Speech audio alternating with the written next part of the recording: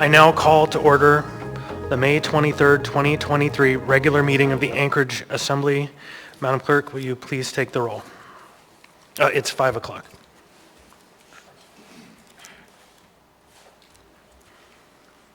Mr. Myers? Here. Mr. Martinez? Present. Sorry, it was a different red light on that was confusing me. Mr. Myers? Here. Mr. Martinez? Present. Mr. Rivera? Present.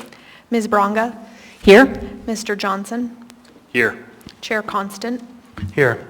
Ms. Zalatel? Here. Mr. Cross? Here. Mr. Volland? Happy to be here. Ms. Brawley? Here. Mr. Solt? Here. Mr. Perez-Verdia? Here. Chair Constant, you have a quorum. Thank you. Next, can we please stand for the Pledge of Allegiance?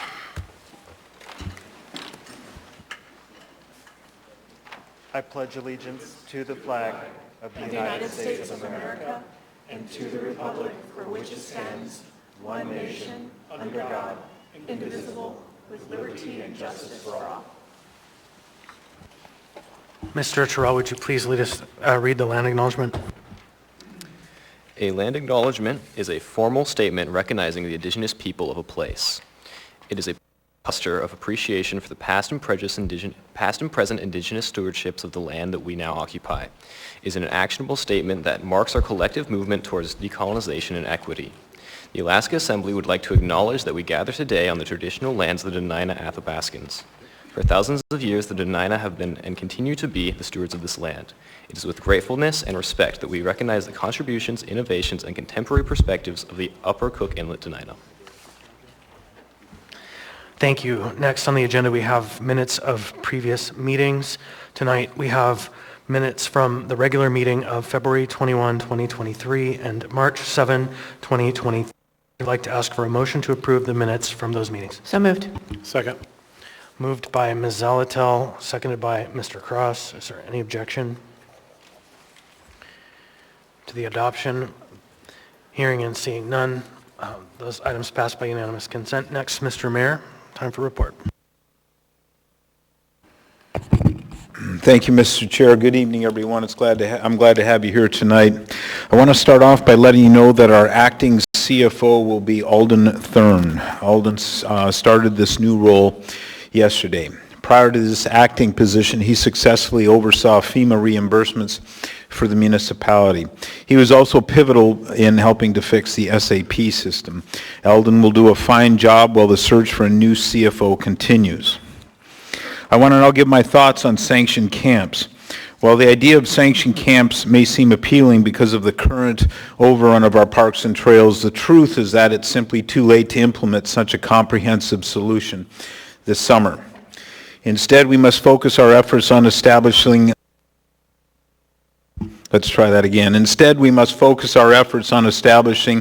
emergency cold weather shelter to meet the needs of vulnerable individuals by winter snowfall.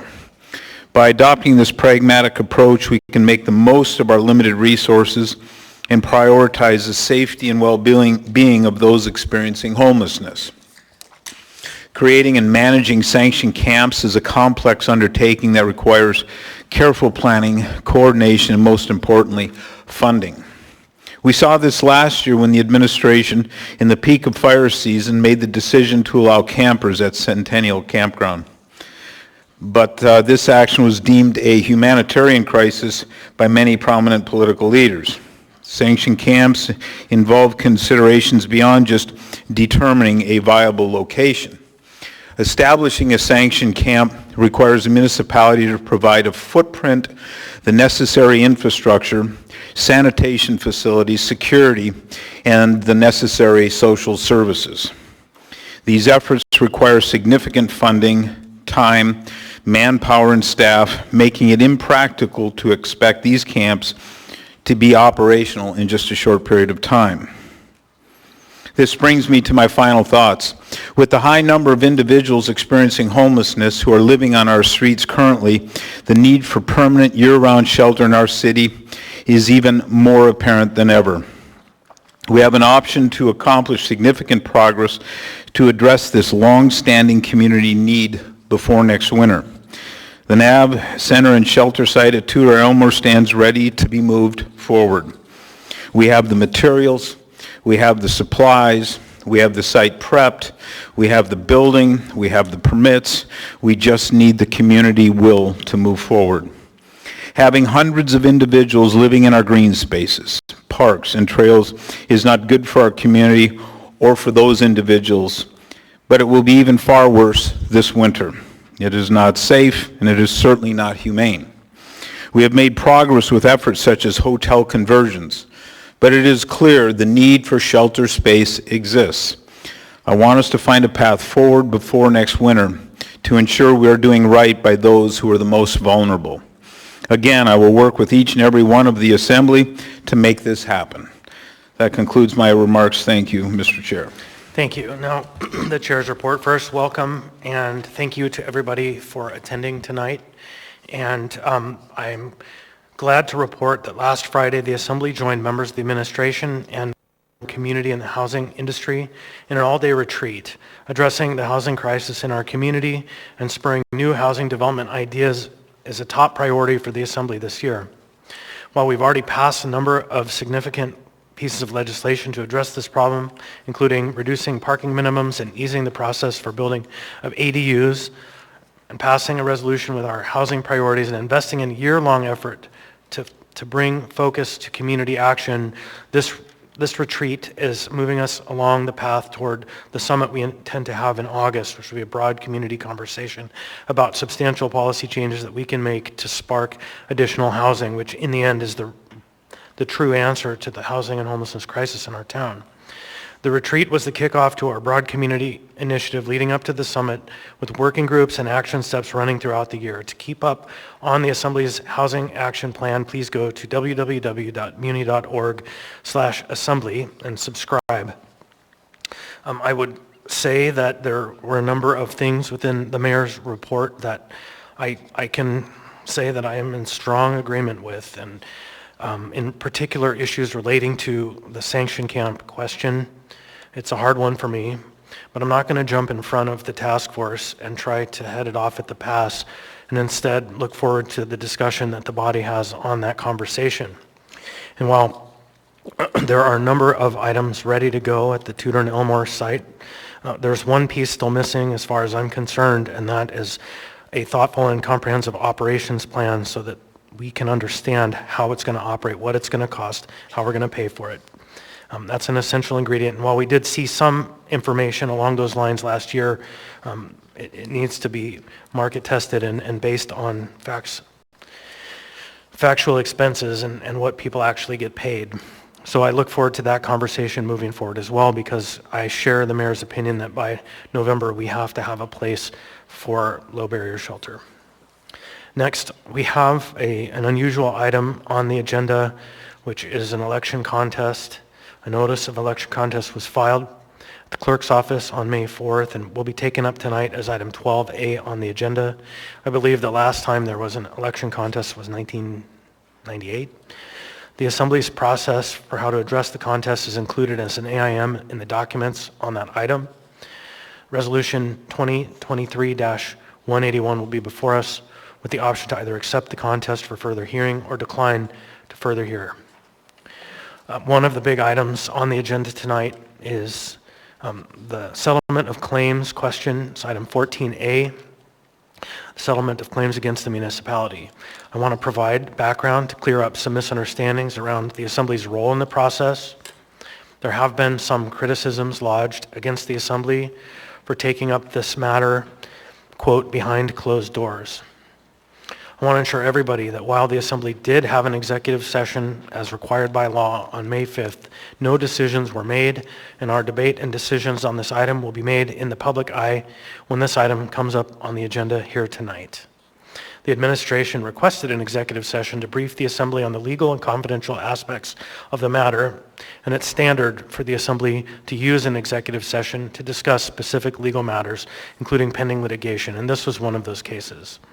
And by the code, the Assembly is not authorized to take official action during executive sessions, and as a result, Once that session was complete, the item in question returns to the same public process as any other piece of legislation, with a slight modification that we will have probably a number of substitute versions and amendments that come forward. This item, AR 2023-162, will be opened up to a public hearing tonight under item 14A, and afterward, the Assembly will take up the matter for questions, debate, and a vote, all of which will be conducted here in front of the public for everyone to know. Finally, summer is here. We're still waiting for the heat to join us, but Memorial Day is this weekend, and I would like to say to everybody who has served and lost their lives that we have a weekend to celebrate you coming up, and we honor your sacrifice. Finally, as always, we have a full agenda tonight, and I'll do my very best to move us along so that we can get to the certification at a reasonable hour. This is a business meeting, and we're here to do the work of the municipality. Please help create a climate of respect in the chambers. Refrain from personal attacks or speaking out of turn, shouting or clapping or pacing. Keep signs to 8.5 by 11 inches. Please keep the aisles clear except when lined up to testify. Please also do not approach the dais. If you have something to share with the members, please hand it to the clerk for distribution. And please stop speaking if a point of order is called, so I may rule on the point of order and the record is clear. If rules are not followed, I may interrupt speakers to call for compliance. If compliance with the rules does not occur, then I may pause the meeting. If there's an actual disturbance or disruption, I will give a warning. If the disruption persists or happens again, the person may be asked to leave. If you're here to testify on a public hearing item, when you come forward, please state your name, the community council or area of the municipality in which you live. Please stay on topic and direct comments to me or other people on the dais. I'll interrupt you if you're off topic. It's helpful if testifiers provide comments on proposed amendments. You'll have 3 minutes, and community council representatives will have 5 minutes. Assembly members don't typically answer questions during this period. That comes later during the debate portion of the public testimony, as public testimony is the public's time to speak. Thank you. And next, we will go on to committee reports. And I will start with Mr. Myers. Nothing to report. Thank you. Mr. Martinez. Thank you, Chair. First of all, as the co-chair of the Community Economic Development Committee, I had my first meeting with our other co-chair, Mr. Cross, on May 18th. And our agenda was reviewing the amendments for R4A in Title 21 and cleaning up alcohol licensing processes. Our next meeting is June 1st, and I'll leave it to Mr. Cross to fill in any gaps. Thank you. Thank you. Mr. Rivera. Thank you, Mr. Chair. There was a Housing and Homelessness Committee meeting last week where we spent a good chunk of our time talking about a soon-to-be released abatement policy and talked about short-term remediation options to help address the situation at Forest Park Mobile Home Park. Of note, several Assembly members and members of the administration met yesterday to continue discussing the Forest Park issue, and the Assembly members should see a report via email as called for in AR 2023-152 as amended sometime this week. This week there's going to be a special Housing and Homelessness Committee meeting where we will focus primarily on housing. Thank you to Mr. Solt for chairing this meeting as I am currently out of state. The Section Camp Community Task Force has released a preliminary series of recommendations, which I'm sure we're going to be spending some time talking about. Otherwise, the task force continues to work towards its final report due on July 6th. The Complex Behavioral Health Needs Community Task Force is getting very close to finalizing its first report on immediate needs, which is due on June 1.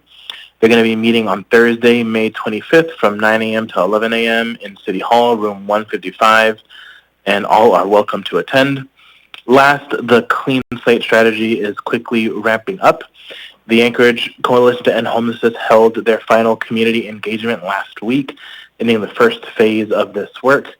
There's going to be a series of town halls in early June to help kick off the next phase of the process. Those dates are Friday, June 2nd, from 5:30 to 8:30 p.m., Saturday, June 3rd, from 1 to 4 p.m., and Monday, June 5th, from 5:30 to 8:30 p.m. All of them are going to be at the Wilda Marston Theater at the LUSAC. I really encourage community members to attend. And as I often do, I really encourage folks to go to the Assembly website and take a look at our homelessness focus page to get an update on all the different lanes of work going on right now. Thank you, Mr. Chair. Thank you, Mr. Rivera. Next, Ms. Branca. Hello. Assemblyman Volan was kind enough to let me jump aboard his bike equity ordinance, and I got to see the process of going from the beginning of an ordinance to where it will be introduced this evening. I'll let him talk more about it, but I do appreciate the experience and learning more every day. Mr. Johnson. Nothing to report. Thank you. Ms. Zalatil. Thank you, Mr. Chair. The AMATS Policy Committee meets this Thursday. Of special note is the Federal Highway Administration will be joining the conversation, so that should be interesting. Enterprise and Utilities Oversight Committee was canceled this month, but I do want to note a work session on June 9th for 2 hours, which will take up the basis of design for the cargo terminals with the intention of that item coming back before the body for a vote on June 20th. Thank you. Thank you. Mr. Cross.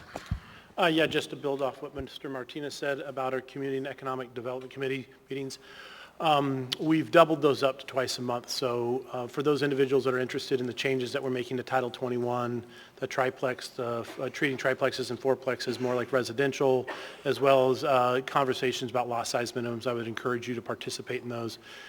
It's a riveting discussion regarding the future of land use for Anchorage. And thank you very much, Mr. Martinez. Thank you. Mr. Volland. Thank you, Mr. Chair. We've had a flurry of meetings, sort of offshoots of the Housing and Homelessness Committee, both the Behavioral Health Needs Task Force and then the Task Force on Sanctioned Camping. And I know that both of those are hot topics in our community and somewhat controversial, but I do want to thank the many volunteers and community partners who joined those task forces and wanted to be part of the solution. I think it was very meaningful to have such a great turnout and such robust discussion. Thank you, Mr. Chair. Thank you, Ms. Brawley. Yeah, thank you, Mr. Chair. Just a brief report. First, the Budget and Finance Committee, which I co-chair with Member Zalatel, met on Thursday, May 18th, and will be meeting again on Thursday, June 15th. So that's the monthly on the the third Thursday.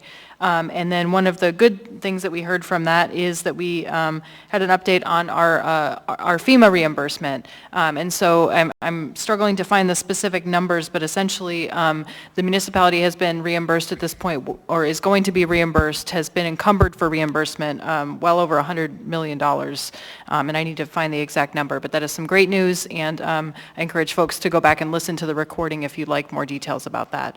Additionally, I am now chair of the Legislative Committee, which is not a committee that meets regularly. My vice chair is Chair Constant, Assembly Chair Constant, and we do intend to meet at least once, probably more than once, in the interim to discuss current legislation, the Anchorage's legislative priorities, and other requests for the coming session. Thank you. Thank you. Mr. Salt. Thank you, Mr. Chair. I don't believe I heard mentioned that Thursday from 9 to 11 is the Complex Behavioral Health Community Task Force meeting, and also from 3:30 to 5 is the Sanctioned Camps Community Task Force meeting. Both, I believe, a Teams meeting, and the Sanctioned Camp Community Task Force takes place at the Lusac Library. Thank you. Thank you. Mr. Presverdia. Thank you, Mr. Chair. A couple of updates. I serve as liaison with Member Rivera to the Assembly Equity Committee, and that is chaired by Thea Agnew-Benben and Reverend Leon May. Just let people know that the next meeting is on May 25th at 4:30. The agenda will include some items coming before the Assembly, including a naming ordinance and an employee hate speech ordinance, as well as some other updates on task forces. Also, there'll be a number of conversations around new members of that committee. And then there'll be an update on Crisis Now, including Sean Case and Michael Hughes from the Anchorage Health Department. So I encourage the members of the Assembly and the community to attend that. Second update is that we will have a meeting of the Public Safety Committee of the Assembly on June 7th. I encourage members of the public to attend that as well. Thank you.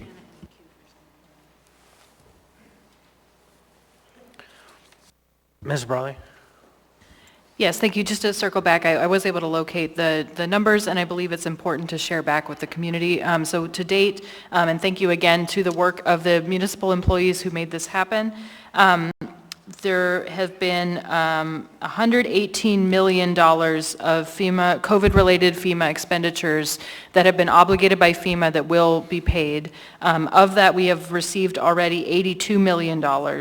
And then just this month, included in those total numbers, the municipality will be receiving $15 million. So that was newly obligated just in the month of May, or just in the last 30 days. And then of that, over $9 million was paid back to the municipality. So again, just great news. Encourage you again to look at the committee recording to hear details. Thank you. Thank you. Mr. Rivera. Yeah, thank you, Mr. Chair. So I just wanted to clarify that the Sanctioned Camp Community Task Force did meet yesterday, and that took place of their weekly meeting. So that task force is not going to be meeting again on Thursday. Thanks. All right, thank you. Mr. Terrell.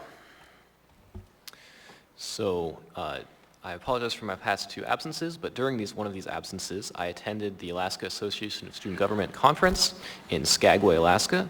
So all schools in Alaska are invited to this conference, and all 6 regions outlined by the Alaska Association of Student Activities were in attendance. It had over 200 delegates from across the state, and our region, Region 4, had over 4 schools in attendance.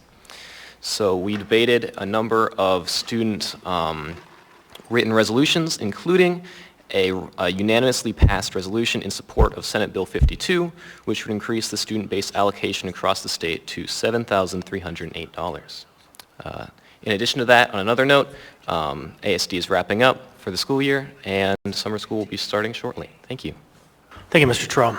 Next on the agenda, we have the addendum to the agenda. The addendum includes items to be added to the agenda and is prepared the Friday before the Assembly meeting. The Assembly formally does this through a motion to incorporate the addendum as well as possible laid-on-the-table items consistent with Assembly rules of procedure. Before we get to the addendum to the agenda, we're going to address the laid-on-the-table items, which incorporates any laid-on-the-table items into the agenda.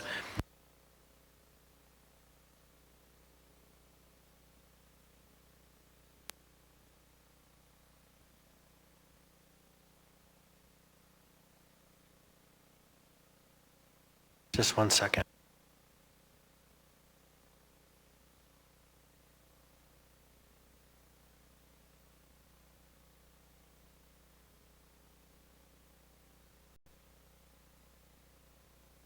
So I'm checking to see if, Mr. Rivera, if you're laid on the table item.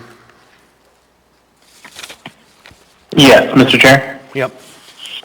So I did get an email that laid on the table item as well as an AIM attached to the resolution is currently being printed.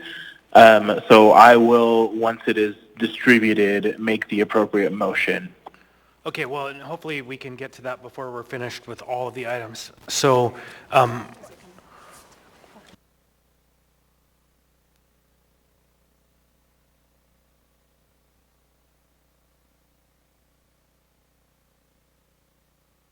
okay, I have 2 supplemental items, and we'll start there while we wait for the other item. It's item 10D26A. Assembly Memorandum Number AM 407-2023A, Anchorage Women's Commission, Lee Sloan, Cindy Sena Martinez. And then the next one will be item 14B, Anchorage Ordinance AO 2023-61S, an ordinance amending Anchorage Municipal Code Section 3.30.070 to require the public reporting of the nature, the amount, and parties to settlements paid by the administration in resolving claims against the municipality, its officials, and employees.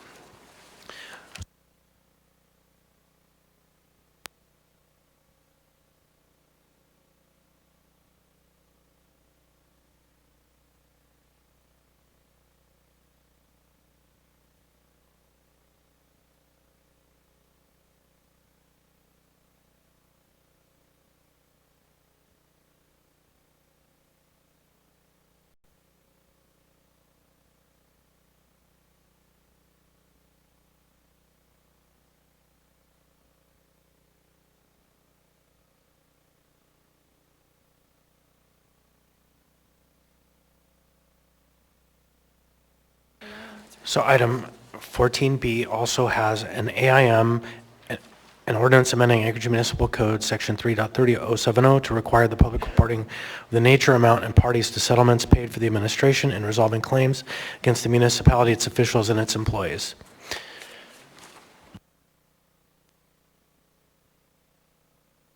There's also a second AM that's associated with it. These will get numbers shortly. The second AM also subject an ordinance amending Anchorage Municipal Code, Section 3.30070, to require the public reporting of the nature, amount, and settlements, parties to settlements paid by the administration in resolving claims against the municipality, its officials, and employees.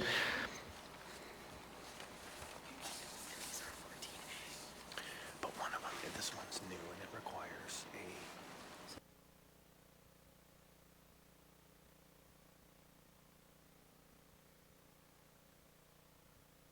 We have an additional supplemental item to 14A, a resolution, it's an S version, AR 2023-162S, resolution of the municipality of Anchorage reappropriating $827,500 for settlement of claims against the municipality of Anchorage previously appropriated by AR 2023-102 as amended, or 102S as amended, for the settlement of claims excluding 3 specific legal claims against the municipality, all within the 2023 operating budget.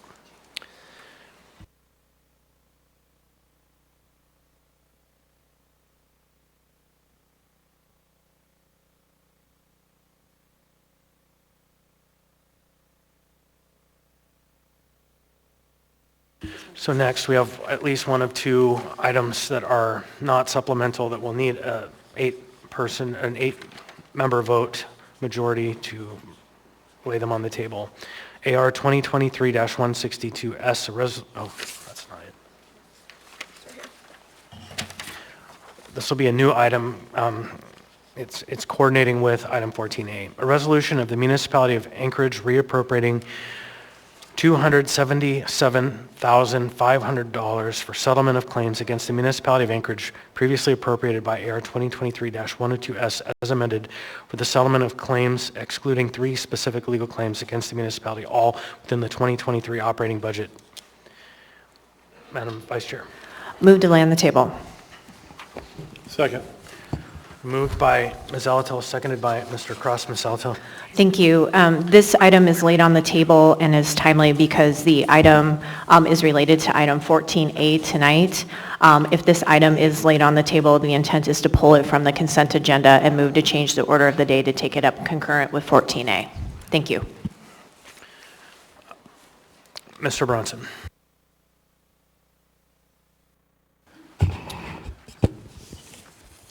Yeah, thank you, Mr. Chair. I'd like to speak to, if this is the right time, AM 407-2023 amended version, and Chief Staff Mario Bird would like to speak to that. Thank you.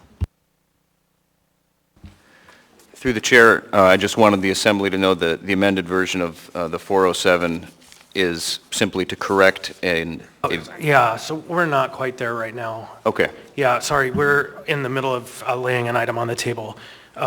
Yeah, and that one's already addressed because it was supplemental. You can speak to it, but it's not necessary. So, Ms. Zalatel, you were saying? Yes, this item is timely to be laid on the table because it runs concurrent with item 14A. While if laid on the table, it will go on the consent agenda, the intent is to pull it so that we could change the order of day to take them up together.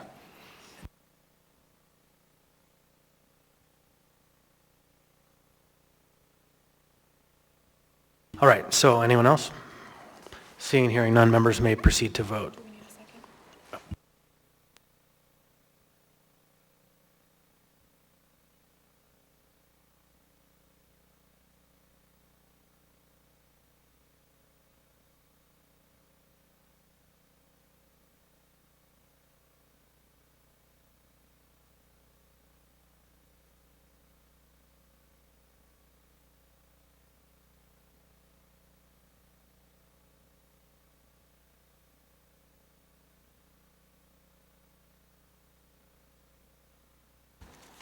Mr. Rivera, on the item to be laid on the table? Yes.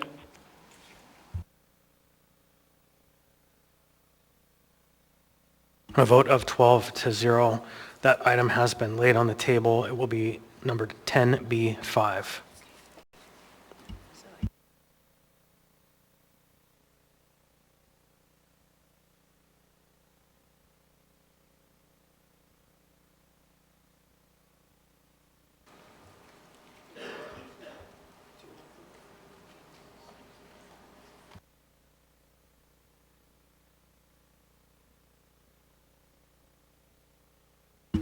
I think before we finish... Point of information. Yes, please, Mr. Cross. On our screen, it says 10 Echo 5. You said 10 Bravo 5. So which number is that? Oh, I'm sorry, 10E5. Okay, thank you. I just want to make sure I'm correct. Thank you. Good clarification, sir. Thank you. Okay, so because we're still waiting on 2 items for the addendum, why don't we, if no one objects, just move on to the next item on the agenda, which is appearance requests.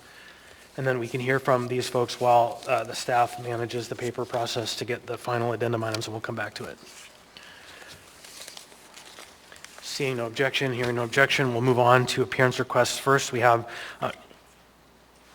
Diane Holmes. Are you speaking personally, Ms. Holmes, or on behalf of the council? Are you speaking on your personal behalf? Okay.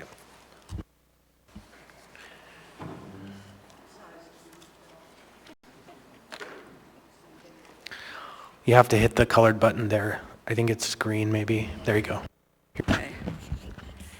I'm Diane Holmes, and I'm here to ask 2 things. Voting on amendments after closing a public hearing does the public and you a disservice. We are denied the right to address details. You can't query neglected or misrepresented data. Rarely do you need to vote on something at the last minute without due process. I ask that you develop a policy to address this serious flaw, advertise S versions well in advance, and reopen hearings. On April 25th, members were emailed an S version for downtown rezoning about 3:30. The public knew nothing. It was voted on about 10 p.m. after the hearing was closed. It lacked accurate details. No one asked questions. It removed town square buildings' height limits for sun access south of the park. These limits date back decades, and for good reason. Money even changed hands to secure these sun rights. Was legal consulted in this? Mr. Voland said with higher heights, the park would receive 1 to 2 hours less sun on June 21st. Which translates to much less sun in other seasons, and it ignores the 1985 AO with very specific solar requirements. Buildings up to now 4 times higher will seriously impact the park, obviously. While more residential is a worthy goal, I don't see such a requirement in that AO. Yet housing for housing's sake doesn't invite people to live or play around a dark cavern, but a sunny green oasis might. Curiously, the April 25th packet contained an AM specifically stating solar access and views for the park should be maintained. One of the reports even mentioned solar 17 times. It's a big deal across the U.S., yet this body just ignored the opportunity to preserve what we have. Citizens succeeded in giving the park to the city through 8 challenging years with untold volunteers, fundraising, 1 or more citizens' initiatives, 4 lawsuits, and 7 political cartoons. Does our effort mean so little as to be so easily dismissed, plunging the park into shadows and without due process? Most egregious, Parks was not even consulted. When a new ordinance comes before you, I would appreciate very much if you would give consideration for the town square solar rights and the efforts of so many thousands. Thank you. Next up on the agenda, we have John Blaine.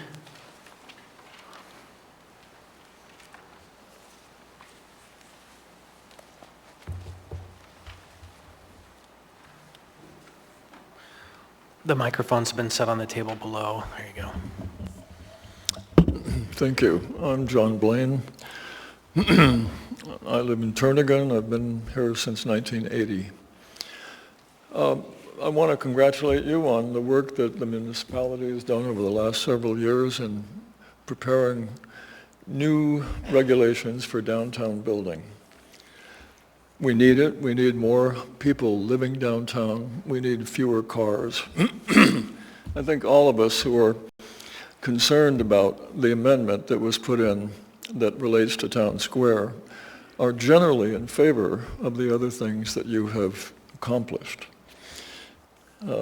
I do echo what Diane has said about the need for more public discussion on, particularly on amendments that come so late in the day.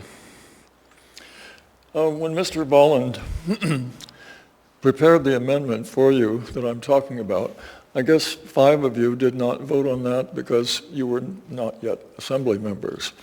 And I would doubt that the rest of you really knew what was in that amendment, that 16-story buildings could be built all around Town Square. Mr. Bolland has said there was significant public discussion on easing the regulations on building downtown. But the discussion resulted in these words: solar and view access is maintained for Town Square Park. That's from the memorandum AM 239-2023 from the mayor regarding an ordinance amending Anchorage Municipal Code Title 21. Anyway, I hope that you will re-examine this. You voted on it 5 hours into your meeting. With all of the work that you have to do, and it is monumental, and I congratulate you on your energy. You don't know the background on everything that you have to vote on, and we want to keep the municipality moving. But I do assure you that the possibility of 16-story buildings around Town Square is not something that is a good idea for you to move ahead on. I hope that you will reconsider. I'm trying to find the words that Ruth Moulton said about Town Square. Basically, she said that if it could stand for anything, it should stand for the ability of people to get involved in the public process. Thank you. Thank you. Yarrow Silvers.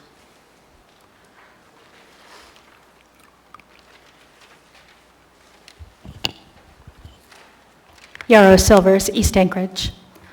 Politicians are above the law. We have a political system which rewards corruption, cronyism, and protects politicians from facing accountability for their actions. This system is protected by unlimited public funds with which to buy silence when necessary. I'm not okay with that. Are you okay with that? Through the chair, right now Dave Bronson is asking for $827,000 of taxpayer funds. Your money, my money, and he has not even addressed the public. He has not explained why he needs those funds, what he has done wrong, or even simply apologized and said that he will try to be a better steward of our taxpayer dollars. He just wants our money. And let's be clear here, you don't settle for nearly $1 million unless you've very clearly done some serious things wrong. I know the mayor would rather that these things don't come to light, but it is in the public interest for these things to come to light. Don't let him sweep this under the rug. You have the power right now to say no. Public officials are not above the law, and yes, you will face accountability. You do not have to participate in this system that rewards dishonesty and wrongdoing. The former director of the Office of Equal Opportunity has filed 2 lawsuits which have become a part of the public record. The former municipal manager has not. She wrote a letter which appears to have been very carefully penned to only admit those things that the public was already talking about. There is a lot more here, and that needs to come to light. The former municipal manager was complicit in the mayor's actions for nearly 2 years. Do not settle this lawsuit. Do not let the mayor sweep this under the rug. Do not give him our tax dollars. We deserve transparency, accountability, and honesty. Give that to us tonight. Truly, truly go in a new direction. Thank you. Thank you. So next, we will roll back on the agenda and go back to the addendum, and I believe we have the settlement documents to be shared.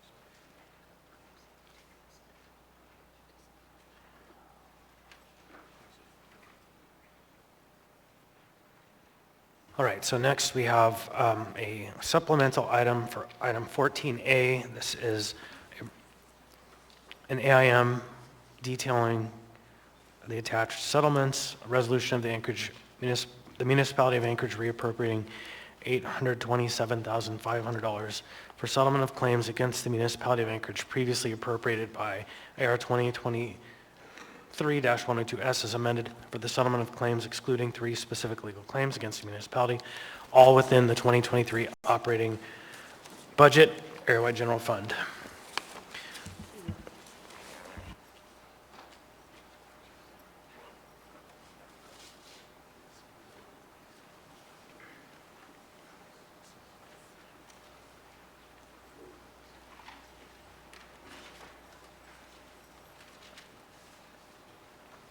So we do have one last item for considering laying on the table. That's the sanction camp proposal.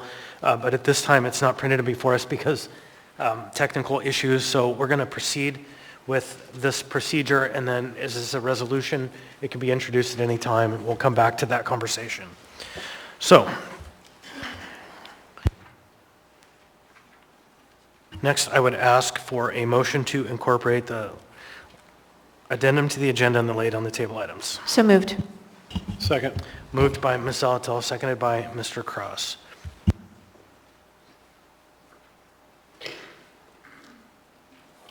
Is there any objection? Hearing and seeing none, that item is passed unanimously.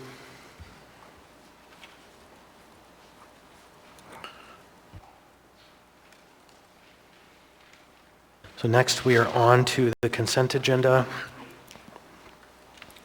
Consent agenda items are numbered 10A through 10F and are typically routine or non-controversial items such as bid awards, new business, information reports, and ordinances and resolutions for introduction.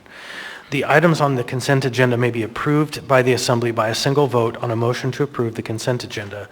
Prior to approval, items may be pulled by an Assembly member for discussion and separate vote on each of these items. Under the Assembly Rules of Procedure, all ordinances and some resolutions will have an opportunity for public hearing at a future date. So next, we will start with Mr. Perez-Verdia. Do you have any items from the consent agenda you'd like to be pulled? Yes, thank you, Chair. 10D10, 10D11, 10D19.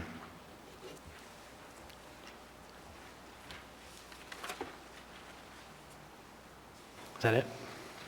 That's it. Thank you, Mr. Salt. Thank you, Mr. Chair. I'd like to pull 10 Echo 4, and then I believe 10 Golf 3. I need to. No, I don't need to. Thanks. Thank you. Ms. Brawley. No items. Thank you. Mr. Volland. 10D20, please. Thank you, Mr. Chair. 10D20. Correct. Mr. Cross. 10 Echo 4. And the other item's been pulled. Thank you. Thank you. Ms. Alatel. Thank you, Mr. Chair. 10 Delta 10, 10 Delta 23,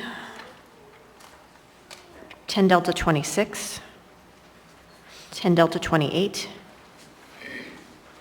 10 Echo 4, which has already been pulled, 10 F2, and 10 G5. Okay. Mr. Johnson. No additional items. Thank you. Ms. Braga. No additional items. Mr. Rivera. Thank you, Mr. Chair. 10 Delta 25. Anything else? That's it for now. Thank you. Mr. Martinez. No items. Thank you. Mr. Myers. No items. All right, so it looks like I have item 10D10 by Mr. Presverdia, 10D11, Mr. Presverdia, 10D19, Mr. Presverdia, 10D20, Mr. Volland, 10D23, Ms. Alatel, 10D25, Mr. Rivera, 10D26, Ms. Alatel, 10D28, Ms. Alatel, 10E4, Mr. Salt, 10F2, Ms. Alatel, and 10G5, Ms. Alatel. Did Shint... Did,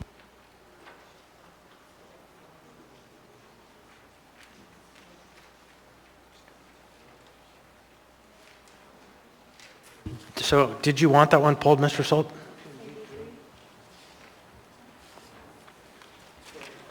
Yes. Yeah, no, okay. That's what I thought you said.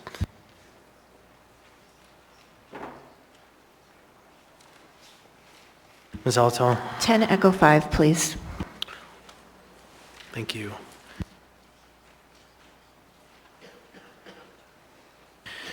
Okay, so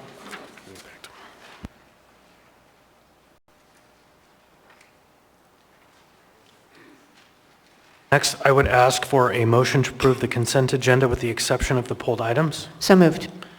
Second. Moved by Ms. Alatel, seconded by Mr. Volland. I'd like to ask for unanimous consent. Hearing and seeing no objection. For the public's information, the consent agenda has now been pulled or approved. The Assembly has now passed or accepted all items in 10A through 10F other than the items that were just pulled, which we will take up next, or that have been introduced for a future public hearing, which are all items in 10G. If you're here to see action on an item listed on the consent agenda that was not pulled, those items have been passed or accepted.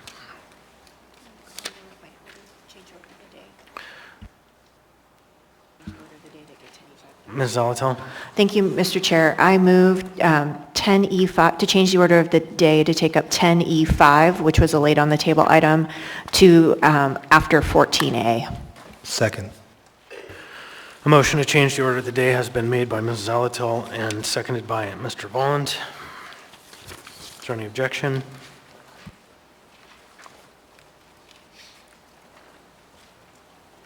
Hearing and seeing none, the agenda, the order of the day has been changed.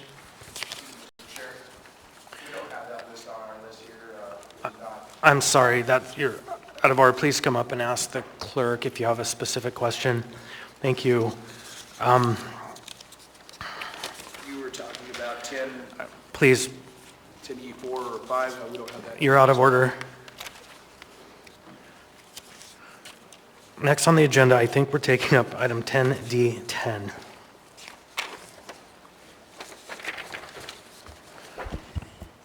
Ms. Alatel.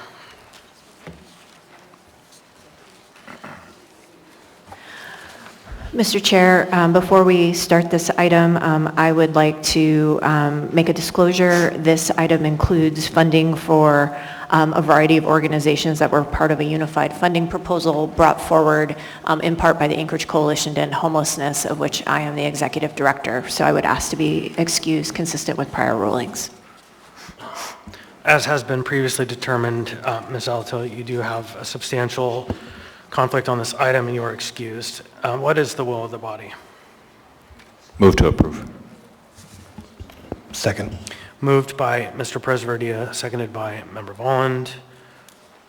Any discussion? Mr. Presverdia? Thank you, Mr. Chair. Just to note that this item provides important funding for the Anchorage Affordable Housing and Land Trust, Catholic Social Services, Providence, Alaska, Catholic Social Services, and Covenant House, and are important investments in many of the projects that we've been working on for a while. I particularly want to point out the investment in stabilization related to the Crisis Now project. And so just want to thank the administration for their work getting this money out, and looking forward to the results. Thank you. Thank you, Mr. Cross. Yeah, I just want to make sure the public aware, the Covenant House, which helps troubled teens, a latest report for our OCS stated that there are over 300 homeless teenagers in Anchorage, but there are only 5 qualified houses in Anchorage that are taking in teens. 5. But over 300 who need help. Covenant House can't do this on its own. So I'm encouraging everybody who's got a house and a heart to open up your homes, and we look within ourselves to see if we can help our troubled youth. Thank you. Thank you. Anyone else? Seeing and hearing none, members may proceed to vote on item 10D10 AM 391-2023. Mr. Rivera? Yes.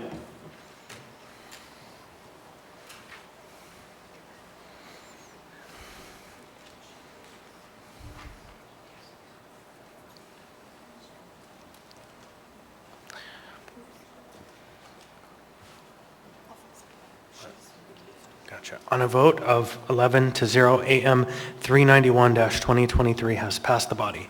Next, we have item 10D11.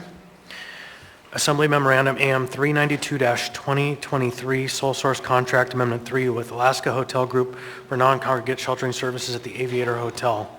What's the will of the body? Move to approve. Actually, Mr. Chair, before we move to this item, I need to make a disclosure. Oh, I'm sorry. This one involves money with regard to the rest of the emergency cold weather shelter, I believe, and the Anchorage Coalition to End Homelessness took a position on that, and I've been excused at prior times. I'm sorry, I didn't catch that it had been pulled. Are there any other items? Do them one at a time. It is determination of the chair that you do have a conflict on this item, substantial personal conflict. Okay, now, what's the will of the body? Move to approve. Second. Moved by Mr. Presverdia. Who was the second? Mr. Salt, thank you. Mr. Presverdia. Thank you. Just have a couple questions for the administration. I'm not sure if Mr. Ash is available. I just want to clarify a couple of things, or anybody else from the health department. Through the chair, yes. Kim is coming up to the podium now. Thank you. Thank you. Just 2 items real quick for you. Sorry, my microphone doesn't seem to be working very well. Just a clarification on the timing of this. This is funding to make up for. My understanding is that it was more than we had expected, and so. But this is retro, right? This is not funding that we're spending for things moving forward. I just want to make sure we're clear on what the funding is for and what the time period is. Through the chair, yes, it is for retro. It goes to April 30th. And what was the reason that we required additional funding? There was the additional food expense coupled with the additional rooms being used. Okay, and then my second question is really broader related to this, is that generally speaking from your perspective, was the non-congregate shelter approach that this last winter, was that effective? I believe so, and I know that Ms. Alexis Johnson will have more information as well if you need more detail. No, I just wanted to get your opinion on it, whether overall you felt like that was in a tight scenario, whether that was an effective approach to dealing with a difficult situation. Yes, I do. I think coupled with our other options that we had in the community at the time, yes. Thank you. Thank you, Mr. Chair. Thank you, Ms. Brawley. Yeah, thank you. Just another question since we're on this item. And I understand this is adding on to a contract. Do you have a rough number of about how much per month it costs to operate this facility and about how many people were served in a given month? I believe Alexis Johnson will have that information. Thank you.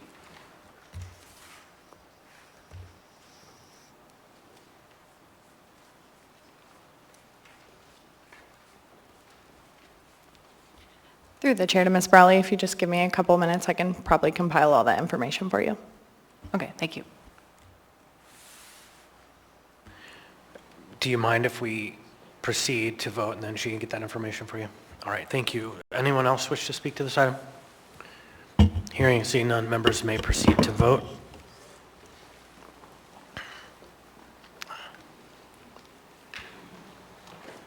Mr. Rivera? Yes.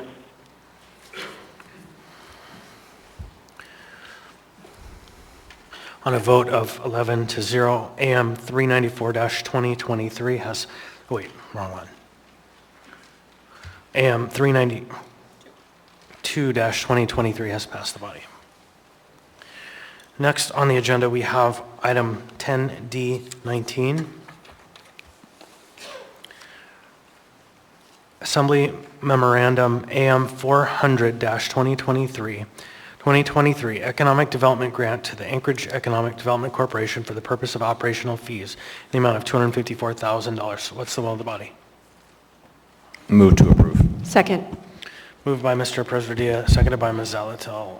Mr. Presverdia. Yeah, I just wanted to take a quick note to talk again about this is one of the investments that we made to develop some really comprehensive planning for the future of our city. And if you have not had the opportunity to read the Choose Anchorage plan, I encourage you to. It's on the AEDC website, and it lays out a really comprehensive roadmap for how we are going to revitalize our city. So just want to thank AEDC for their work and looking forward to seeing this plan go into place. Thank you, Mr. Chair. Thank you. Anyone else? Seeing and hearing none, members may proceed to vote. Mr. Rivera? Yes. On a vote of 12 to 0, AM 400-2023 has passed the body. Now, I'm going to ask to take just a quick 5-minute break.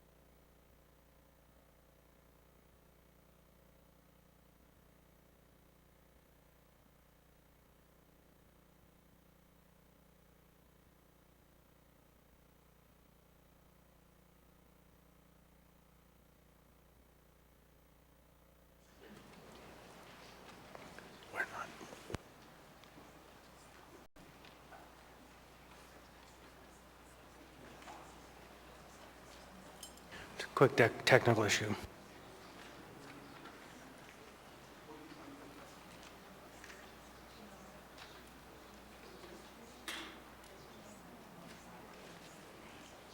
It looks like we're caught up. Hopefully now members can proceed to vote on AM 404-2023. Mr. Rivera? No.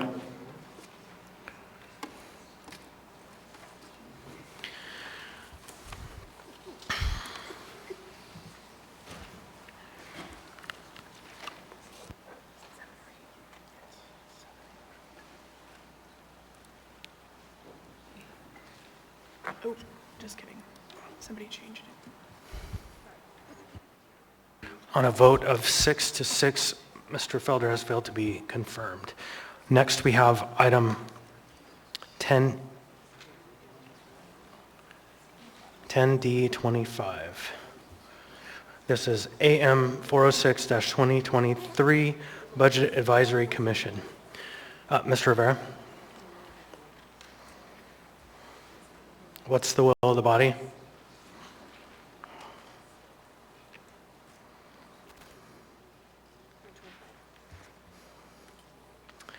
Is there a motion?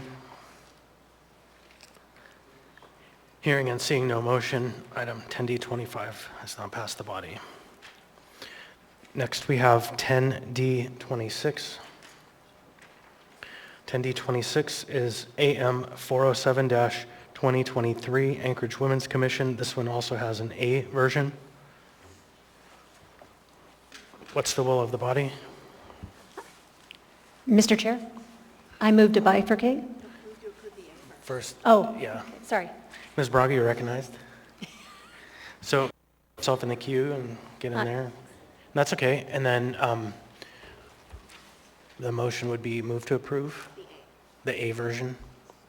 Move to approve the A version? Second. Moved by Ms. Braga, seconded by Mr. Walland. Ms. Braga?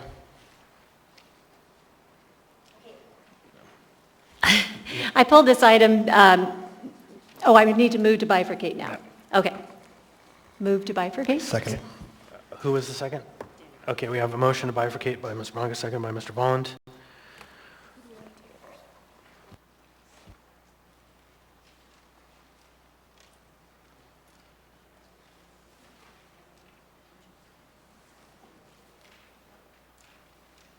So we have a motion to bifurcate on the floor. Ms. Braga, would you like to speak to your motion?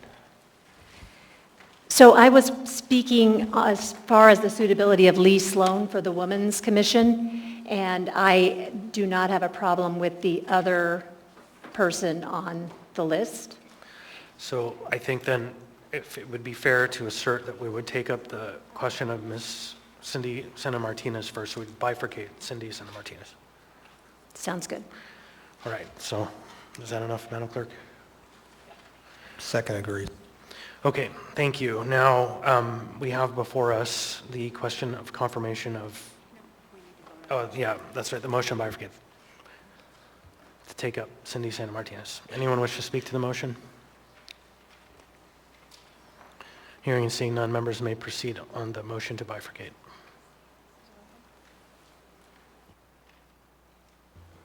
Mr. Rivera? Yes.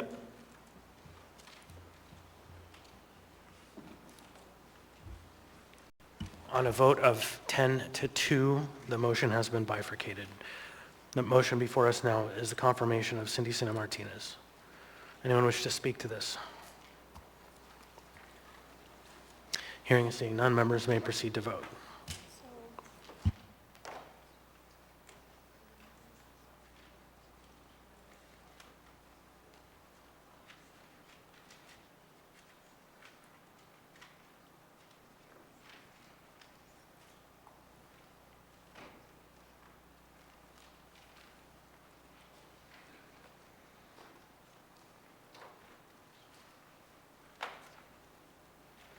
Anyone wish to speak?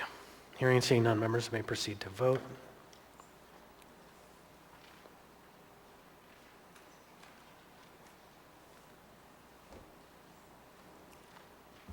Mr. Rivera? Just to clarify, this is on the Martinez appointment? Yes. Yes, I vote yes.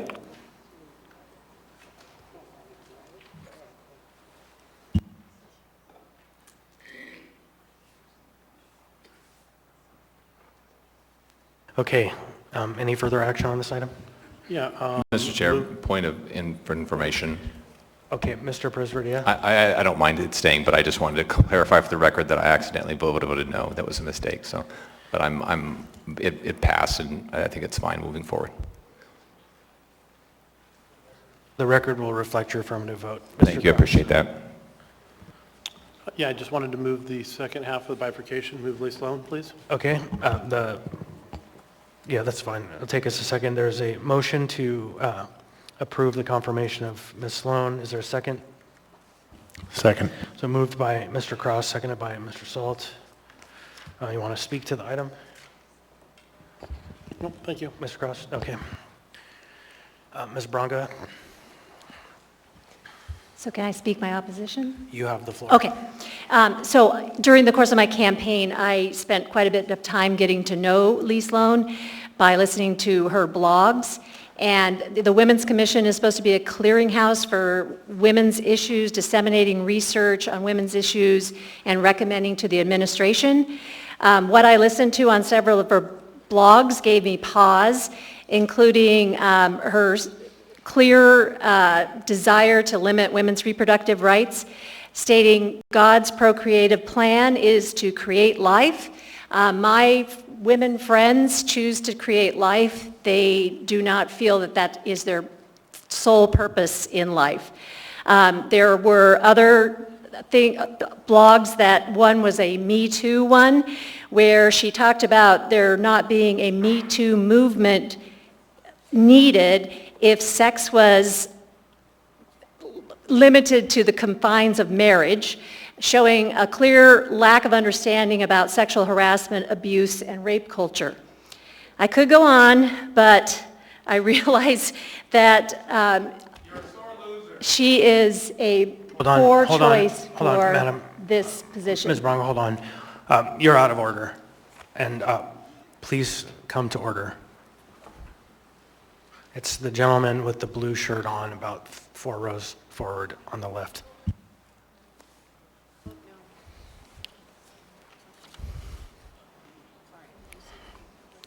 If I misidentified you, we'll figure it out. Please come to order. Ms. Braga, you may proceed. I'm done.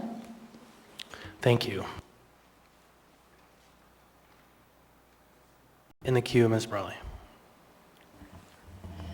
Yeah, thank you.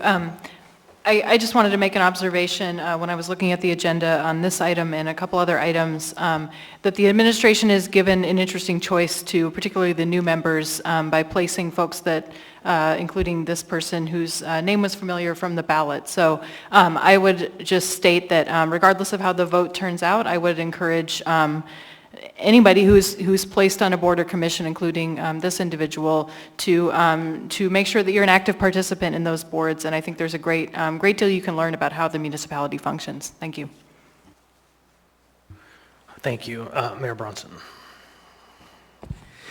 Mr. Chair, Mr. Mario Bird is the administrator of the boards and commissions for the administration. He'd like to speak to this matter. Thanks. Thank you, Mr. Bird. Thank you, Mr. Chair. Through the chair, I'd like to speak to Member Brawley and also to Member Braga and address their concerns. Member Braga, I realize Ms. Sloan was your opponent in the recent election. We think that it's important to have a broad view on all of our boards and commissions, and we want to, we don't want to eliminate a certain political view just because it either didn't win an election or it's not the favored political view. We think it's important to have a broad spectrum. I think if you look at the records and the resumes of the folks we put forward, we had one candidate that passed the consent agenda tonight, was a supporter of the Human Rights Campaign, not something the mayor is politically known for. We've had other people who have been the best candidates for the job at that time that we've put forward, who aren't necessarily of the same political stripe as the administration. I think it's a dangerous place to start making political choices when it comes to boards and commissions appointments. But your concerns are duly noted. Member Brawley, I just want to thank you for the points that you made, and I would encourage everybody who's here who I've talked with, we want you to serve on our voluntary boards and commissions, and we need you. And despite whatever the decisions the Assembly with its prerogative may exercise, Ms. Brawley's point is exactly right. She served as a member of a volunteer board and commission. She's now up here. We need more citizen involvement. And so long as I'm here working for the administration, Mr. Chair, that's what I will try and recruit and help contribute to the public good. Thank you, Mr. Chair. Thank you, Mr. Bird. Mr. Cross. Yes, I definitely don't want to disqualify someone because their political leanings are in opposition to our own. I have found very robust and beneficial conversations with the individuals that I serve with on this assembly, having a diverse group of thought. I think that's extremely powerful. And on this, we have 2 vacancies that are being filled, one leaning one way, one leaning the other, and I would hope that in that dialogue, in that representing all of Anchorage, a better committee is formed. And so I would encourage us to see past our differences and look towards working together and approve this member. Thank you. Thank you. Next in the queue, we have Mr. Salt. Thank you, Mr. Chair. So I'll echo the same comments in put it in a freedom of speech context. It's not protecting the freedom of speech we agree with. It's the freedom of speech we disagree with. And I may not agree with Ms. Sloan all the time either, and some of the other people that we've brought forward. I think if we all agree with someone 100%, there's probably something wrong with us and we have too much groupthink. Just like Mr. Cross said, I too have been swayed by other members of this body, and I really appreciate that diversity of experience, that diversity of thought and their input. Not one of us has all the answers. Thank you. Thank you. Next in the queue, Ms. Zalatel. Thank you, Mr. Chair. I think this is a great time to highlight that some applicants to commissions and boards seem to get responses and some don't. I've had a couple of constituents now who are highly qualified for boards and commissions who get stonewalled and no responses, even after members try to help shepherd them through the process. They just never get anywhere. And I think it's really important that we ensure that the process is the same for every applicant. And I'm not seeing a lot of visibility into the process. I realize Mr. Byrd has recently taken it over, so hopefully we can be better briefed on the process and ensure, especially when our constituents are trying to volunteer, that we can be really clear with them what to expect. Because it's really frustrating for them because they're not certain why they're not getting responses. So I think that process is really at the heart of these appointments for me. Thank you. Member Walland. Thank you, Mr. Chair. So, it's the Assembly's job when we're making these confirmations to evaluate an applicant, and there's a lot of elements that go into that. So we can look at their resume and say, well, are they qualified or not? And that can go into our decision making. Really what we want to know for all these boards and commissions is, will the applicant be able to give the municipality and or the assembly good advice based on their qualifications, on their background, things they've said in the public sphere? And I think we're teetering on the edge of speaking to intent or motive when we say, oh, it shouldn't just be political. Everything we do in this room is political. We are policymakers. And I just want to keep that in perspective, that yes, it can be good to have a diversity of voices, but it is also within an assembly member's purview to say, I don't think that this person is going to be able to give good advice based on my understanding of what they put forward in the past. So just want to make that point. I will, based on what I've seen in the public sphere, I will be joining Member Bronga in opposing this particular nominee. Thank you. Thank you. Mayor Bronson for the second time. Thank you again. Mr. Byrd would like to speak to this matter on behalf of the administration. Thank you, Mr. Chair. Through the chair to Member Zalatel, I just want to confirm what I told Member Rivera a little over 2 months ago at our Board-a-Palooza. The process that we use is the on-board process, which I understand Member Martinez was instrumental in arranging in the mayor's office when he was working for the Berkowitz administration.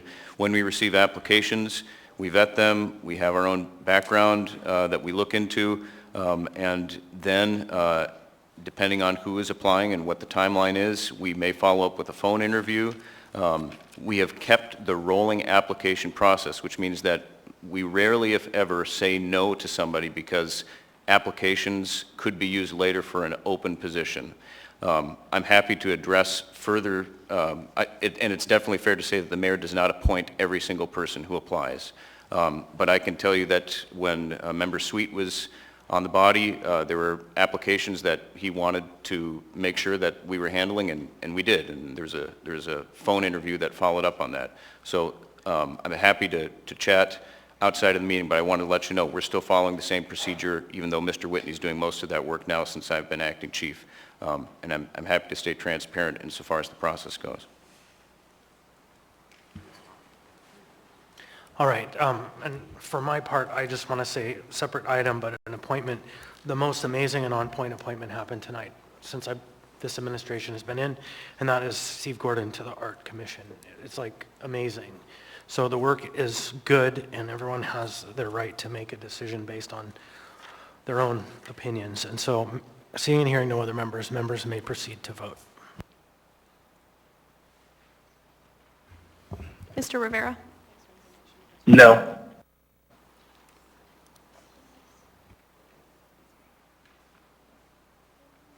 On a vote of 6-6, that motion fails.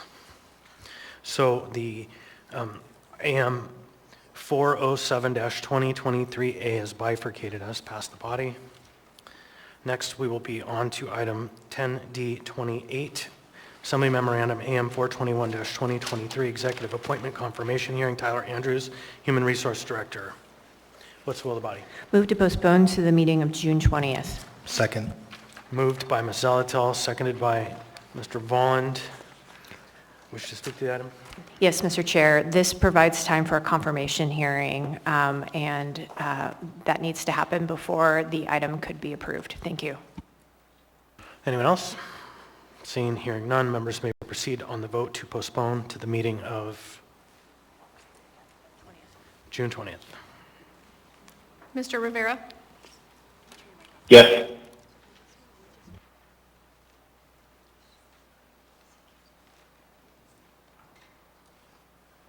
On a vote of 12-0, AM 421-2023 has been postponed to the meeting of June 20th.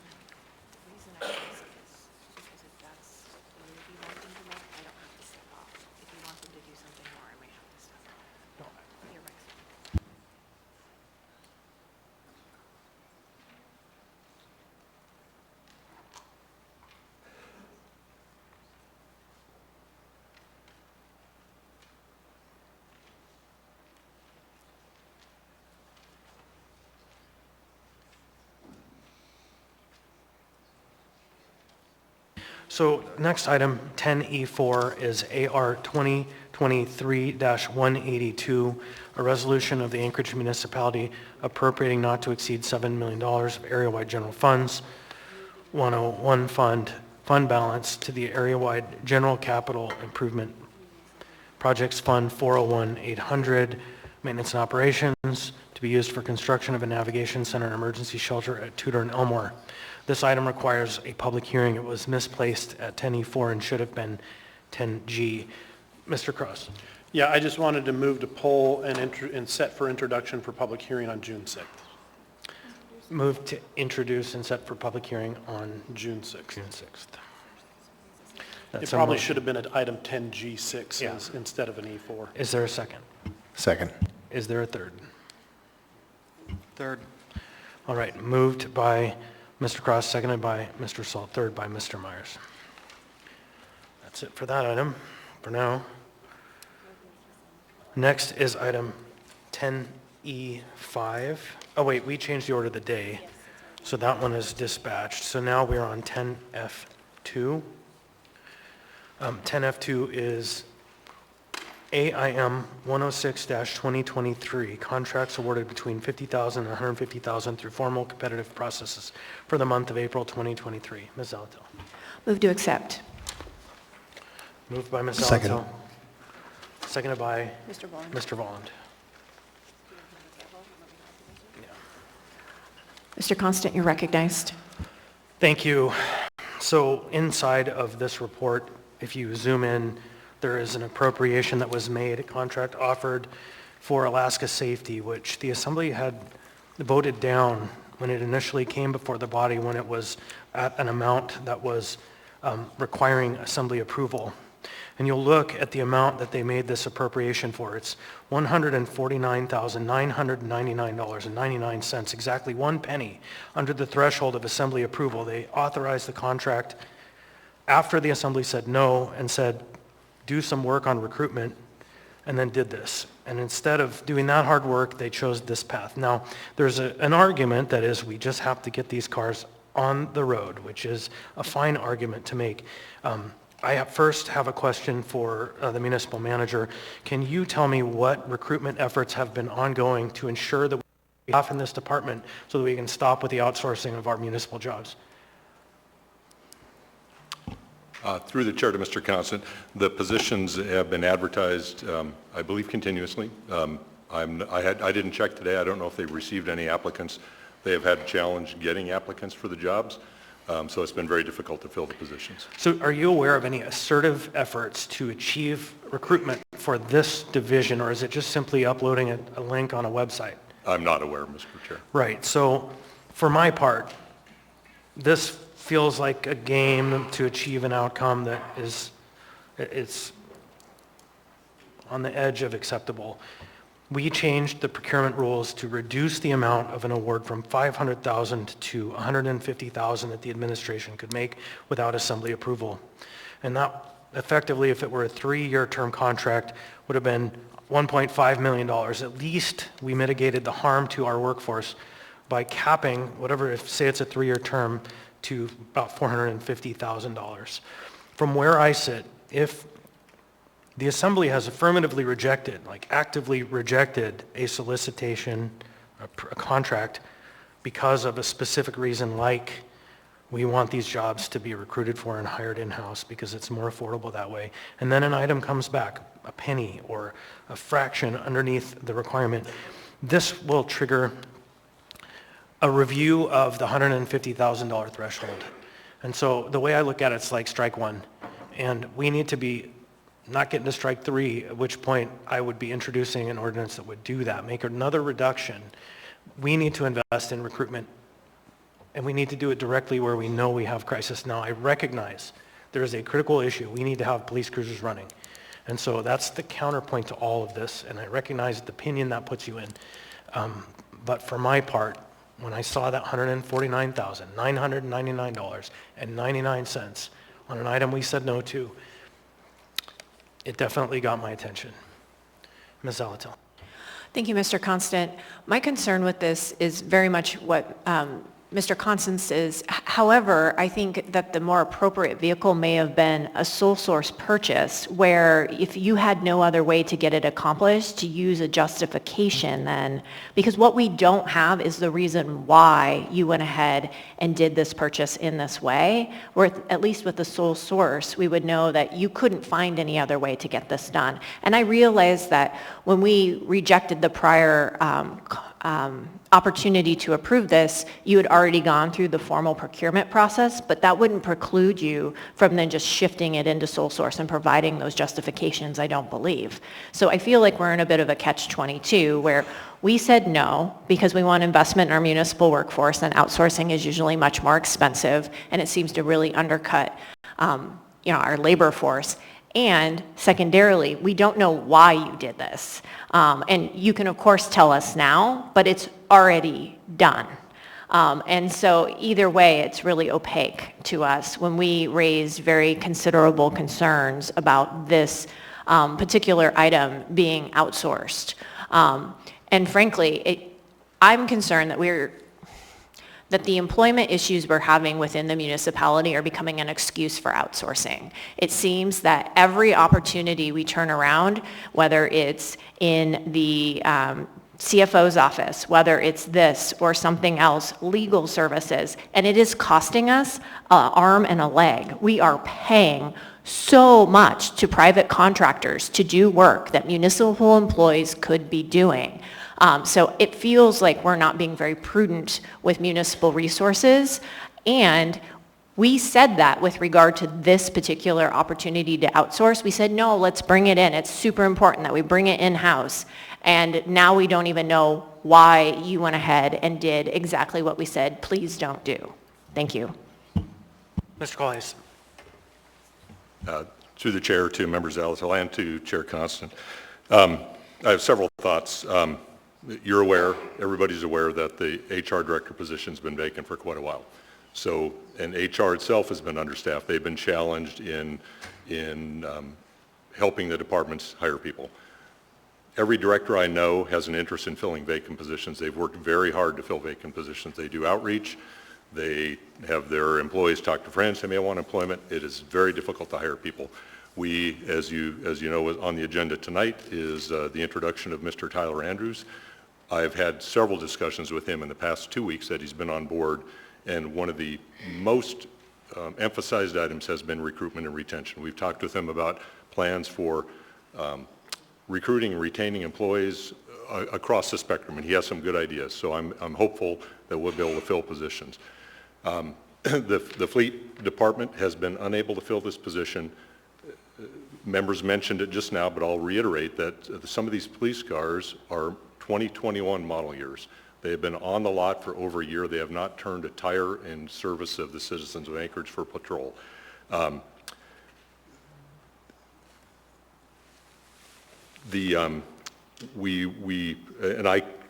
can see the optics of a $149,000 contract. In my view, and I'm the one who directed purchasing to put that contract out, it complies with Title VII. It was advertised in January, whatever the time frame was. It was advertised for open competition. That's the contractor we ended up selecting. To do a sole source after having advertised, it would seem to fly in the face of the competitive bidding process. So I understand the concerns. I'm open to discussing the concerns. Please know that we're working as hard as we can on recruitment. And it's, in my view, in my estimation, it's not right for the police department and the citizens to suffer and not have these new cars on the street while we try to solve this collective problem that exists across many departments. Thank you. Mr. Cross. Yeah, question through the chair back to Kent. Could you reiterate how many vehicles APD currently has out of service that need repair so that we can keep our streets safe? How many vehicles was that? Through the chair to Mr. Cross, I don't have that number. We're talking about new cars. Okay. These are about 24 new cars that are unable to be put into service because we need to have them upfitted with lights, barriers, push bumpers, things like that. That's right. Okay, so I'm remembering that conversation. And I guess the question therein is, do we continue to let these vehicles sit and not upgrade them because we don't have the employees or we don't have the necessary manpower to fix them up, or do we procure some funds and use a third party? Through the chair to Mr. Cross, in my view, that's the question. And, okay. And I will reiterate, there is no intention, there's been no discussion about outsourcing this work and not allowing or not having municipal employees do it. Okay. This is a supplement because we are shorthanded. Thank you. Thank you. And I hope we can make a decision on what is in the best interest of keeping our streets safe in this. Thank you. Mr. Salt. Thank you, Mr. Chair. So I think it's common in industry to do this. If I have a plumbing issue, I don't hire a plumber full time. So I guess my question to you is the intent here to continue to fill the role, which I think it is, and then once you kind of get this lump to pass through the snake, do you see that we'll be able to maintain the workload with the staff we have? Through the chair to Mr. Salt, if the fleet department is able to staff up and we get through these 24 cars that are backlogged, I think the intent would be that there may be an occasion where a car or two would go out to contract, but really we have a highly qualified set of employees who would be able and willing to do that work, and we would want that to occur in that fashion. Thank you. Ms. Alatel. Thank you. Mr. Colhase, I'm not sure if I heard you right. Did you rely on the prior competitive process that came before us in order to award this contract? Through the chair to members Alatel, yes, we did. Okay, I thought that's what I heard. So I'm extremely concerned about that. We rejected that competitive opportunity. We said no. And so now you're relying on something we rejected in order to just reduce the contract amount and award it. I mean, if there ever felt like an end run around us saying no, that's it.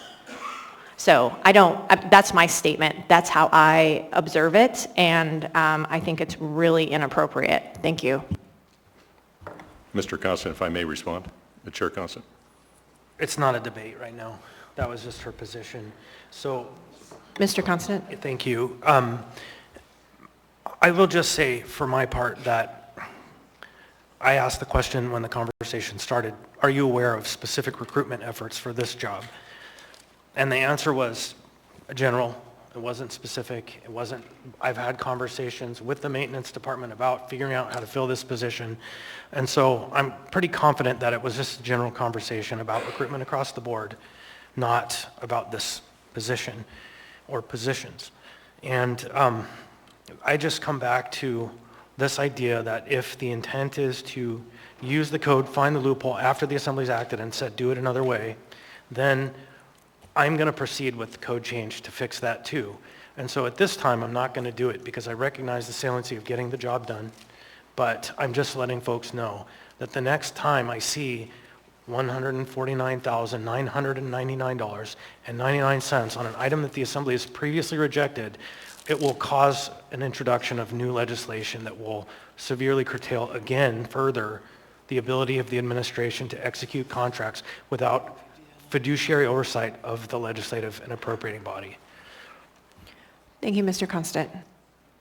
Mr. Yeah, Krause. Ms. Zolotel makes an interesting point in that we rejected that and then you proceed off that. Would you, just through the chair to Mr. Colhayes, would you mind expanding upon your thought process on that? Because I'd like to know what your thought process was. My apologies, through the chair, Mr. Cross, which thought process on which exactly? The point Ms. Zolotel brought up regarding that we had denied that contract request and then you utilized that in order to come up with that as a workaround. I'm kind of curious on your perception on that process. Thank you. Through the chair to Mr. Cross, thank you. When we bid the contract originally, we did not bid it for a lump sum dollar amount. We bid it by the hour. We went out and asked firms to bid by the hour. And then after we received those bids, we created the first contract for $375,000, I think it was, that the Assembly did not approve. We used those same bids for the hourly rate and crafted a contract for an amount less than the amount specified in Title VII. So then you amended the bid to only pay for a necessary amount of hours to get as many vehicles you could on the road. Is that what I'm understanding? Because it wasn't like a flat bid for get them all. It was an hourly bid, so now you just reduced the amount of hours needed. Through the chair, yes, sir. It was an hourly rate, and this is a non-encumbering contract, so there's no intent to spend all the money. The intent is to use the contract to accomplish the work until we get staffing on board. Thank you. Reducing the labor hours. Thank you. If memory serves correctly, it was almost twice as much per hour. So with that, members, this vote is simply a motion to accept. So there's no action other than to accept the report. With that, seeing no one in the queue, members may proceed to vote.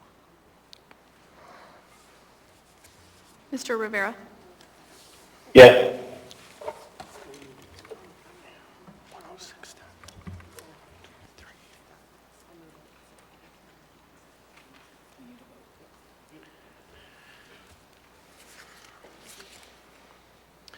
On a vote of 12-0, AM 106-2023 has been accepted.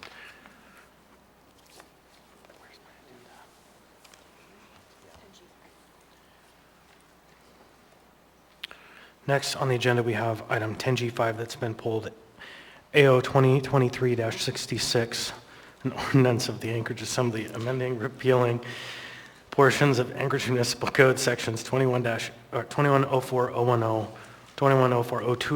2110-040, and 21-902.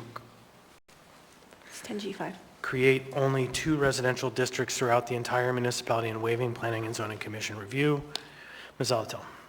Move to introduce and set for public hearing on July 25. Second. A motion to introduce has been made, seconded by Mr. Cross, the third by Mr. Myers. That item has been introduced. All right, thank you, ladies and gentlemen. We have completed the consent agenda except for the item that has been moved forward to after 14A.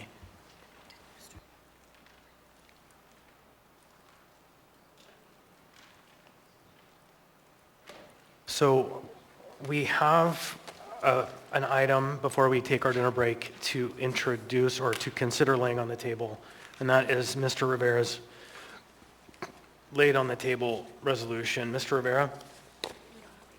We do. Thank you, Mr. Chair. So just to clarify, do you have both the resolution and the separate AI2 laid on the table items? So I have AR unnumbered, I have AM unnumbered, and then I have AIM unnumbered. Yeah, so the AR and the AM go together, and the AIM is a separate item. So, Mr. Rivera, hold on one sec. Ms. Zalatel. Thank you, Mr. Chair. Now that we have this laid on the table item before us, which reads a resolution of the Anchorage Municipal Assembly supporting a plan for sanctioned camps within the municipality of Anchorage, I'd like to make a disclosure and ask for the ruling of the chair.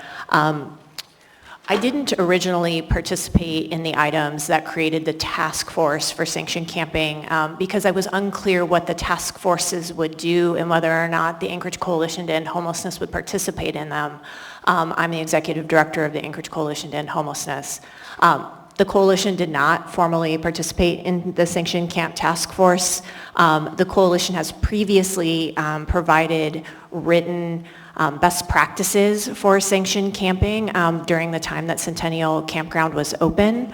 And so based on that, I haven't had any involvement in my day job with the sanctioned camping task force, but the coalition had weighed in on best practices in a prior opportunity. And so with that, that's my disclosure, and I will leave it to the ruling of the chair whether or not I have a conflict. I do not see any direct and substantial personal or financial interest, so it's the ruling of the chair that you do not have a conflict. Anyone wish to move to override? Seeing shaking heads, no. So next up, Mr. Rivera. Thanks. So I will, with your permission, Mr. Chair, I will start with the AIM, and I will go ahead and move to lay on the table AIM unnumbered record of minutes for sanctioned camp community task force and complex behavioral health needs community task force. Second. Moved by Mr. Rurick, seconded by Mr. Wallens. Any discussion? If I may, Mr. Chair, so this is timely in that the resolution which created both of these task forces required regular reporting out of these, and unfortunately we weren't able to get this on the addendum in time.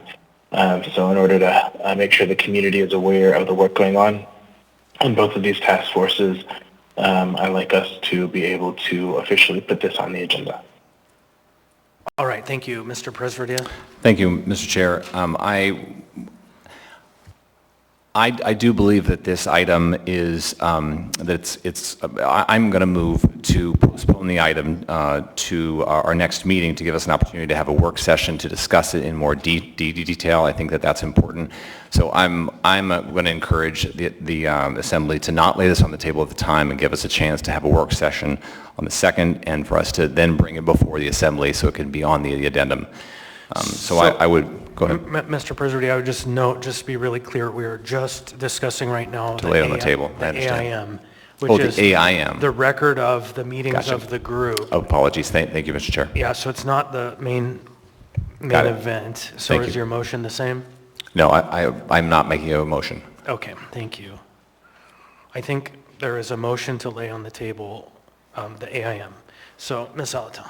Thank you. I do realize it's the AIM, but I have the same concerns as Mr. Perez-Verdia, particularly around having received this much information and why it needs to be laid on the table tonight versus in the agenda for the June 6th meeting. If it is specific because it is attached to or intended to write along with the resolution for action, that would be different. But that isn't the justification we've been provided to date, because there are other means of publishing this and getting this information out into the public. There's nothing that is so urgent as to require us to take a very large document and lay it on the table tonight. Anyone else? So this item to lay on the table would require an affirmative vote of 8 members. Members may proceed to vote.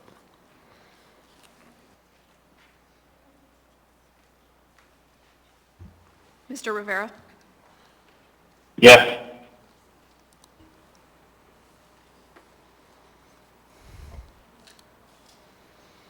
On a vote of 4 to 8, the AIM has failed to be laid on the table. Next. Mr. Rivera. Yeah, thank you, Mr. Chair. I will go ahead and move to lay on the table the unnumbered resolution, AR 2023, a resolution of the Anchorage Municipal Assembly supporting a plan for sanctioned camps within the municipality of Anchorage. Second. Moved by Mr. Rivera, seconded by Member Volland. Mr. Perez-Verdia. Oh, wait, Mr. Rivera, you can go first. Yeah. Mr. Rivera. Yeah, thank you, Mr. Chair. Sorry, I'm just reeling a little bit from the interesting vote we made last. This is an extremely timely resolution for 2 reasons. First, camps are setting up all over the municipality. So if we're going to be asking folks to move from their current situation to a sanctioned camp, that conversation needs to start happening now. Heck, we're probably behind the 8 ball. But certainly delay will only solidify and make permanent some of the camps that we see. And second, the municipality is coming out with some type of policy on sanctioned camping tomorrow. So I believe it is critical for us to weigh in on this issue in tandem with that policy coming out, not after the fact. So I think it is very timely for us to weigh in some fashion around sanctioned camps. Thank you, Mr. Chair. Mr. Perez-Verdia. Thank you, Mr. Chair. As I said previously, I think we need just a little bit more time to really digest this and have a work session and understand what this means, what it will cost, and look at the whole picture of where we stand in terms of our homeless services and response at this time. So I would encourage us to not lay this on the table and to give us an opportunity to hold a work session on June 2nd and really review this in a meaningful way so that we can bring it before the body on June 6th. Thank you. Mr. Cross. Yes, having listened in on many of the sanctioned camp task force meetings, which, by the way, some went forward nearly 5 hours, I realize a lot of work has gone into it, and it is, at least as far as sanctioned camps, it's time sensitive. But at the same time, I do agree with Perez-Verdia, because I will tell you that some of our community councils in my community feel as if this came on real strong, real fast, and it's a big ask. And they just want more understanding on this process. I realize it's time sensitive, but at the same time, at least my district about choked. So I would say that a work session so that we can collect ourselves and make sure we get at least our community councils engaged in it on why we're doing this and what it is and the necessity of it, I think, is warranted. Thank you. Ms. Brawley.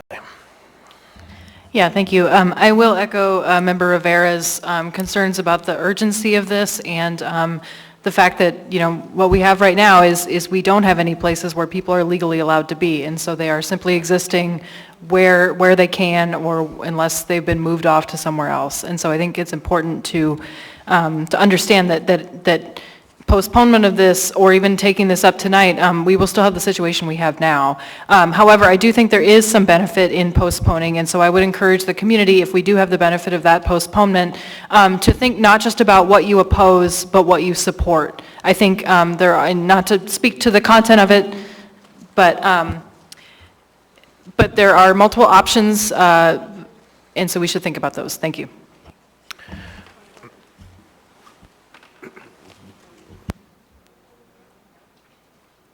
Thank you. Mr. Martinez. Thank you, Chair. I just wanted to flag urgency as the operative word that's being utilized for why this should be laid on the table. And with all due respect, urgency has been there. I feel a little bit of deja vu considering I was the president of the Northeast Community Council last year dealing with Centennial on the front line. Urgency has been present, and so I also wanted to articulate that I'm working on an ordinance and started submitting that today because I think we are using terms without accurate definitions or public vetting, and so I think we need to define in code what sanctioned camp is. Point of order.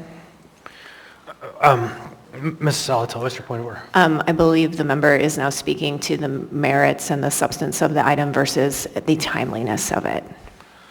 Yes, I'm speaking at this point, thank you for the point, I'm speaking to this point that there are going to be alternatives. Hold on, Mr. Martinez, procedurally, just for practice, when a point of order is made, the next step is that the chair makes a ruling. And so I think that Ms. Salatel is probably accurate. So then, now you have it back, Mr. Martinez. Thank you. I think I've been clear that we don't have working definitions, and so urgency of laying this on the table today without the working definition seems to create more potential problems of actual implementation and operation. Thank you. Thank you, Mr. Martinez. Next in the queue, everyone's lit up, Mr. Volland. Thank you, Mr. Chair.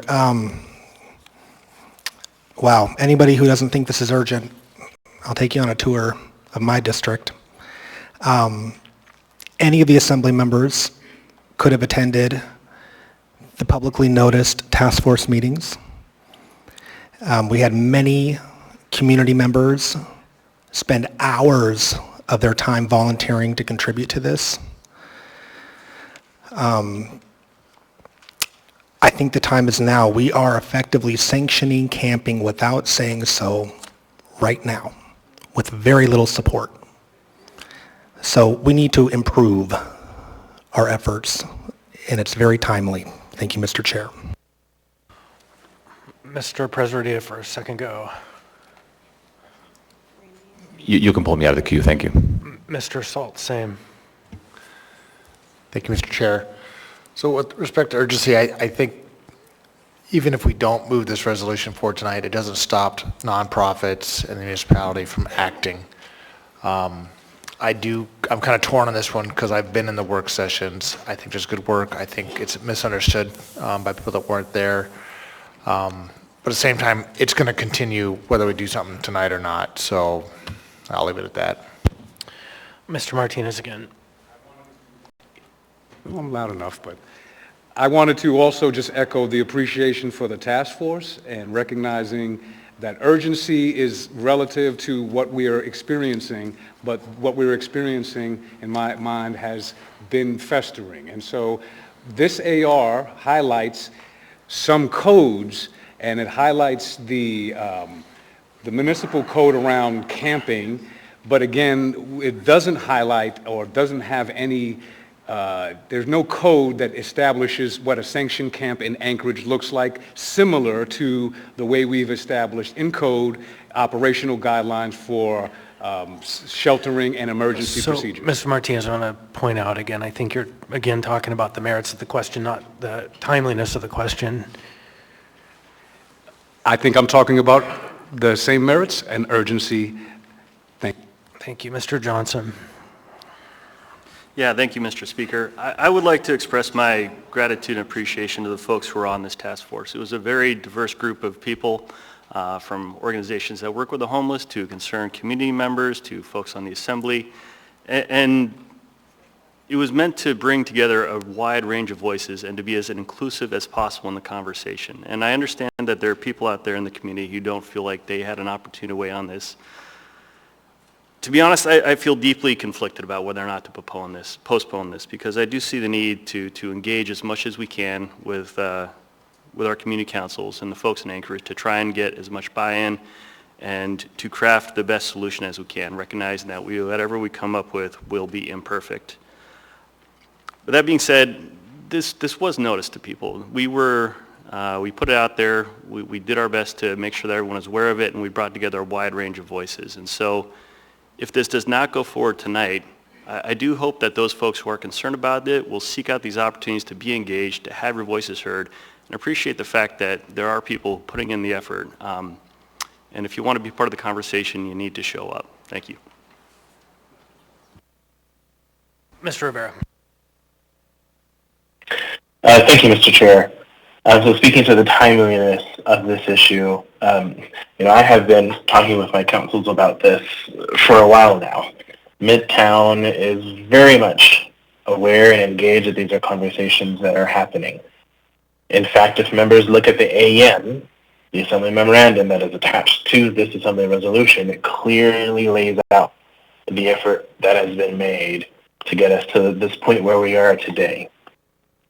Postponement really only continues the cycle of what we are seeing on our streets. And just because this issue has been existing for years doesn't mean that we should be okay with that. This is an opportunity right here, right now, for this assembly to act.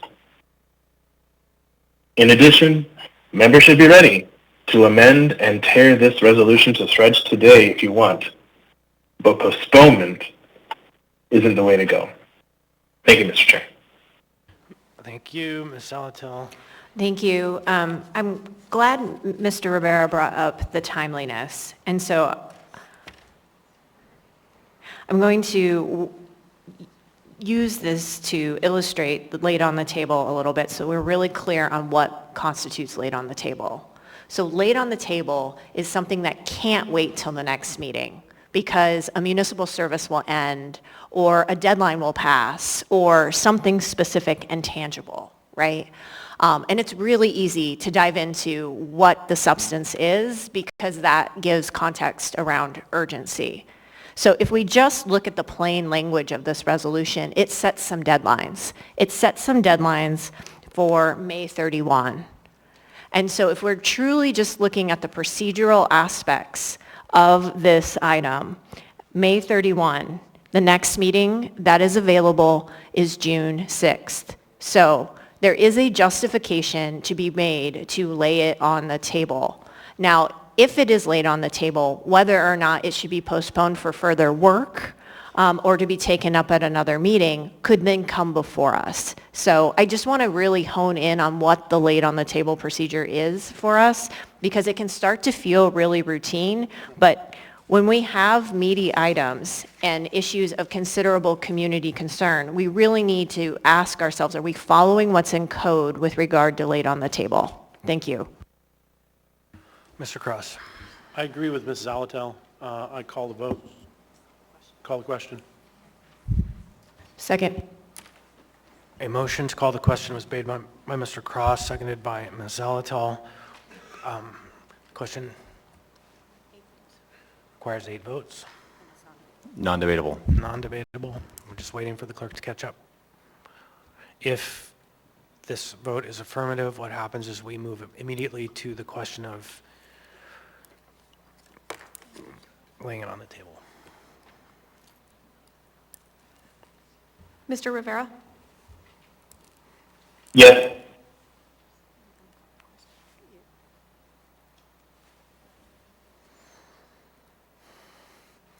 On a vote of 8-4, the question has been called. Madam Clerk. Members may proceed to vote, the question being, shall this item be laid on the table? Mr. Rivera?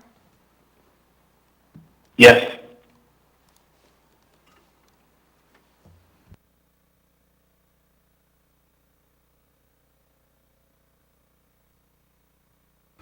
On a vote of 7-5, this item has not been laid on the table. Procedurally speaking, members now can introduce this item for the regular agenda of June 6th. And I didn't speak to this item, but I'm supportive of having the conversation, but there are some 50 pages here, 30 pages, and I haven't read any of it. And for me, it's confounding to think about that, taking up this question tonight without having had a chance to read it, all this amazing work. Next, we're going to proceed to our regular dinner break. Mr. Chair, Yep. point of information. Mr. Perserdia. Did you just say that there was an option at this point to introduce this item for the meeting of June 6th? We don't have to do that. Okay. They can just send that in using our regular procedures. Thank and you. it will be on the agenda if they do that. Thank you, I appreciate that, thank you. Yeah. So, and the items can be circulated and posted under whatever means members would like to do that with. So we will be back from our regular dinner break.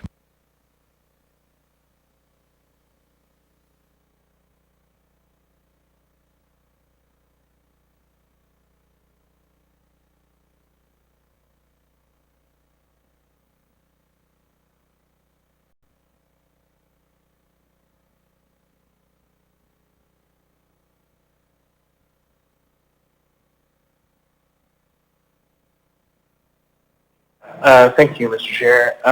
So I need to take the time to just clarify one issue that the Salvation Army requested of me, and that is specifically surrounding, I believe it was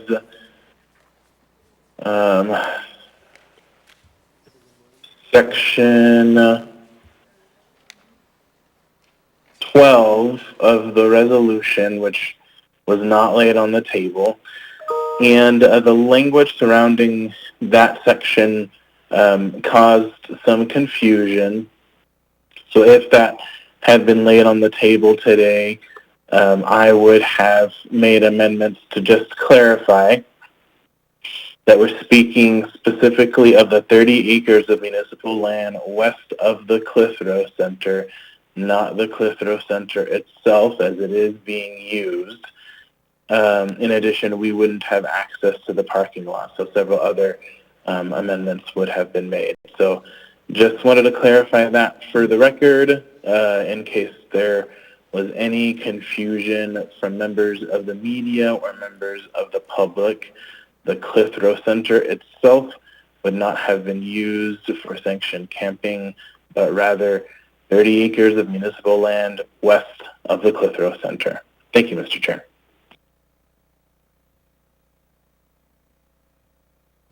Thank you, Mr. Rivera.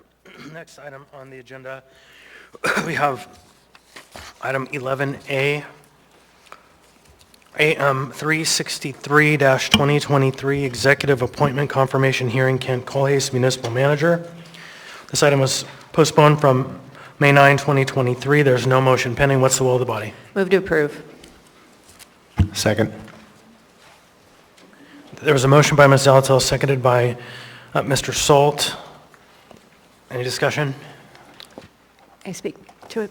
Zalatel. Thank you, Mr. Chair. So Mr. Colhase has been acting municipal manager and is now before us to become the permanent municipal manager. I want to start by thanking Kent for stepping forward to do this job. It is a very large job. I think he would agree, a steep learning curve, and really stepped into, quite frankly, a position that was really tough by the circumstances on the 8th floor. And so not only do I applaud your work and your openness and problem solving with us when you're in the acting role, but that you're willing to stick with it and do this permanently, I think says a lot about your commitment to the municipality. And so I hope we continue to work collaboratively in this problem solving fashion and make sure that the municipal business gets done. Thank you. Mr. Volland. Thank you, Mr. Chair. I second everything that Member Zalatel just said, and I want to thank Kent for restoring professionalism, decorum, and communication to the role of municipal manager. Mr. Martinez. Thank you, Chair. I wanted to second those affirmations for Mr. Colhase. I've had the privilege to have seen him work across multiple administrations, and the degree of professionalism and experience is worth noting. And just to highlight, I asked Mr. Colhase during our work session about the differences of collaboration between his tenure and what he inherited, and I was pleasantly surprised and thrilled about Mr. Colhase articulating the access that assembly members have to directors and to departments, and a very positive spirit of collaborative work. So I just wanted to articulate that and thank Mr. Colhase for his service. Mr. Constant? Thank you. I just also want to add, thank you for your ability to put up with tough conversations. This is a contact sport, and it's hard, and feelings can get pretty sensitive if you take it personally, and you've demonstrated the ability to manage through all that, and I'm grateful because these are not easy decisions we end up making. So thank you. Thank you, Mr. Constant. Anyone else? Hearing and seeing none, members may proceed to vote.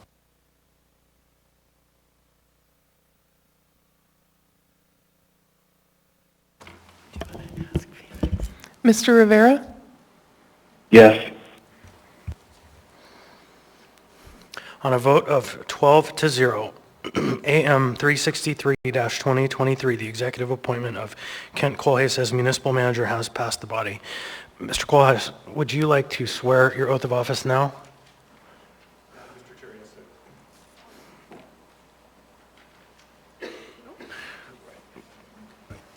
I forgot how to run the device. Mr. Chair, yes, I would. I believe my wife is walking in right now, and she was going to attend. Thank you. Thank you. So we will take a moment to rearrange the room and get on to that important business.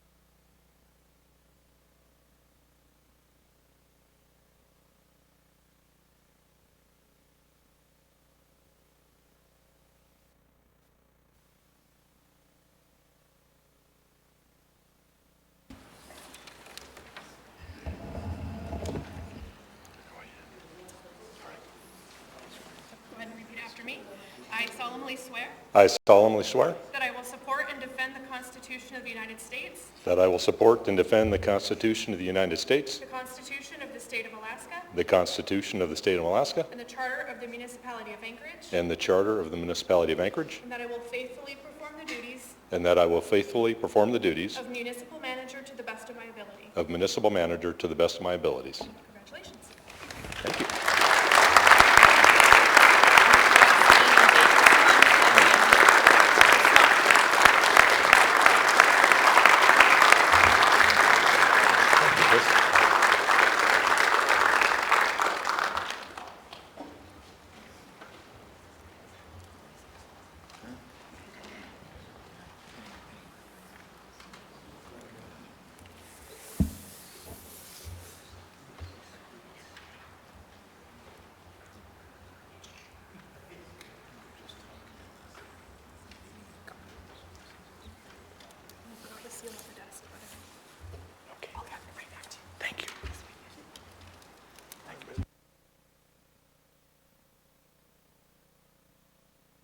And as is tradition to your spouse, Mr. Colhase, thank you for also your contribution to the municipality. And if you'd like to say anything, you have the floor. Thank you, Mr. Chair, and thank you, members of the Assembly, for the confidence, and thank you to Mayor Bronson for the confidence you've shown in me. As I said during my confirmation hearing, my intent is always to look out for the citizens and the taxpayers, and I'm looking forward to continuing to do that. Thank you very much. Thank you. Next on the agenda, we have item 11B, AM 374-2023, Arts Advisory Board, Laura Walters, John Zimmerman, John Eric Thompson. We have no motion pending. Move to approve. Second. We have a motion to approve by Ms. Zalatel, seconded by Member Volland. Any discussion? Hearing and seeing none, members may proceed to vote.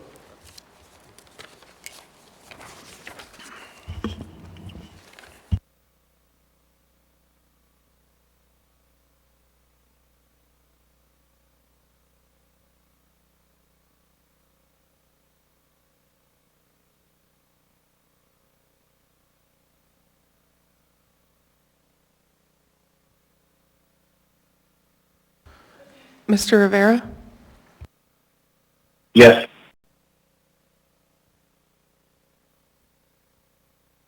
On a vote of 12 to 0, AM 374-2023 has passed the body.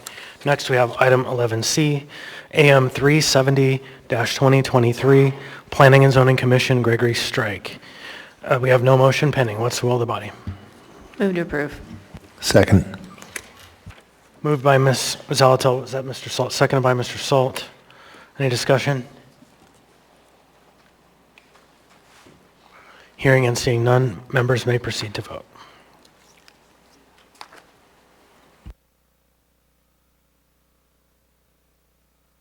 Mr. Rivera? Yes.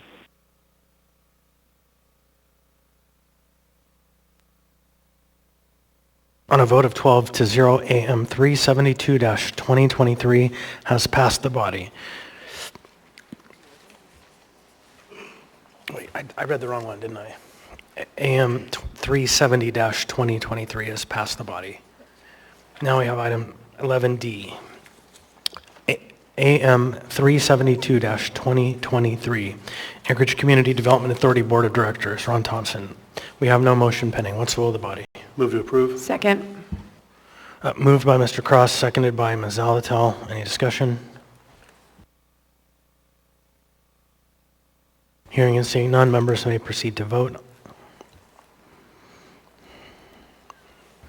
Mr. Rivera? Yes. On a vote of 12 to 0, AM 372-2023 has passed the body. Next, we have AO 2023-42, an ordinance amending the R4A District in Anchorage Municipal Code Title 21, Section 2104.020. Waive reading. Thank you. Public hearing was closed, referred to the Committee on Economic Development, Community and Economic Development Committee. Action was postponed from 5-9. We have no motion pending. Move to approve. Second. Moved by Mr. Cross, seconded by Ms. Zalatel. Mr. Cross. Yes, this came up at our last CEDC meeting. There's just a small holdout of R4A lots that are primarily in the Midtown area that were very difficult to develop due to some conflicts within Title 21, and this moves to adjust those and make adjustments so those R4A lots, multi-use lots, can be more utilized and developed for the purposes of housing. Thank you. Ms. Zalatel. Thank you, Mr. Chair. I move Rivera-Zalatel Amendment Number 1. Second. Moved by Ms. Zalatel. Was that Mr. Rivera? Seconded by Mr. Rivera. So Amendment Number 1 removes the R4A district from rules which apply to specific height restrictions depending on the neighboring properties designated for certain residential uses in the comprehensive plan. This amendment is being brought on behalf of the planning department. And really, it's a very simplistic amendment. It puts the word "or" there, so it just reads, "The standard shall apply to structures located in any non-residential district, the R3A district, or the R4 district." Thank you. Mr. Volland. Thank you, Mr. Chair. I was in the queue for the original item, but I will speak to the amendment as well. I just want to highlight what Member Zalatel just said, that this was a recommendation of the planning department. And so folks know when we have amendments that are brought forward, they have the assembly member's name on them as the one bringing them forward. That does not mean that they thought of it spontaneously and that they haven't had, that municipal departments haven't weighed in and made those recommendations. So for me, in regards to this amendment, it is helpful to hear that the planning department is making the recommendation. One thing I want to keep in mind, though, is, we have the 2040 land use plan as our comprehensive plan. And although there's very little existing R4A right now, as was said, there's like little slivers of Midtown. There are other areas on the 2040 land use plan that are recommended to be upzoned in the future to R4A. So there's areas in Fairview, for instance, and other sort of transit supportive corridors, Spenard. So the underlying item and this amendment in the future could impact those areas as well, not just currently existing R4A. So something I think members should be mindful of as they consider this amendment. Thank you. Mr. Constant. Thank you. I support the underlying ordinance, but I can't support the amendment. So we heard tonight two people speaking out on a height amendment that was passed that didn't have substantial public input. And the height amendment provided some shadow on Town Square Park. And shadow is not so much my concern in this case. What this amendment would do, if the R4A district is approved and this amendment is passed, there will no longer be any height transitions required for neighborhood compatibility. Now, this might be of value in a place where buildings are already tall, but this is a very high risk for a neighborhood that is characterized by 1, 2, and 3-story buildings, where suddenly by right you'd be able to go 60 feet, and with the planning department's permission you could go 90 feet. So on a single lot right next to a single-family home in a neighborhood that's well developed, you could go 90 feet without any ability for the neighbors to speak against, because this would be done administratively. Now, the planning department had argued that they had done a good job of doing, the proposal was shopped around to the councils and nobody made any complaints about the idea of the R4 with the 60-foot heights, but nobody in the conversations with the community council in particular, where this zone exists in the North District, which is a highly dense residential neighborhood characterized by 1, 2, and 3-story buildings, that this would get rid of the height transitions that they had been talking about for the last 15 years since the beginning of the 2040 land use process began. And so my fear is that my neighbors who have their single-family homes would suddenly be abutting 90-foot towers, and they wouldn't have a say.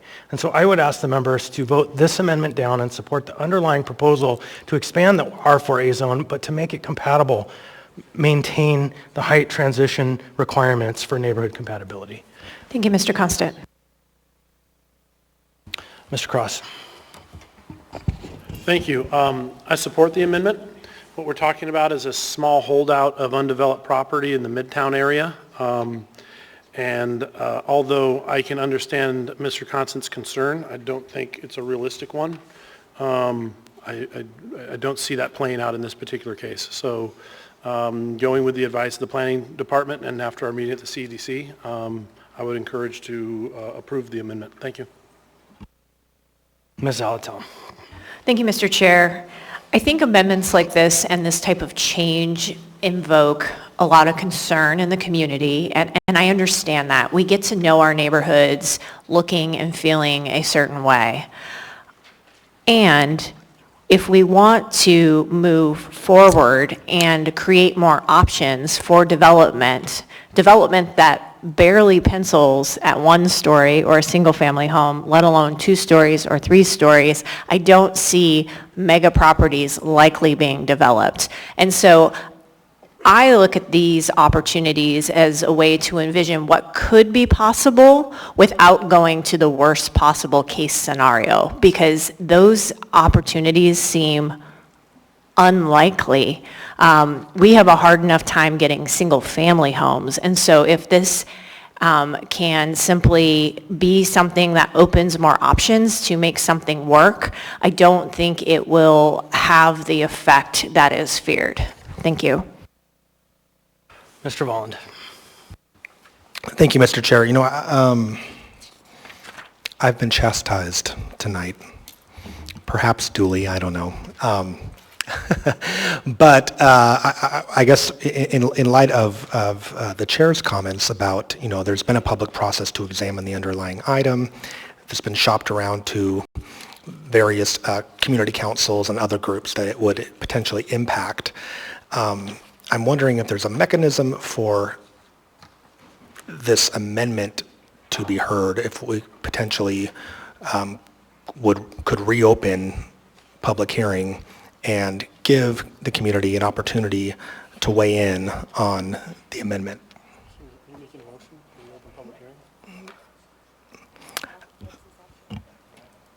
Yeah, so I think I would, motion to reopen public hearing.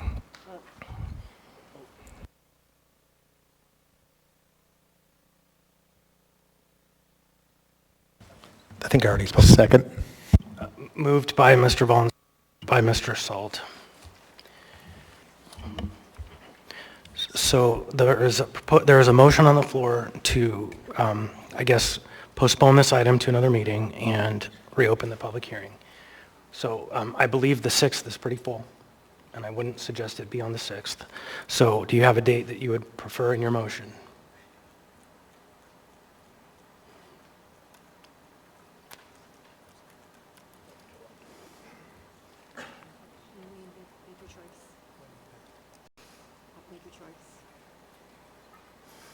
I'm going to say the first meeting in August.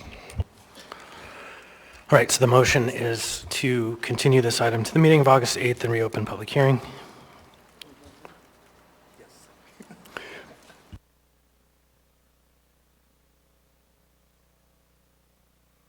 Anyone wish to speak to that? Ms. Zalatel. Thank you. I oppose the motion. I think that it is a very slippery slope that every time we want to open zoning code in particular, and there is an amendment to reopen the public hearing, no change will ever be made, ever. Because there will always be someone who doesn't like something and wants a chance to have another bite at the apple. So I feel like this is why we can't seem to get traction with moving forward on our housing crisis. We have got to move forward and make decisions. These are policy decisions, and I appreciate community engagement, but frankly, most of the community engagement is not in my backyard, and it is incumbent upon us to make the policy choices to deal with the housing crisis. And if we're not going to do it and we're just going to stay on the hamster wheel, then fine. But that's on each of us then. We have the power to move forward. Thank you. I think the queue might be a little messed up. I have you in the queue. Yeah. I think it's for the May. Yeah, so I'll pull you out there. Mr. Johnson. Yeah, thank you. I originally put myself in the queue to speak to the concerns about the amendment, but I will say I support Mr. Volan's motion here to postpone. I do understand and I respect the hard work that the Assembly and then the months and months they've been working on this and the folks in the CEDC to craft this, that a lot of hard work has gone into this. And I think the underlying motion has had adequate opportunity for the public to weigh in, to scrutinize it, and therefore it's something that I feel like I'd be comfortable supporting tonight. However, when these amendments are presented on the floor, as we pointed out earlier, when they substantively change the nature of the proposal, I do think that creates an impetus for us to again afford the public to carefully consider what the consequences of this are and share the concerns if needs be. So while I feel for Ms. Zalatel's frustration, I think at the point where we have a change happening here that has not been brought forth into the public sphere until tonight, that it is reasonable to delay. Ms. Brawley.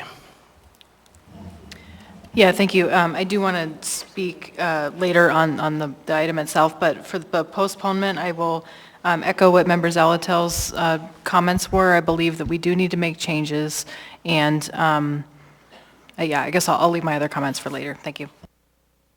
I have myself in the queue. Mr. Constant. Thank you. I would prefer not to postpone. What I would prefer to do is vote down this amendment and then bring it back as a separate item and have a conversation about it that actually meaningfully approaches public outreach on the question but doesn't slow down the overall change. That would be the preferred method that I would like to see. I've heard tonight that I don't see mega facilities being built. And this is just for some holdout lots in Midtown. And I can tell you, this is like acres and acres and acres of Fairview property that have been identified in this map. And there are dense residential that are generally medium to low income properties where people always have things done to them. This is not a place where great public outreach and important projects are going to be done. This is a place where people are going to be steamrolled for bad development because that's what the historic pattern has been. And in fact, the Fairview neighborhood has created its neighborhood plan. The neighborhood plan has identified that density is good to increase here, but they specifically called for an increase in height, the scalability, the transition that makes sure that the neighborhood doesn't evolve into a place where you have massive buildings next to residential homes. And so, again, my preference would be vote down the motion to postpone, vote down the amendment, pass the ordinance. It's a really good ordinance, and then come back with that simple code change, and let's discuss that. Maybe tailor that to the areas that are less dense residential, that are those holdout kind of commercial lots that can support this kind of height increase without causing detriments to people who live there because somebody comes in with a big bag of money. And so to me, that would be the preferred path, is vote the motion, postpone down, vote down the amendment, pass the ordinance, and bring the amendment back in a targeted way, because that's a substantial amendment, those 4 words. Thank you, Mr. Constant. I have Ms. Brawley again. No, okay, then Mr. Volland. Thank you, Mr. Chair. I do find Member Zolotel's comments compelling. I think of the accessory dwelling unit ordinance and the way that multiple assembly members made amendments, myself included, Member Zolotel, Member Rivera. And I want to, I guess I want to put on the record that, the Assembly has in our purview the ability to make floor amendments and bring forward S versions. And I disagree with public testimony that was made tonight discouraging us from doing so, because popular or not, the floor amendments and the S versions, those are part of our public process. Folks may argue on various items whether they want more or less process. But as Assembly members, we are constantly taking in information from constituents, from community councils, from other groups, from the Department of Law, from Assembly Council, from municipal departments, and we weigh all of that into consideration. So it is within our rights, and I agree that if members want to make amendments, they can do so. I guess my reasoning for wanting maybe a little bit more public process on this specific item is because I want to weigh it in light of our 2040 land use plan that has been adopted. It's been through a lot of public process, and just, make a decision that's in line with the fact that this has the potential in the future to impact more parts of Anchorage. So on this item specifically, I, as an individual Assembly member, would like a little bit more public process as it will impact my district. I do not think there's anything wrong with Member Zolotel and Cross bringing forward this amendment. And I'll just state that for the record. Sorry, Zolotel and Rivera. Thank you. Kevin may want to be added as a co-sponsor, I don't know. Thank you, Mr. Chair. Mr. Cross. Thank you. All right, speaking to whether or not we extend this, I don't support extending it. I'm ready to vote on it. I will support the amendment, and even if the amendment doesn't pass, I'll support the main motion. I think it's good legislation. I think it helps with development in Anchorage, and I don't think it's necessary. This was introduced 4 weeks ago, then we extended it for a CDC meeting. I believe there's been plenty of dialogue, and if you don't know what it is, then I would have encouraged people to read it earlier, but I'm ready to take action. Thank you. All right, members may proceed to vote on the motion to postpone to the meeting of August, I think it was the 8th.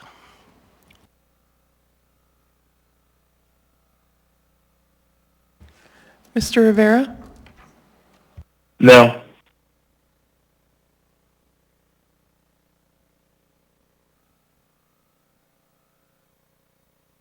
That motion fails 1 to 11. It's first for Mr. Johnson.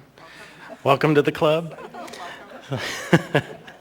So now, point of information. Mr. Vaughn. Just one, my new colleagues and the public to know that Assembly members are also allowed to change our minds. Thanks. Absolutely. So before us now is a question of the amendment. And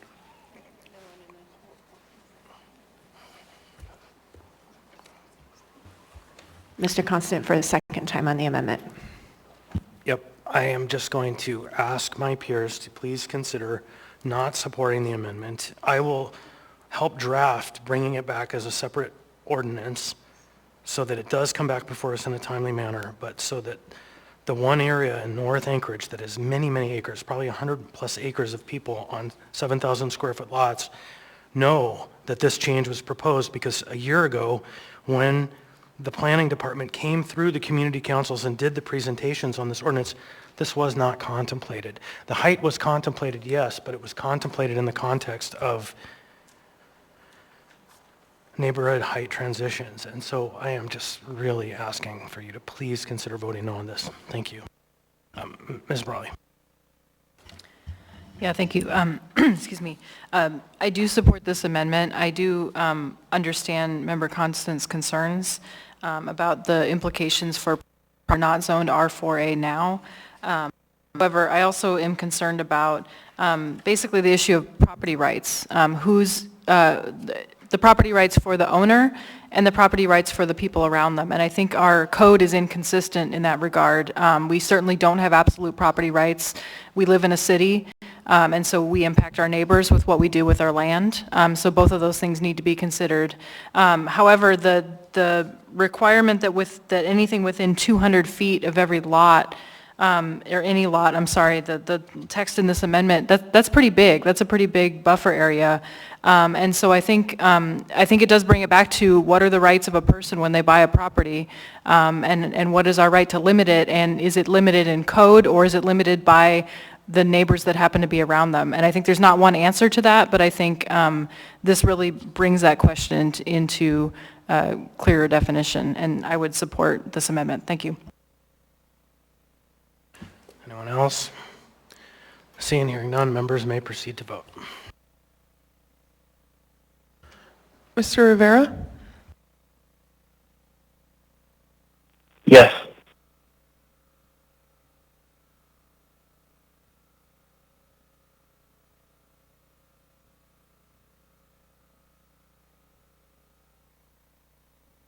That amendment passes 8-4.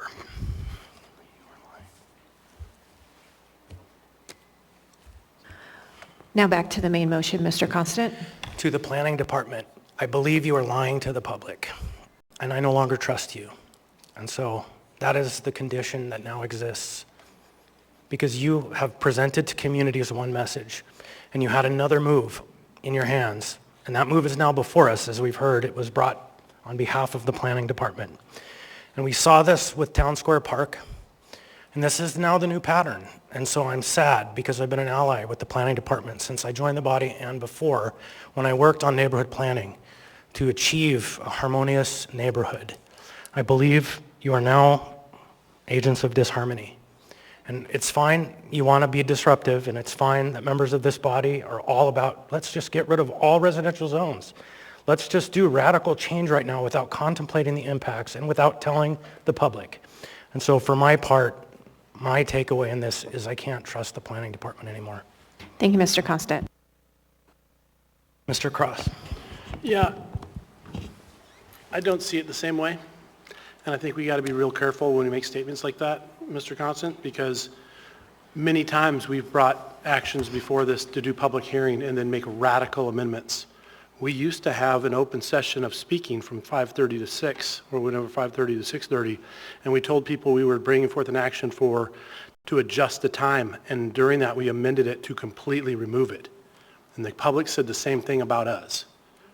So I think we got to be real careful that when we amend things, and that makes, I think what the lovely lady said when she was here today, that when we do these, perhaps that's where you have these other conversations, but I don't agree with the statement. I know our planning department's been working hard and working with us, and a lot of these amendments come from dialogue that happens in our open committee meetings that the public's more than welcome to attend. Thank you. Ms. Brawley. Yeah, thank you. As a planner, I also feel compelled to defend the planning department. I was not involved in this particular issue, so I can't speak to what transpired with that. But I will say that this type of planning that I was trained in was known as equity planning, and it means thinking about the whole community, the interests of the whole community. And in my mind, that also includes the people who do not live here yet, who do not own properties, or, not this particular point in time of where we live. And so we do need to think long-term. And so that is the lens that I intend to use generally on our zoning code, and specifically when I'm reading this ordinance. Ms. Zalatel. Thank you, Mr. Chair. So I'm all for being disruptive and possibly a little bit radical when it comes to our zoning code right now. I spoke passionately before about just postponing it because unless we make change, nothing will change. And I get it. We've got to balance that with public engagement, with what the public understands. And ultimately, though, we are elected to make policy calls. And with regard to this particular item, the amendment that just passed had been brought the very first day that this item was available for public hearing. And so it's been around. It wasn't brought at the last minute. It wasn't today. It has ridden with this item through its prior postponement. So I get that there's this tension, and this tension is going to continue to exist while we have these broader community conversations around housing and how housing policy is made, what is housing policy in Anchorage, what actually changes what we're doing. I mean, this is such a minor drop in the bucket, quite frankly, compared to all of the other changes that, that come before us. Everything is just very piecemeal, and so it makes it really hard to track. So I'm all for big, bold moves because, frankly, until we do it, we don't actually move the ball forward and shift what we're doing. We're going to be here in a decade talking about a housing crisis unless we do something big. And while I understand the concern, I guess it's a great call to the public to pay attention and be engaged. And perhaps it is also a bit of a call out to the planning department to consider what additional things could flow from proposed changes. Because we talk about these in such a technical way, when really it's a technical change or it's a slight adjustment, but the impacts can be big if we have the broader conversation. And that's what I challenge us all to do. Thanks. Ms. Braga. I'm looking at a map of where these R4 and R4A, R3 districts are. And, I had quite a few emails from people that they're not even in that area. And so I think there's not a great understanding of how limited these areas are.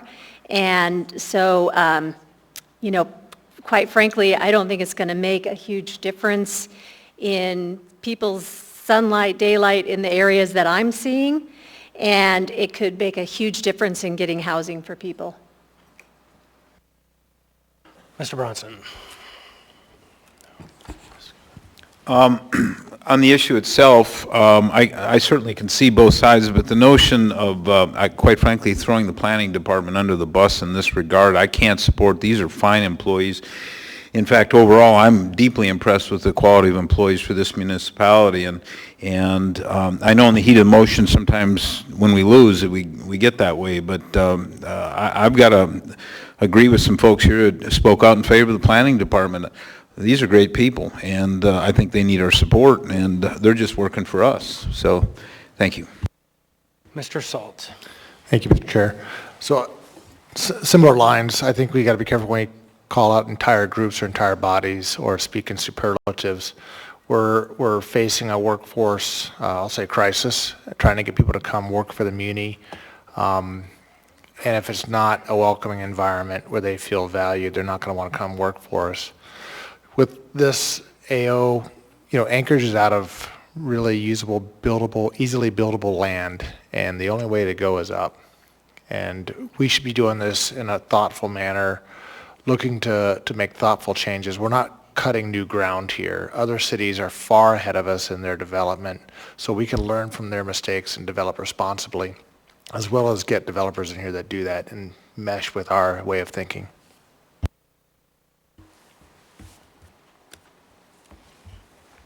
Mr. Constant.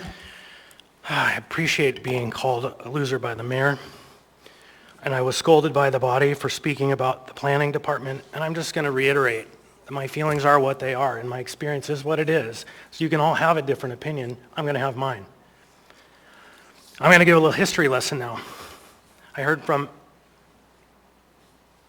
Ms. Brawley about equity planning. This is the neighborhood where the red line existed. This is the neighborhood where people were discriminated and had their housing taken from them. In fact, what comes to mind in this whole conversation is let's get quick to building housing. Urban renewal is exactly where this conversation comes from. Now, I'm not saying we shouldn't be developing. What I'm saying is we should be thoughtfully developing. Ms. Bronga points to a map and says, well, there's not really all that much property. I can tell you there are probably 40 blocks or 30 blocks in the Fairview neighborhood, 25, I'm not sure the exact number, I didn't count them, where a significant number of people live, where this changes not just their rights, but the fact that someone's going to come in with a bulldozer because these are the cheapest properties in town and they're going to be displaced without thought. To me, it's fine, this overarching change. It's a lie to say that the neighborhood heard this because this language has been on the table. You know what this language says? Parentheses, or the R4A district in parentheses. That's it. It says, it removes the R4A district from the rules which apply to special height restrictions depending on neighborhood properties designated for certain residential uses. That's word salad to people who live in a neighborhood. They don't know what that means. And so, yes, it's a policy call, and clearly this policy has been made already, and clearly I will be highly scrutinous of any product coming forward from the planning department because the sleight of hand is clear. Now, twice in a month. Thank you, Mr. Constant. Mr. Bond. Thank you, Mr. Chair. So I want to be clear for the public that this item does not effectuate the upzone to R4A in those areas that are identified as potential upzones on the 2040 land use plan. So we're not upzoning Fairview with this particular item or any other parts of Anchorage. Also want to speak to the fact that I do not share my colleague from North Anchorage's assessment of the planning department. I think they've been really good partners and have recently made an engaged effort to collaborate with the Assembly on solutions for housing. And I also want to suggest that there is peer-reviewed evidence that points to the fact that new construction, even in poorer areas, new housing construction, does not necessarily cause displacement. What we really need in Anchorage is housing choice. And that's what we are severely lacking, particularly for our working age population. We were presented with a report from an economist at a recent Assembly housing retreat that pointed to the fact that although Anchorage's population is decreasing, its number of households is rising. And we have very little inventory for people to choose from at a price that they can afford. And I think we are in a position where when it comes to housing, our windshield has to be bigger than our rearview mirror. And it speaks to some of the NIMBYism that we encounter in our community. So I'm going to be supporting this item. And the reason I'm supporting it is because I think we do need to take bold action to address our housing shortage here in Anchorage. Thank you, Mr. Chair. Anyone else? Seeing and hearing no one, members may proceed to vote on the amendment. Oh, on the main motion, I'm sorry.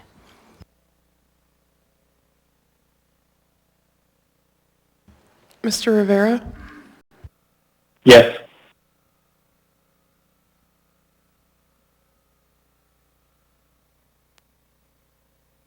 AO 2023-42 has passed on a vote of 11-1. You're not alone, Mr. Johnson. Next up, we have item 11F, AO 2023-48, an ordinance repealing Anchorage Municipal Code, Chapter 3.97, naming of municipal buildings, other fixed facilities, and public places. Waive reading. We had public hearing closed on 4/18/2023 at a special meeting. Action was postponed from 4/18. There's no motion pending. Mr. Perez-Verdia.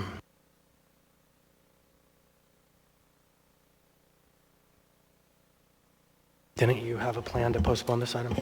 Yes, I'm sorry. I moved to postpone this item to the meeting of July 25th. Second. There is a motion to postpone this item to the meeting of July 25th. Does anybody wish to speak to the motion? Hearing and seeing none. Oh. You go ahead and ask. Ms. Zalatil. What's the plan with the postponement, and are we Thank going to be ready in July? Yes. So there has been a significant amount of work on this, and we are closer than we've been, but we need more time, and we're planning on convening some members of the community as well to make sure that it's informed and we're moving forward in a prudent way. So just need more time to make sure it's done right. Thanks. Anyone else? Seeing, hearing none, members may proceed to vote on the motion to postpone.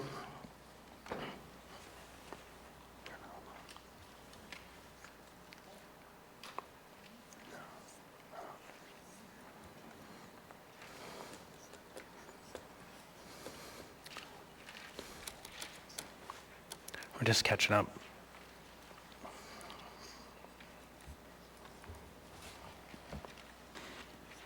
Mr. Rivera? Yes.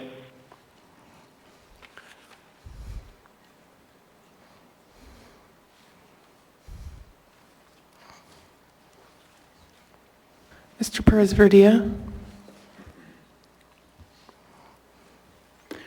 On a vote of 12-0, AO 2023-48 has been postponed to July 25th. Next, we have item 12A, Resolution AR 2023-181, a resolution of the Anchorage Municipal Assembly recognizing a notice of election contest regarding the April 4, 2023 municipal election and either accepting the contest for further action or declining to further hear the contest. What's the will of the body? Move to approve. Second. Oh, actually, I'm sorry. I got out of line. First, let me turn to council, who is going to provide some guidance on the matter before us. Thank you, Mr. Chair. Matthew Hurt, Legislative Counsel. The Assembly has before it now a resolution recognizing a notice of election contest, which was at the Municipal Clerk's office on Thursday, May 4th, 2023. Pursuant to your authority under Article 9 of the Anchorage Municipal Charter and Section 28.100.20 of the Anchorage Municipal Code, this body has the authority to hear contests of municipal elections and adjudicate them. In this role, you will act as impartial arbiters and not political advocates. Your decision can be appealed to the Superior Court. This process has multiple steps. First, an election contest must be filed within 9 days of the certification of the election, which has been done. The first question the Assembly must now consider is whether to hear the contest, which has been brought before it, or deny it on its face. This question requires the members judge the legal sufficiency of the contest as stated in the notice provided to you. If you decide to deny the contest, that is the end of the Assembly's involvement, and the contestants may appeal if they wish. If you decide to hear it, then more action will be required on your part. Contestants will be allowed to present evidence, as well as the municipality, and an investigation can be appointed by this Assembly to report to you at a future meeting. In rendering your decision, the Assembly may consider the notice of the election contest and the certificate of the election memorandum AM 324-2023, with the clerk and the Commission's report when they certify the election. Assuming the facts asserted in the notice are true, you then must decide whether the allegations levied in the contest constitute 1, malconduct, fraud, or corruption on the part of an election official sufficient to change the results of the election, 2, that a person or persons certified as elected are not qualified as required by law, or 3, you have identified any corrupt practice as defined by law sufficient to change the result of the election. Put another way, you can ask yourself, if everything in this contest were to be proven true, would an election be overturned? As I said before, the Assembly may consider the notice and AM 324-2023, the clerk and the Commission's report when they certify the election. You received 2 additional AIMs submitted subsequently, that is the clerk's report and the counsel for the contester's supplemental notice, but these should not be considered as part of this threshold question. And to that issue, the Assembly Counsel's Office has prepped a floor amendment and recommend that one of the members move it, which expunges the AR of any reference to these materials. As stated before, there is a resolution before you, either accepting this contest or agreeing to hear it further, or declining the contest on its face of the notice. The procedure to render your decision is whether to accept or decline the hearing of this contest begins with one of you making a motion to approve this item. This will allow the members to begin their debate. You may at any time then make a motion to amend the resolution to simply mark one of the boxes that reflects the will of the body. Once a majority has approved the resolution as amended, the preliminary question of whether to hear this contest will be resolved. If the body decides to accept this contest, I will provide additional instructions to guide your deliberations. If the body chooses to decline, the chair will be free to move on to the next order of business. Are there any questions about the procedures I've just described, or any questions of me? Let's hold off for just a moment. Okay. So sadly, we may have to redo that whole thing because we just made the determination that we should probably have on the phone line, Mr. Miller. And so instead of having him calling in if he needs to, it's probably wise that he hears the whole thing. So I regret that we're going to call him right now, and you're going to get to do that again. That's fine. Mr. Miller is limited counsel for the contestants.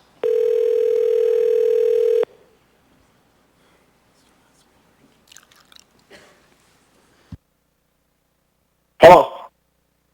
Hello, Mr. Miller. This is Christopher Constant with the Anchorage Assembly. We realized that rather than call you, should we want to hear from you, we should just have you listening to the whole proceeding. And so we're going to start now, and it's not an open forum for making a case at this time. So we'd ask you to mute your phone, and if there are any questions, you'll be asked the question, but at this point you will hear the full proceeding. No, I understand, and I'll keep it muted. I don't know if there's any way that you can increase your volume or not, because I am having a little bit of difficulty hearing you. All right, thank you. So, Mr. Hurt, you have the floor. Thank you, Mr. Chair. The Assembly has before it a resolution recognizing a notice of election contest which was filed at the Municipal Clerk's Office on Thursday, May 4th, 2023. Pursuant to your authority under Article 11 of the Anchorage Municipal Charter and Section 28-120 of the Anchorage Municipal Code, this body has the authority to hear contests of municipal elections and adjudicate them. In this role, you will act as impartial arbiters and not as political advocates. Your decision can be appealed to the Superior Court.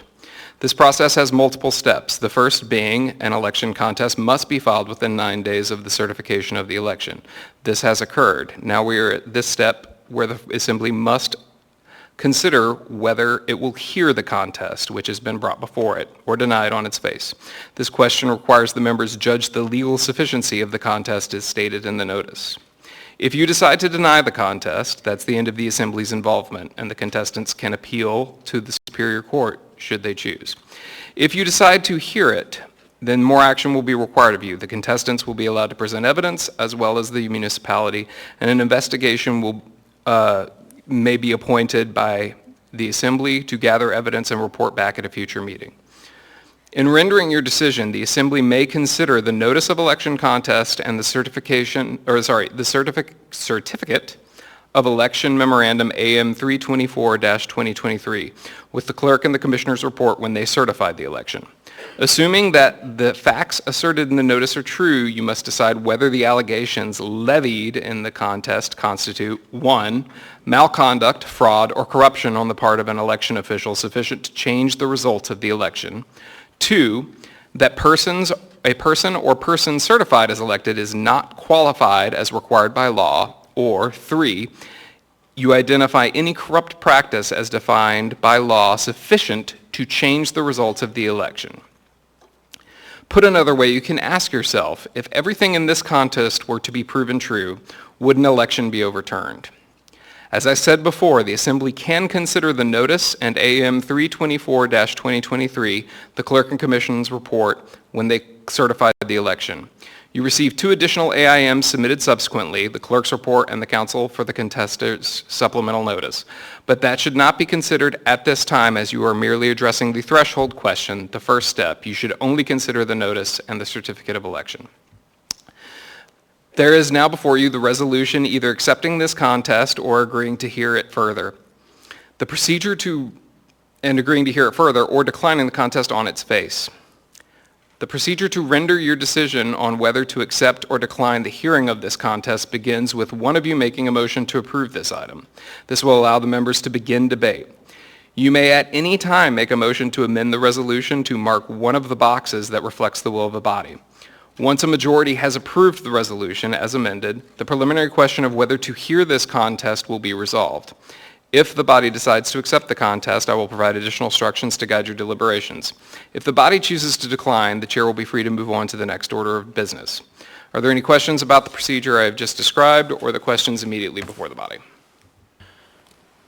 Do any members have questions about the procedure? I'm not seeing any questions. Ms. Zolotel. Is the motion to approve that was previously made still on the floor? Would you like us to remake that? I think for purposes of making sure the record is complete with Mr. Miller on the phone, let's start from the beginning. Okay, move to approve. So, second. We have a motion to approve by Ms. Zolotel, a second by Mr. Cross. And Point of Mr. order. Chair. Point of clarification. Do we move to approve or do we move to hear the contest? Motion is to approve the resolution. Okay. And then within the resolution are 2 questions. Okay, thank you.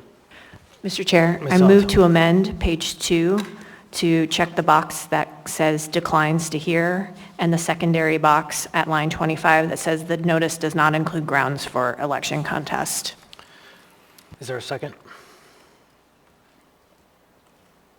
Second. Moved by Ms. Zolotel, seconded by Mr. Rivera. Ms. Zolotel.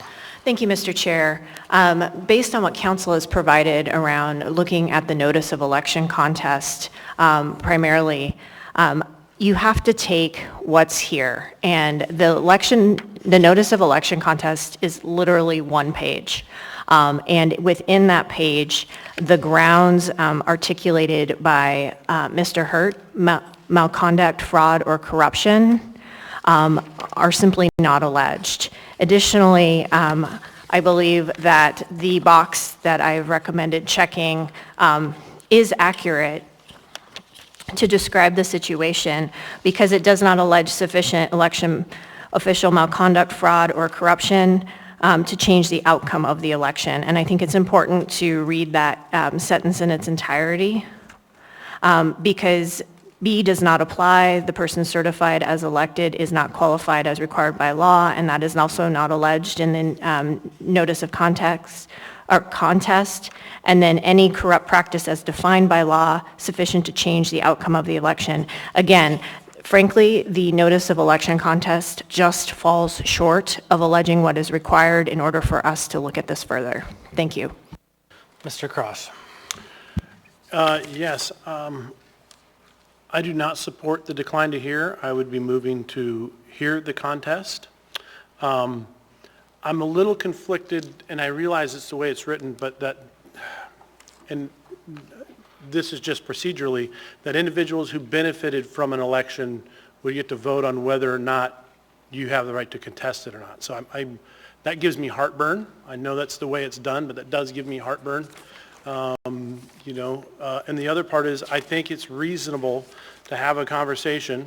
We've had these discussions, we get on the record, why 15% of the registered voters, if this is inaccurate, did not receive a postcard or a ballot package. And is that a reasonable nexus? What is that amount that's reasonable that people just wouldn't receive their notices? Is 15% an acceptable amount? And I guess I'd kind of like to have that conversation, and so I just wouldn't flat reject this. Thank you. Mr. Salt. Thank you, Mr. Chair. Similarly, I think we want to have full transparency and disclosure in our elections, and I'd also like to hear more evidence on this before I make a decision. 15% of the voters not getting a ballot, that's reason to be concerned. How do we get better? It in no way wanting to hear the contest says anything about misconduct or anything. It's just simply we want more information to make a valid decision. Thank you. Mr. Johnson.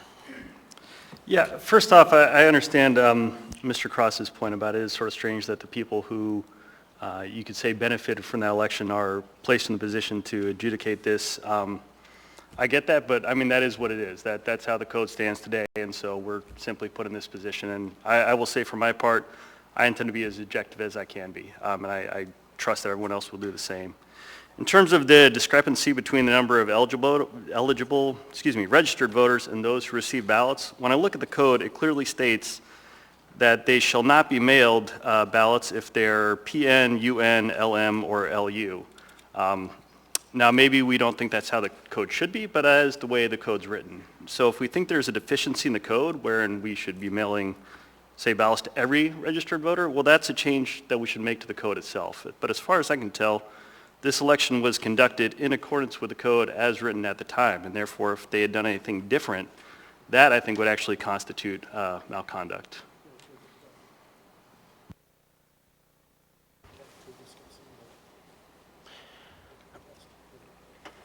I don't see anyone else. Mr. Constant. Thank you. I think for my part, there are a number of things here. I heard a member suggest that we should just hear this, even though it doesn't suggest there's misconduct, but for the purposes of transparency. And that's not what the standard is. The standard is if you believe misconduct occurred in such a manner that it was sufficient to overturn an election, then the contest proceeds. So the thing that's missing, even beyond the allegations that Ms. Alatel pointed out that need to be there, is that there isn't even one person who the contestants have proposed who argues they were unable to vote, right? So in order to meet the sufficiency standard, you have to demonstrate that there are, take the margin of any one of these races, that many people plus one who did not have the chance to vote, right? Who didn't actually vote. And we have a process set up where if somebody wants to vote right up until 8 p.m. on election day, they could go to a place to vote. And so we didn't hear a parade of people coming to us who said, I didn't get to vote. So to me, that's the basis of the standard is there someone who actually didn't get to vote?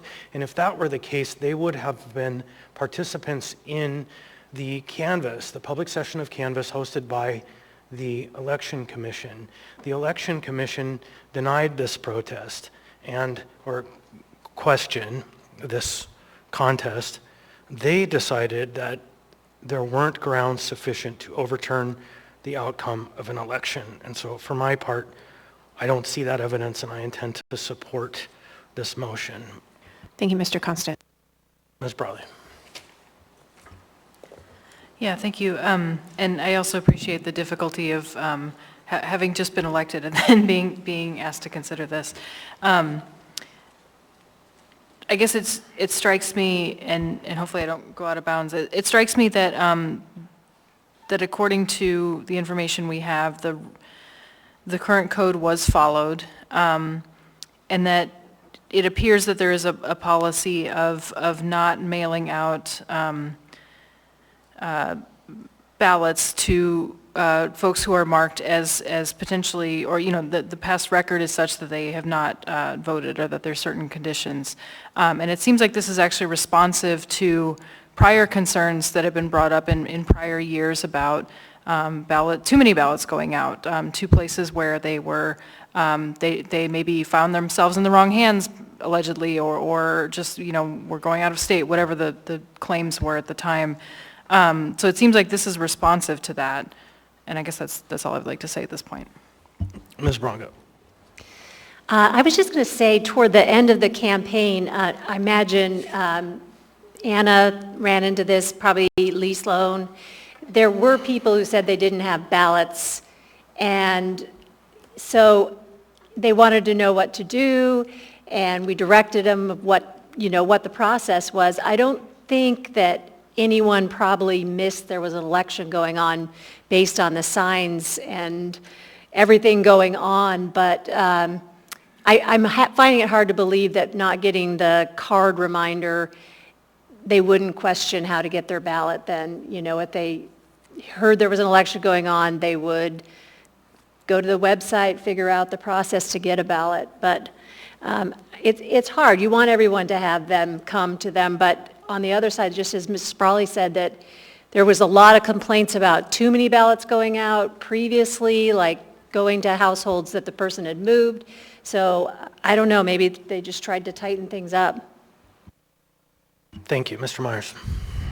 Thank you, Mr. Chair. I would agree in supporting the motion to hear the hearing. I think transparency is important, especially given that multiple of us on this body were just elected. So I agree with Member Cross's statements that it seems like a little bit of a conflict that we would oversee that, but regardless, that is code. I also personally know people who did not get a ballot that were stationed overseas, and their families didn't get a ballot, as well as I know people who moved out of the state and retired who still receive a ballot even though they're registered in other states. So I think it's important. I know that the state oversees the election rolls, but I think it would be important to hear what they have to say. Thank you. Ms. Salatel. Thank you. I really have enjoyed this conversation, and what I want to remind us is we're sitting in a quasi-judicial capacity here, and so we have to conform to certain standards, and that standard right now is the complaint as written sufficient? And that is really important because it's the sufficiency of the complaint that drives whether or not the next step is taken. Not something we may have heard from a constituent, not our natural curiosity to want to look into something further. The procedure exists so that everyone is on notice what that procedure is. So if they do want to contest an election, that they can always follow that same procedure so there is consistency, and that there is consistency in what the outcome of that contest is based on a standard. And I think Mr. Hurt did a really good job of articulating what that standard is. So looking at the contest and the plain language of it, and then looking at the standard as to whether the allegations are there, I don't think it meets that standard, but I encourage each of you to look at it with that lens because that is what we are asked to do in this quasi-judicial capacity. Thank you.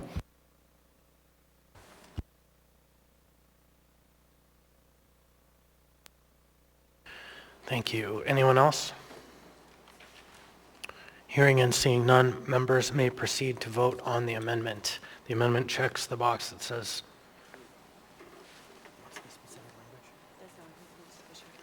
does not include sufficient grounds. Decline to hear.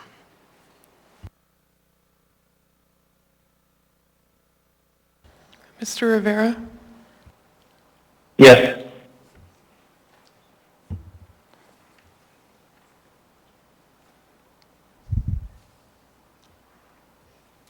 On a vote of 12 to 4, oh, excuse me, 12 to 4, 8 to 4, the amendment has passed. Again, point of information, Mr. Chair. I need you to change my vote. I hit the wrong button again. Madam Clerk. Yeah, please. Because the roll is open. On a vote of 9 to 3, the amendment has passed. Ms. Zalatow. Thank you. Thank you, Mr. Chair. I move the proposed amendment number 1, the conforming amendment suggested by council. Is there a second? Second. Ms. Brawley. So moved by Ms. Zalatow, seconded by Ms. Brawley. Thank you, Mr. Chair. So this amendment, as council explained, recognizes that the additional supplement to the notice document was received today, and to comply with the standard at the threshold stage of the election contest to consider the notice on its face and not any subsequently submitted reports. So what this does is remove language with regard to those reports as is in the AR before us. Thank you. Anyone wish to speak to this item? Yep.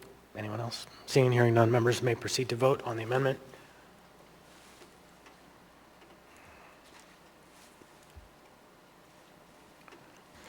Mr. Rivera?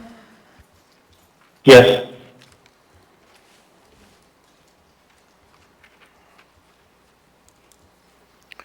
On a vote of 12-0, the item has been amended. Before us is the main motion. You're in the queue still. Go ahead. Thank you, Mr. Chair. So I wanted to speak to this item briefly. I think the ability to bring an election contest is important. I think it's what keeps our elections fair and transparent. I also think having standards as to how those contests are going to be heard and evaluated are just as important. So it really wasn't, I'm going to vote for this item as amended because the contest just wasn't legally sufficient, in my view, based on the advice we've received from council about how to judge that. And I think that it's really instructive for us to make sure that these process and procedures are followed. And followed, frankly, without regard to any political nature of the context in which they are brought. That it is very procedurally oriented, quite frankly. So I urge you to support this because I think it has happened in the way it was supposed to happen. I think that the record is clear, and in this instance, the notice of election contest was insufficient. Thank you. Thank you, Ms. Salatel. Mr. President. Thank you. I just want to be absolutely clear about what a for or against vote does in terms of either declining or accepting. Can you just go over that one more time for us, please? Sure. If this motion is adopted, we decline to move forward with the contest, which then frees the petitioners to take other avenues. If there's no one else, I would briefly put myself in the queue. Mr. Constant. Thank you. This idea people have talked about that we are on the ballot and required to vote on the question. The code is really clear that there is a rule of necessity that we have a duty to vote, and even before our elections code was updated, it stated we had a requirement to vote on certification because certification is one of our duties, even if you're on the ballot. And in this case, the contest question is a fruit of the tree of the certification. So it's kind of part of that same process. And so we actually have a duty to participate. And this election was highly unusual because we had a full majority of the body up for election, which doesn't happen. It's just not been the case. And in fact, in the future, unless substantial change comes in that way, we would not have a majority again who was on the ballot. And it points to the fact that our duties in these quasi-judicial are very important to take seriously because in this case we are overseeing the election. And I urge your support on the question, and seeing no one else in the queue, members may proceed to vote.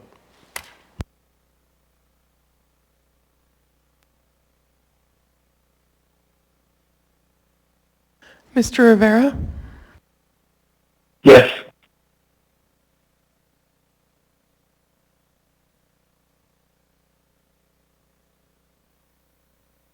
On a vote of 9-3, AR 2023-181 as amended has passed the body.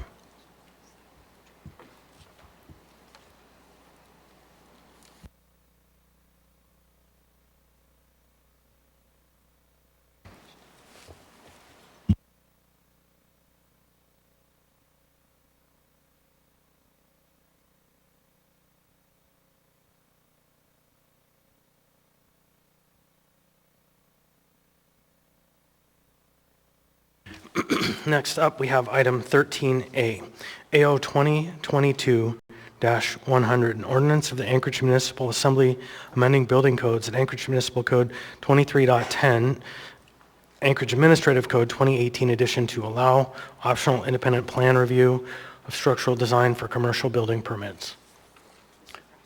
Mr. Cross. Yes, move to the meeting of June 20th and continue public hearing. Oh, excuse me. Second. Did I say June? May I amend that, please? Make it July 11th.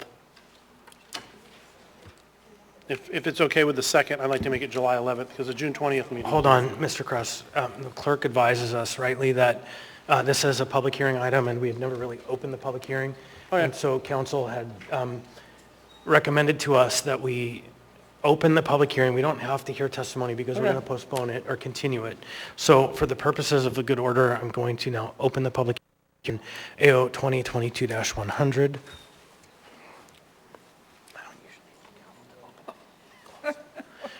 So the hearing is now open now, Mr. Cross.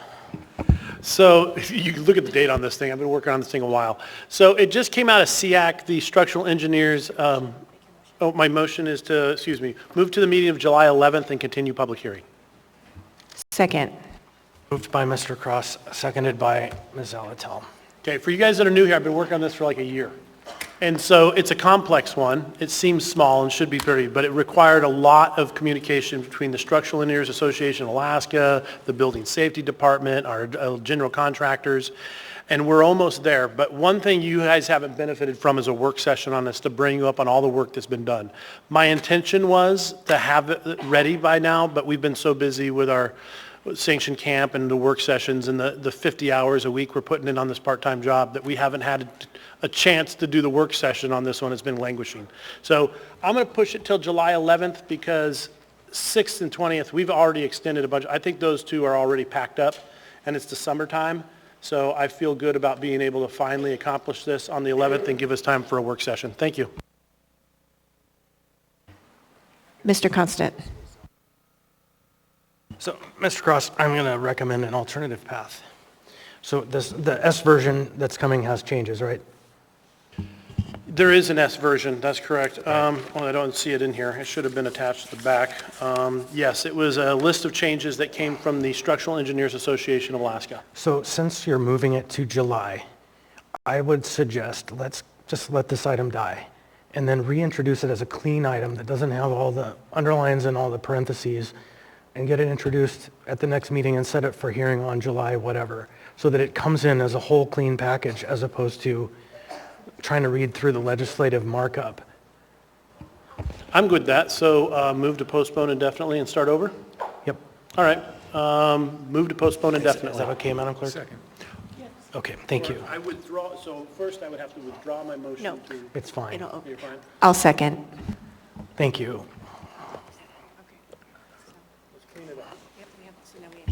So there's now a motion to postpone this item indefinitely. Again, it takes no position on the merits. It's just procedural. Okay, anyone else wish to speak on this item? Hearing and seeing none, members may proceed to vote on the motion to postpone.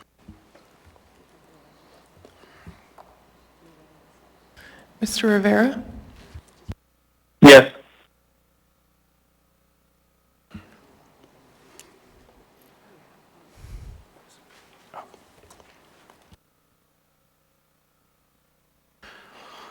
On a vote of 12 to 0, AO 2022-100 has been postponed indefinitely. We anticipate seeing it back the meeting in July.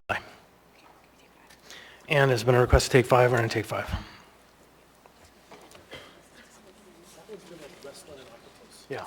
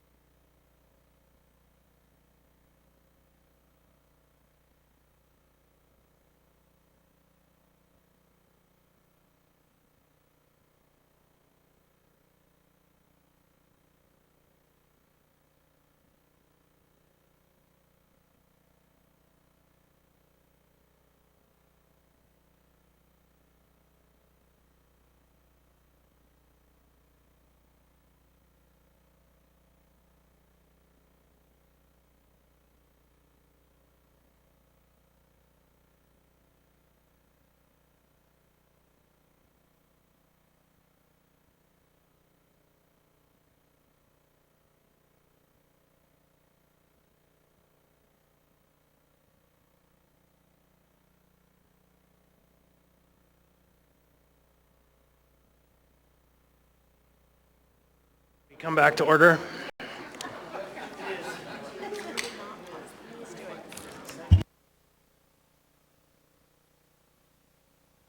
Thank goodness for our IT team. I'm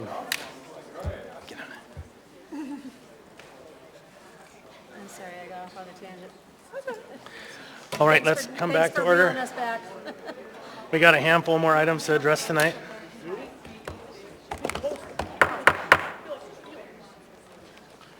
Let's do this.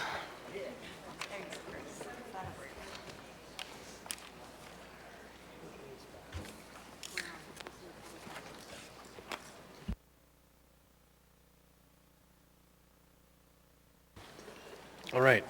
I think we're all back.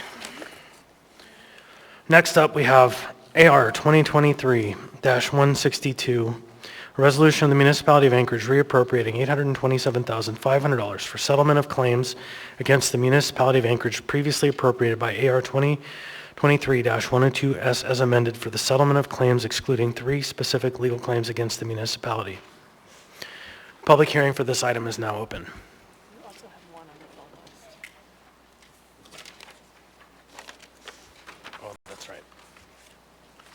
Welcome. Please state your name, what part of town you live in, and you'll have 3 minutes, but turn the light on this little colored button there. Yeah, thanks. My name is Louise Lazor, and my husband and I have owned a home in Anchorage for 32 years and have paid property taxes accordingly. Unless I do not understand where the money comes from to pay claimants against the municipality, what disturbs me is our tax money will be used to pay these and other claims for the lapses in leadership in the mayor's office. The discussion this evening, I believe, is about 3 claims against the municipality. I read in the May 11 issue of the Daily News that there's another forthcoming claim of discrimination, and retaliation. My concern is that's not the last claim to be made. Is there no manner of indemnification for the municipality to pay for egregious decisions made in the mayor's office so that our property taxes can be protected and used for what they are intended? Paying off bonds for school buildings, fire station equipment, police department equipment, paying for plowed streets, maintaining sewer and water infrastructure, supporting parks and recreation, etc. Anchorage suffers a long-term shortfall of funding from the state to support educating our youngsters. Will paying for the mistakes of the mayor's office impact our children and our quality of life for us here in Anchorage? Inquiring minds want to know. Thank you. Thank you. Welcome. Please state your name for the record and what part of town you're from. You will have 3 minutes.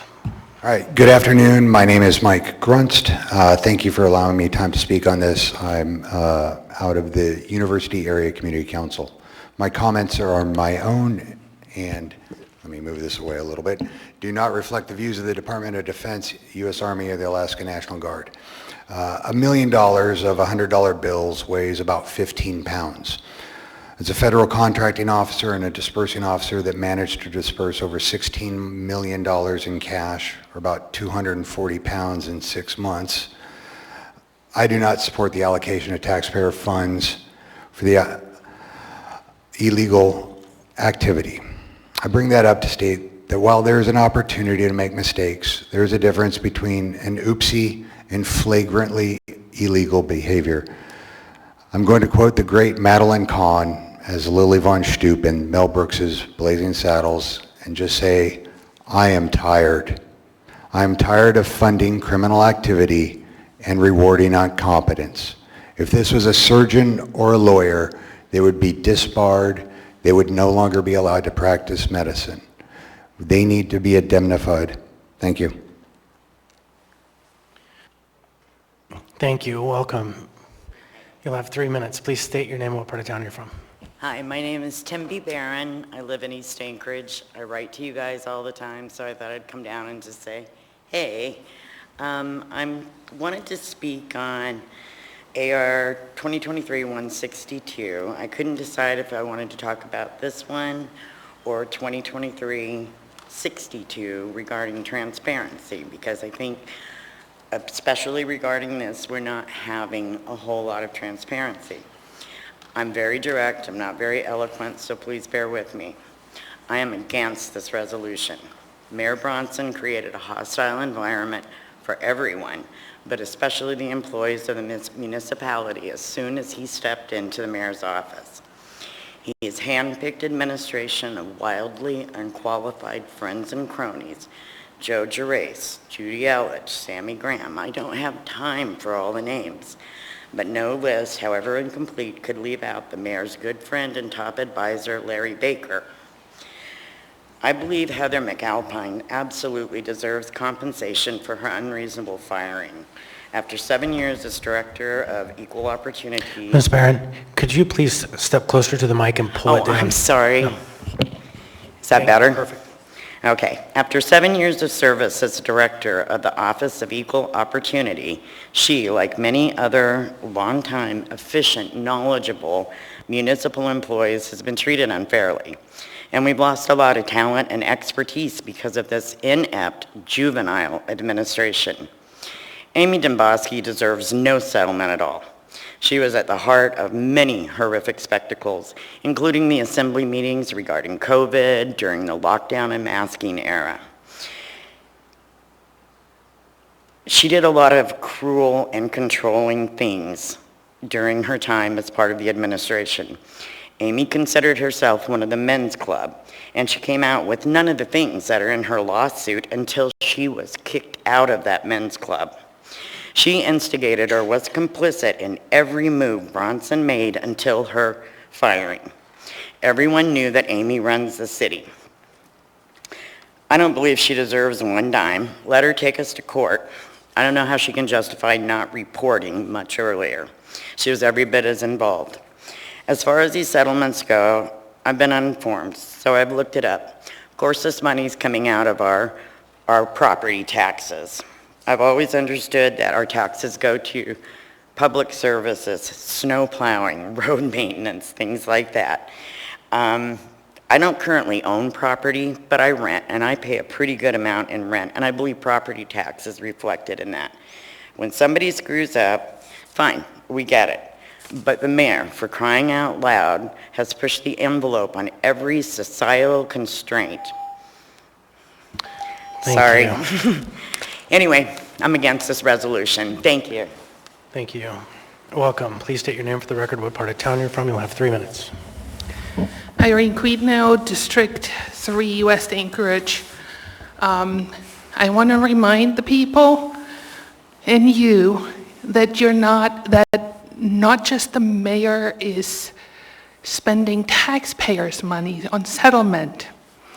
The Assembly settled the lawsuit to violating the Open Meetings Act. That was settled with the taxpayers' money. The Assembly lost 2 lawsuits for public records request and had to pay that with taxpayers' money. They lost a lawsuit for obstructing a legal recall petition. Not only did they lose the lawsuit in one court, then they appealed and took it all the way to Supreme Court, and they lost it there. And taxpayers' money was spent to pay for that because they lost. So do not sit there and say the administration is wasting money and leave out the fact that the Assembly is also wasting taxpayers' money. Thank you.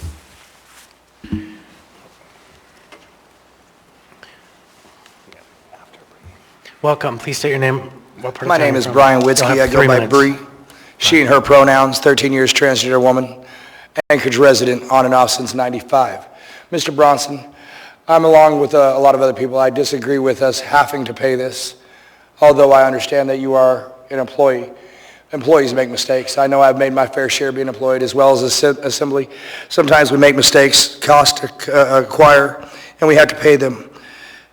To sit here and complain about it, to whine about it, it's like spilling milk and saying, dang it, I wish I could have drank that. Let's go forward on this, whatever it needs to be done to be able to settle whatever is wrong. If it's wrong, fine. If we need to fight it, let's fight it. You guys know that job better than anybody. You guys are looking at it through optics that we can only guess. You have the information in front of you.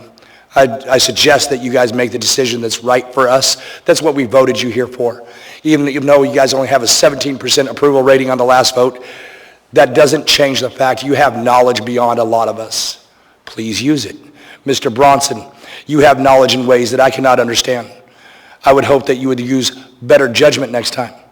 For all of us make mistakes, and to sit here and constantly rail one way or the other over those mistakes is a waste of our money, even more so than what it may take to pay that back. So I wish you the best in learning and moving forward. Alaskans do things Alaskan style. The Assembly needs to know that as well. Alaskans for Alaskans, by Alaskans, keeps Alaskans. We're not California. We're not the lower 48. We are an island-style state. Let's get it right. Thank you. Mr. Turner, can we call? Sorry. We're going to call someone. We'll let you go after that. Hello. Hello, Ms. Hodge-Grouden. You're on with the Anchorage Assembly. We're having a hearing on AR 2023-162. You have 3 minutes. Please tell us your name and what part of town you're from. Good evening. Thank you for this opportunity to testify. I'm Celeste Hodge-Grouden, president of the Alaska Black Caucus. And my message today is simple. Anchorage cannot tolerate racism and hate in any form. There shouldn't be any debate on this issue. Instead, we must speak up in ways that draw attention away from hate toward unity and acceptance. The Alaska Black Caucus urges the Anchorage Assembly to take strong action condemning anyone who exhibits racism, especially when that individual is a leader or gatekeeper, as in the case of the former deputy director at the Lusek Library. That person's racist remarks and the administration's inaction that led to multiple city employees filing wrongful termination lawsuits is totally unacceptable. The former gatekeeper statements about Alaska Native people and other people of color created an atmosphere of hostility and intolerance at a key public institution in Anchorage. Rather than acting on the numerous complaints of library employees, the administration actively protected this deputy director and kept her in a position where she continued to cause harm to city employees and the public. The mayor's support of this individual sends the message that racism is not only tolerated, but celebrated in the city. It is critical that the Anchorage Assembly counteract any and all messages of hate, and when the administration fails to act on hate, the Assembly must act. Despite highly publicized, overtly racist remarks and a record of lawsuits against the city because of the former employee, this gatekeeper was permitted to resign rather than being terminated. While we certainly are relieved she is no longer in her position, this individual shouldn't have been permitted to walk away from the damage she caused without any accountability. This toxic behavior is costing the city hundreds of thousands of public dollars. But the financial cost is only part of the story.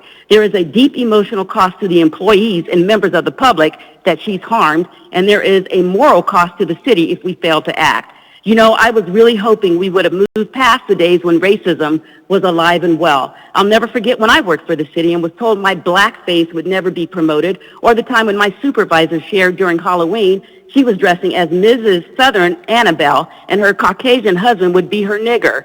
It's important we no longer continue watching the parade of all of the injustices unfold before us from the comfort of our own balconies and do nothing. I ask the Anchorage Assembly to take strong action to assure members of the public that all of us do in fact belong here, and that people who report discrimination and racist acts aren't the ones being terminated. Thank you. Thank you. Anyone else? Come on up, please. Welcome. Please state your name, what part of town you're from. You'll have 3 minutes. Alrighty. My name's Sneaker Wolf. I'm from Spenard. Usually always in the corner running a camera, and this time I've decided to finally come up and say something. This city has unfortunately been the source of an exceptional amount of bad news. Very consistently, whenever news about Anchorage seems to be leaving Anchorage and making it to the rest of the country, it is related to yet another scandal, yet another crisis, yet another disaster, and it's frankly exhausting to provide to the world that we have a good city it's difficult to claim that we are not all, in some measure, aligning ourselves with the terrible things happening here if it is expected that the people's funds be used to put away patently terrible actions that have occurred within the city. And so I feel like that those responsible should not be above the law. They should be able to fund their own settlements. That would honestly be it. I just want to have some good news. Thank you. Welcome. Please state your name, what part of town you're from. You'll have 3 minutes. Yeah, hi, my name is William Burke, represented in Midtown by Zalatel and Riviera. So, you know, I was doing some math. The average property taxes in Anchorage is $3,500 a household. I'm a lifelong conservative, right? 232 households are going to have to pay for this. You know, I've been in the private sector and 21 years now I've been working. 17 of those years in a leadership role. If I would have done some of the things that were in these letters, yeah, I mean, you guys have read them, right? It's shocking to me. We could hire 10 cops with the amount of money that we're spending on this lawsuit. What are we doing? What are we doing, right? That's what I want to know. This is not okay, right? 232 working households, just like mine, are paying for this. Why? Because we have inept leadership that's supposedly conservative leadership. In the 18 years I've been registered to vote, I've been a Republican. This is not conservative leadership allowing stuff like this to happen. It's not. We need to hold people accountable. We need to hold this administration accountable. This is not okay. Why would anybody in their right mind think in the private sector you could settle something like this, right? It's just multiple people, multiple accusations, multiple different media outlets covering it. The documents, some of them are public, and we're going to go spend 232 households' property taxes to settle it. It just doesn't sit well with me. And for some of you newly elected conservative members of the Assembly, I'm surprised it sits well with you, right? Because it's frustrating. And I was at home, I've been watching this tonight, and I was like, you know what, I'm going to go down there and say something. Because I don't normally say anything. But this is shocking, you guys. We got to do something about it. We can't continue to do procurement events, you know, authorize things without the Assembly approval, violating municipal code, you know, allowing people to say the things that they said behind closed doors and the stuff that's happened with these lawsuits. Something's got to give. We can't just continue to shell out money like this. That's where I'm at. Thank you. Thank you. Anyone else wish to be heard? Anyone at all? Seeing and hearing none, public hearing for this item is now closed. What's the will of the body? Move to approve the S. There is a motion to approve the S version. Is there a second? Second. Moved by Ms. Zalatel, seconded by Mr. Vaughn. Ms. Zalatel. Thank you, Mr. Chair. So the S version we have before us basically deletes the McAlpine references and reduces the amount. As you may remember at the beginning of the meeting, there was an AR 10E5, and that item is meant to be taken up next. So this really is just ultimately ends up being a bifurcation of the items, since the other item doesn't require the public hearing, doesn't require a new public hearing as an AR because it doesn't meet that dollar threshold. Now that I've talked a little bit about the procedure, I want to speak to the substance and really my philosophy on both of these. So I really appreciated this conversation about 232 households pay for this. That's a lot. That is a very visual way, frankly. I can imagine 232 households. It's a neighborhood, right? This is serious. This is extremely serious. And this is why elections matter, right? Now what I'm going to say next, a lot of you aren't going to like. But we are in the position of being good stewards of the public's funds. And we have to weigh the pros and the cons of what this could cost, what the Domboski allegations could cost if it were to be litigated against this settlement. Now, what we did demand and we received was the settlement agreements. They are now public record. Spoiler alert, folks, it's mostly boilerplate. There's nothing shocking in here, but you get to see these because it is the public and it's going to be public funds if these are settled, right? I also want to dispel this notion that settlement simply sweeps everything under the rug, because it doesn't. It doesn't prevent us from investigating. In fact, we've retained counsel to look into many of the allegations and look at potential code changes, policy and procedure responses. This idea of settling a claim isn't in and of itself the end of the story. And I think that's also really important to keep in mind. It's certainly not the end of the story for me. What was raised, whether it was raised timely or not, is concerning because I am interested in the well-being of the municipality. I don't really care who makes the allegations. I want to know if they're true and if there's a pattern of behavior. I also don't want to increase the number of those households, that 232, to be more neighborhoods who have to pay for this. I am ultimately going to support this settlement for those reasons. Now, the question, should the mayor pay? I love that idea. That said, whether or not the mayor pays becomes a legal issue that has to be alleged by a plaintiff in a lawsuit.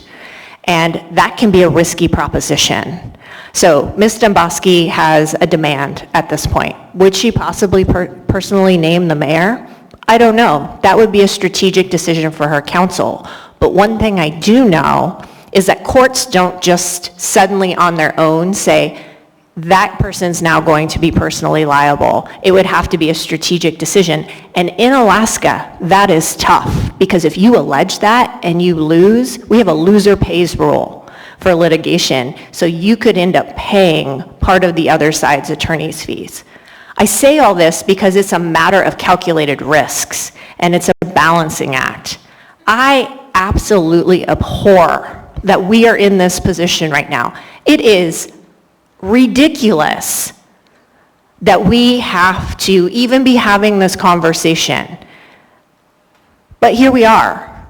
And so I want to be really clear where I'm coming from, which is it's not to push this aside. It's not to let it drop. It's that I am concerned that there will be more than 232 households paying for this if it moves forward. And I feel the same way about the next item as well. That we will take up around Ms. McAlpine.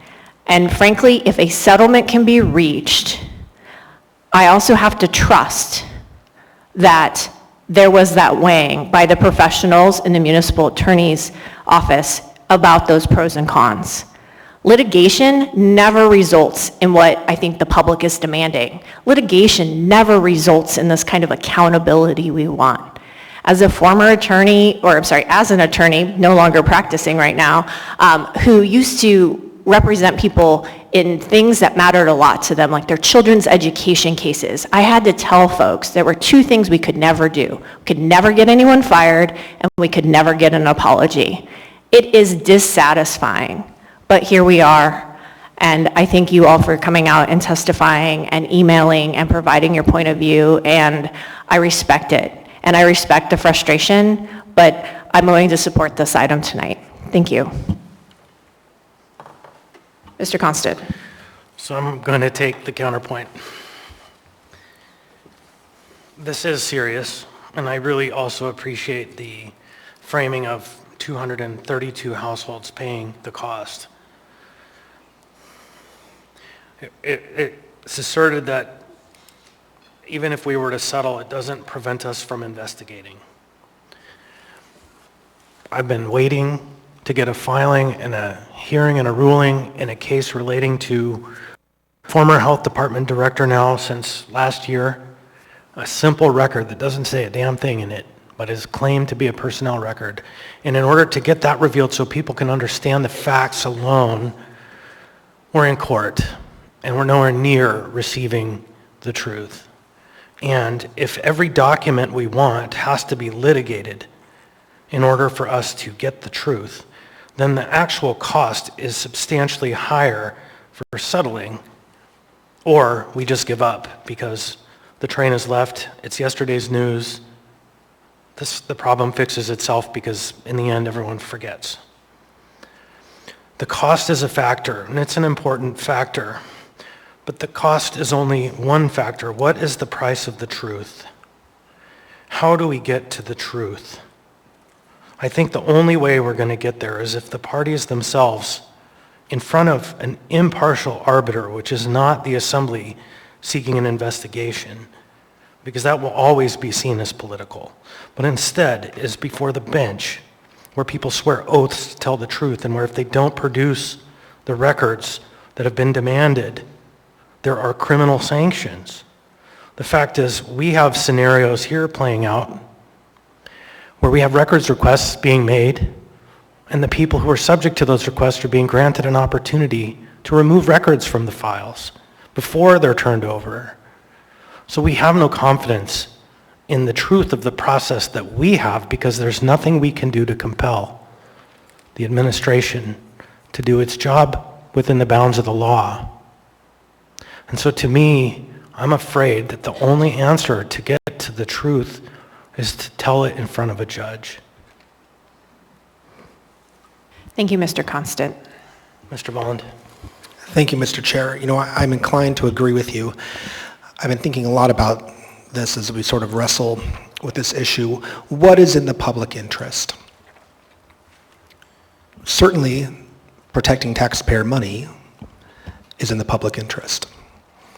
However, government accountability, transparency, and the public's right to know is also in the public interest. So how do we weigh those factors? Where's the rational nexus there? And, you know, for me, reading through Ms. Domboski's demand letter, it's concerning, absolutely. You know, if I were to make my own estimation, you know, if I were a betting man and I were to bet on some of those allegations that she made, well, there may be some potentially true, there may be some potentially untrue. I don't know. I will say that I was standing in the back of the room as a member of the public when Ms. Domboski was in the room, went back to the media room, and attempted to cut the live video feed. That's what's been reported. I'm not going to say that's a fact, but that's been what has been reported. And that's terribly concerning. And I'm concerned about Mrs. Domboski's allegations, but I'm also concerned about some of her behavior in these chambers. And I share my colleague from North Anchorage's, I share his concerns about whether or not an assembly investigation can really get to the heart of the matter in a timely fashion. So I will be voting not to approve the settlement. Thank you. Mr. Salt. Thank you, Mr. Chair. So I'm definitely out of my depth. I'm not a lawyer, as some of the members are. Don't have a background here. I do think that the only one that wins in these things are the lawyers. That's why most cases settle before they hit to a trial. Also, uncertainty of the outcome. The problem I struggle with here is we're in a way trying to reach a settlement on a letter. So I get concerned that since no suit's been filed in the Domboski piece, that we open ourselves up to kind of being an easy target, and I don't want to see that. Grew up in Florida, so follow the Disney World model. If you're right, you fight. But in some cases, that's not always the wisest move when you look at it from a fiduciary responsibility. Even though you might be right, it may make sense to settle. And that's, I think, one of the questions that we as a body struggle with is what's the right decision, what should we fight for, and what's in the best interest of a taxpayer, even though we're paying out, that we could potentially pay out this sum. Thank you. Thank you. Mr. Cross. Yeah, this is a difficult one because I also would love to see what a court, when all the facts are laid out before us, would reveal. But at the same sense, $827,500 gets us out of it, and then we can lick our wounds and move on. If we take it to court, it's going to take years. And it won't be $827,000, even if we win. The attorney fees, what that looks like. There's no good way out of this. It's ugly. And this kind of reminds me of, arguing with a loved one or something like that. Sometimes for the sake of the relationship and moving on, you just got to learn. And I think I'm inclined to take the settlement as much as it pains me, because it's a way out, it's a way we can move on, and then start having proactive conversations about what do we need to repair and what needs to be done so this doesn't happen again. Because the administration is not the only one who's been sued. This assembly has lost suits in the past. And I wonder if we had a giant tally up on the wall that said all the lawsuits that the municipality has lost and how much that's cost our poor taxpayers. I don't want to start keeping score now because I don't know if we'd be on the winning end of that tally. All I know is that we need to get out of it. We need to stop this trend immediately. Thank you. Ms. Bronca. So as many of you have said, this really sickens me. And when we talked about settling or going to court, and you look at the possible risk we take by going to court, so that's nothing new. But I think I speak probably for people in this room that if we settle on this, you would like to see something in return. And maybe that something would be that the mayor goes away.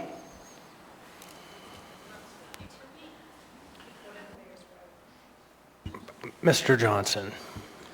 Yeah, thank you, Mr. Chair. This is an incredibly difficult position to be in. I think the gentleman's point about the 232 households that will be paying for these settlements is very well taken. And with our scarce resources, there's so many things I'd rather spend that money on. With that being said, it's hard to put a dollar value on the truth. And the reality is I believe that if we settle this today, then that is the end of the question. And the veracity of Ms. Domboski's claims will never be tested. I don't know whether or not everything she alleged actually happened, but whether it did or didn't matters to me. If her claims were false, then let's establish that. But if they're true, then we also need to know that. We don't want to be in this position again, but frankly, if we don't establish what actually took place and have some measure of accountability, then I think we have little assurance that there will be a change in conduct. So again, while I don't know what the outcome of a trial would be, I do see it as our best, if perhaps not only opportunity to actually test this, to put people on record, to discover evidence and try and establish a record of what took place here. And for those reasons, as painful as it is, I believe I am a no on this. Ms. Brawley.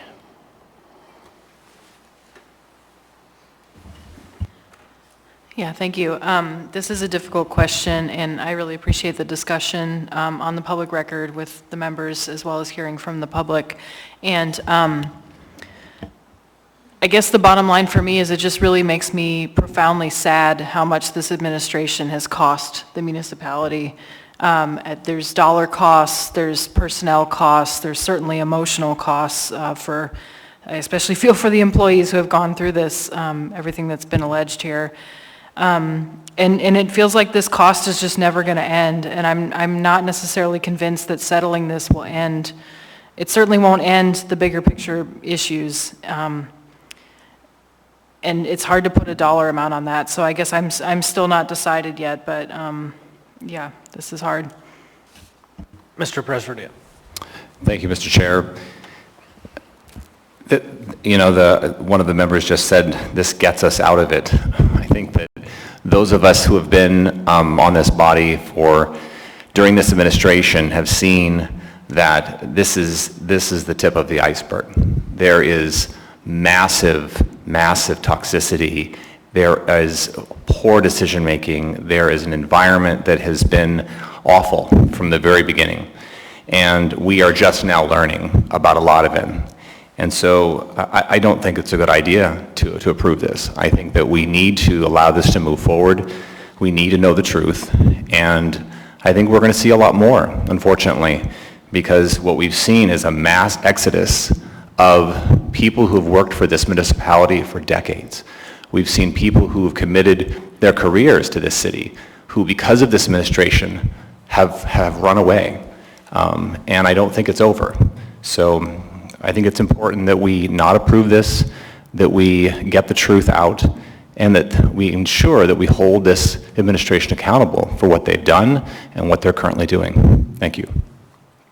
Ms. Alatel. Thank you. So I wanted to speak on a couple of things. One is in the AIM that contains the settlement and release of claims for Ms. Domboski, there are two, frankly, patently false, I would call them BS statements, and I want to call them out. They're on page 1, because me speaking in favor of paying the settlement has nothing to do with saying that these statements are accurate. This is where I think litigation and the idea of a lawsuit has nothing to do with the truth. It is a carefully crafted play that results in trying to win legal claims, quite frankly. And the two statements I'm really disappointed to see in here is fidelity to the law and honest service to my community have always been my highest priority, said Amy Domboski. I looked out for the best interests of the municipality during my time as manager, and although my service is at an end, I wish to continue the best for Anchorage in the future. I don't think that that's true. And then it is and will continue to be my honor to serve all residents of Anchorage as mayor, said Mayor Dave Bronson. I've always acted with the utmost integrity to serve the best interest of the municipality of Anchorage. I'm pleased that this matter is resolved. Actually, he probably would be pleased that this matter is resolved, but honesty and integrity, no way. So I needed to call that out. I still, and maybe it is the lawyer in me and the cynic a little bit about how lawsuits function in the real world. I am very afraid that there are expectations that if a case is filed, you all think it will reveal the truth. I just disagree, having litigated a lot of cases. It just doesn't work that way. Lawsuits do not produce the truth. Lawsuits produce carefully crafted narratives meant to win or defend cases. The things you want to see and get your hands on will happen in discovery. They won't even happen in the public forum. And at any time, they will possibly come back and settle, and we'll be right back here again having this conversation. I agree with my colleagues about accountability, that this is the tip of the iceberg, that the damage is done and continues to be done. The damage is probably done for decades, quite frankly. And we have, frankly, busted our asses trying to mitigate it. So this really sucks. However, I don't want to come back and have to tell you 2 years from now, when hopefully we have a different mayor sitting in that chair, that we have to pay $1 million settlement or $1 million claim, because it won't settle quickly. It won't move quickly, even if the lawsuit is filed. So this is my promise. I'm not saying we're shutting it down or sweeping it under the rug. It's that we are mitigating the impact to 232 households, unfortunately, and we are going to continue to dig and get to the bottom of this. And some of these things won't be revealed until this mayor is gone, but you all deserve the truth. So that's my promise to you, and I will be voting for this. Thank you. Mr. Cross. Yeah, this isn't the show Suits or Perry Mason or Law and Order. This is a settlement opportunity on an unfortunate situation, which if we elect not to take it, do you really think you're going to get, look out there, they're going to have to pay for our gamble with their tax money that we want to take this to court.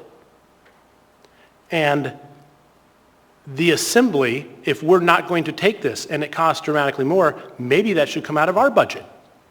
Because the mayor has offered a solution. It's not ideal, but I mean, with our attorneys, who we pay lots of money, our attorneys have said, take this deal. It can be a lot more expensive and it's not worth the gamble. And so I'm going to rely upon them. I will tell you this, that if we elect not to and we take this to court and it ends up costing us millions of dollars, we owe everybody here a profound apology that we didn't make a wise financial decision. And by the way, every statement that we've made here about your distrust and how the mayor did it, it's all on public record, and don't think their defense attorneys aren't going to use that against him in the court and say, even the assembly thinks he behaved badly.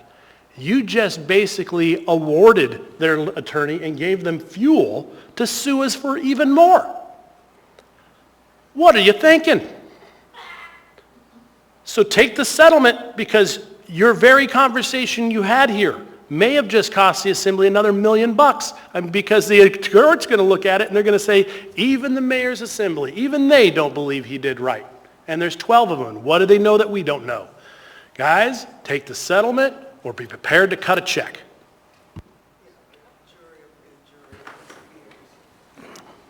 Mr. Martinez. Thank you, Chair. I think it's an interesting position to shift the blame to the Assembly in the absence of a process that would determine the outcome. So one of the interesting things I wanted to highlight, and I just want to be real clear about this, is that we're talking about a settlement from a person who hasn't actually filed a lawsuit. And so there are two issues here, and one person filed a lawsuit, Ms. McAlpine, and the other person wrote a letter. And so I just wanted to be real clear that we're discussing over a threat. And so when I think about the future of saving dollars or the idea that take the settlement now because it may, well, I think about just the protocols and setting the precedent of over threats we settle. And if there's a strong case, then you take it to court. And so I'm curious why there wasn't a lawsuit instead of just a letter, because it seems like that would be the natural step. So I just wanted to flag that for folks as we deliberate this. Ms. Brawley. Yeah, thank you. I guess I'm reflecting on the causality here and who's causing the cost to the public, and I think ultimately it comes back to the behaviors that generated all of this in the first place. And so the idea that the Assembly is somehow going to be responsible for that, granted we do have a role because we are asked to vote on these things, but ultimately I don't believe that the Assembly is the one who's responsible for this conduct, for continuing the conduct, for refusing to speak publicly about the conduct, and for still having some of these employees in the positions, and not really accounting for those who have left. So that's all I have to say. Mr. Bolland. Thank you, Mr. Chair. Yeah, we are not, quote, the mayor's assembly. We are a co-equal branch of government. We are a check and balance. We are the legislative body of the municipality of Anchorage. I think members have been pretty consistent tonight in saying, we don't know if all the claims are true. We don't know. But we do have a role to speak out and to weigh in on when the executive branch should be held accountable or not. Thank you, Mr. Chair. Mr. Johnson. Yeah, I would just like to speak to Mr. Cross's point, and I certainly understand where he's coming from and our desire to be good stewards of the public funds. And yes, there is risk, financial risk, in contemplating the possibility of taking this to trial. However, I think it's worth noting here that we have 2 lawsuits before us today. We have another outstanding lawsuit with Hickle Construction. We also had another lawsuit recently filed against the municipality. The question is, how many more lawsuits do we have to contemplate entertaining here in the next year, or perhaps further if the mayor is reelected? And so with that, when we get into the realm of hypotheticals, I have seen no signs of a sea change that suggests that the conduct that led to this circumstance here today has changed. I have little confidence that we will not be facing more lawsuits in the future. And so the question in my mind is, at what point do we take a step to realize that we have been pursuing a failed tactic if we simply settle these and allow to create the environment to exist that led to this in the first place? So yes, I am mindful of the fact that there is risk in pursuing this course of action, but I would also just be mindful of the risk in not going down this road.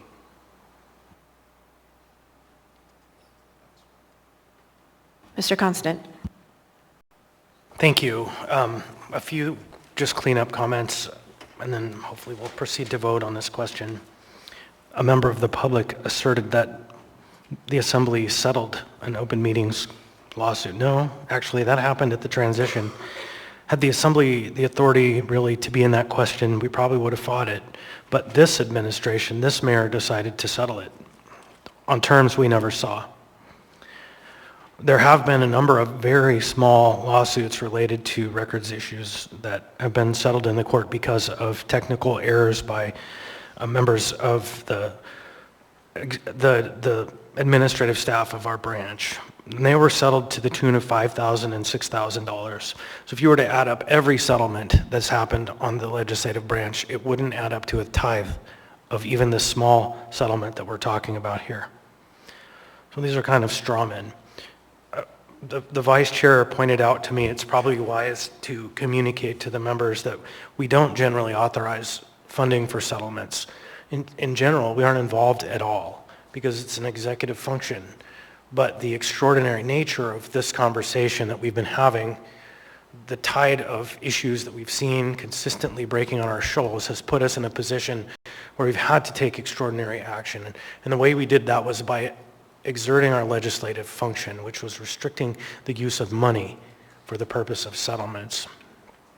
And why we have an ordinance coming up to contemplate that would require at least a report to us about settlements that are being made, because generally speaking, it's happened in the dark. In that dark, all manner of trouble has seemed to arise. There are still people who are in this administration who were effectively the causes of action to the letter that we've received. In fact, I think one of them shouted out of order in this room, "What if the mayor's right?" It's a good question. And that is one of the possible outcomes. A judge could find that the mayor is right. I think I'm willing to take that wager. Thank you. Thank you, Mr. Constant. Members may proceed to vote.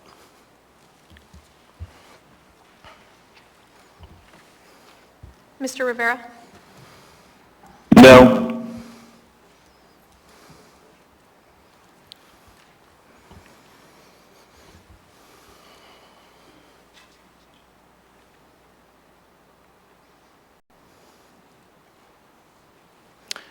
On a vote of 4 to 8, AR 2023-162 has failed to pass the body. Madam Vice Chair. Thank you, Mr. Chair. I believe we now have before us item 10E5. I guess I'm supposed to read it. So a resolution of the Municipality of Anchorage reappropriating $277,500 for settlement of claims against the Municipality of Anchorage previously appropriated by AR 2023-102S as amended for the settlement of claims excluding 3 specific legal claims against the municipality, all within the 2023 operating budget. What's the will of the body? Move to approve. Second. Moved by Ms. Zalatel, seconded by Mr. Vaughn. Ms. Zalatel. Thank you, Mr. Chair. So my reasoning for the approval of this one is a little bit different. First, in the settlement agreements, I want to note that Ms. McAlpine's settlement agreement is included in the AIM. The real driver for me in this case, to be quite honest, is that Ms. McAlpine wants to settle. It is really hard to be a plaintiff in litigation and to bring forward wrongdoing and to be the one to speak up. And we need to honor that she is done and that she's satisfied. And what I most appreciate about this settlement is that it restores her personnel record at her request. And that is in the documents that were provided for the settlement agreement. I think it's really unfortunate, though, that this case ever had to come to be. Her job as the EEO director was fundamental to fairness and truth in our municipality. And because she was asked by a complainant, someone who went to her with a complaint, the very core of her job, to investigate allegations of someone that the mayor wanted to protect, someone with a history of just saying terrible things that make people feel unwelcome in the workplace, that go against the very ideas of what we want the municipality to be. She was summarily fired for trying to do her job. That is an abuse of power. That is the type of situation where I would love to see the mayor held personally responsible.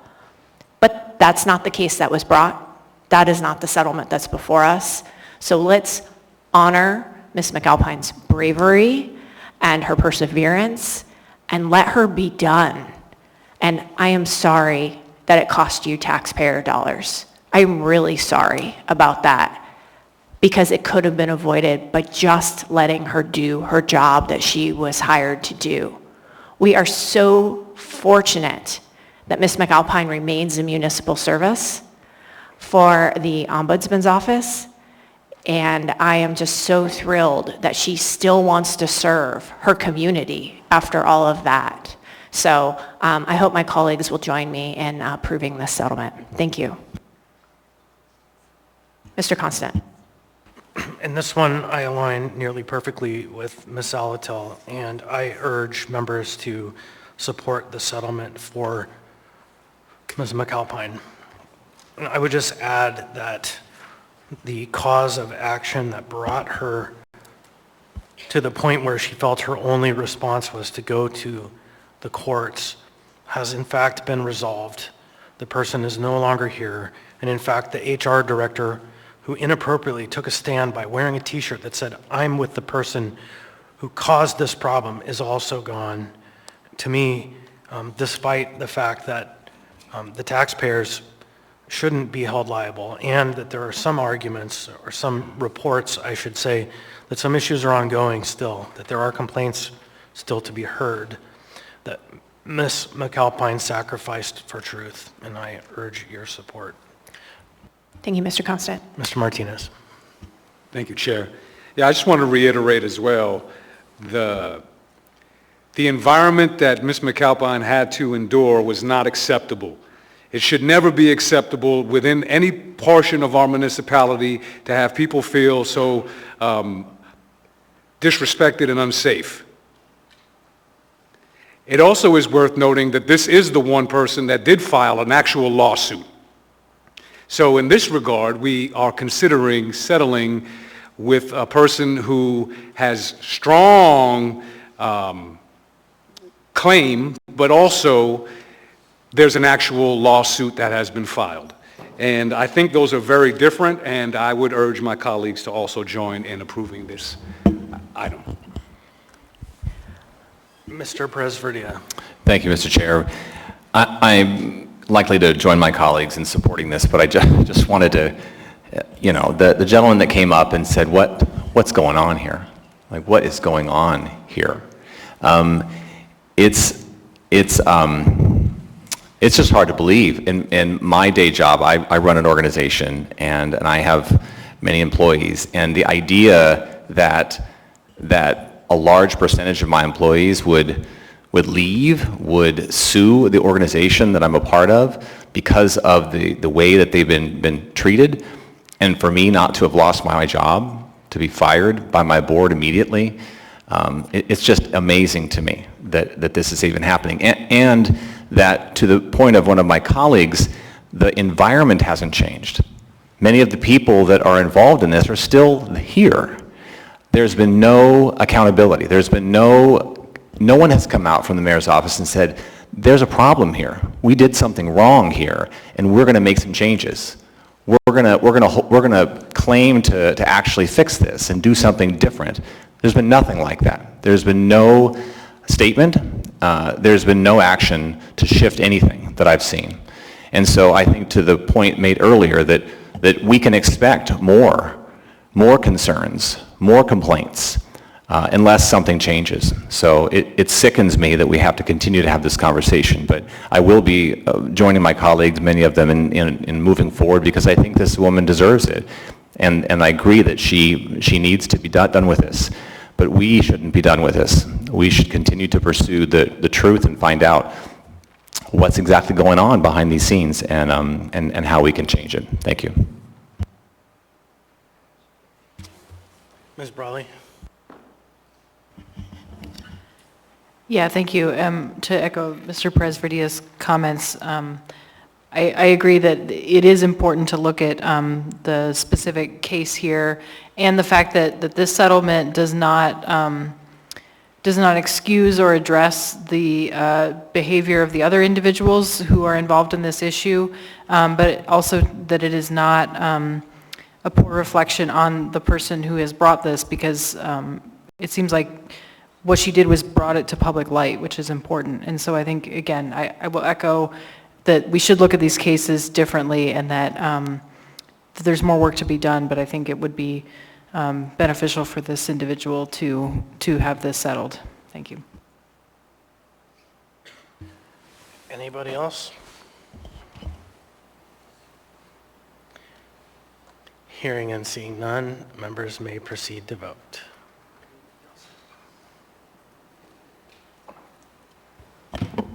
Mr. Rivera? Yes.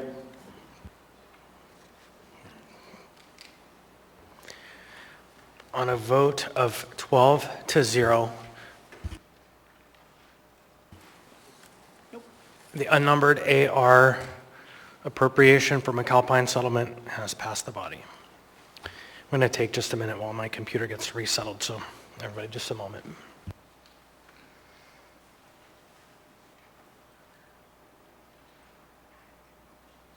My computer's insisting that Ms. Brawley is in there a dozen times. It looks fixed. Okay.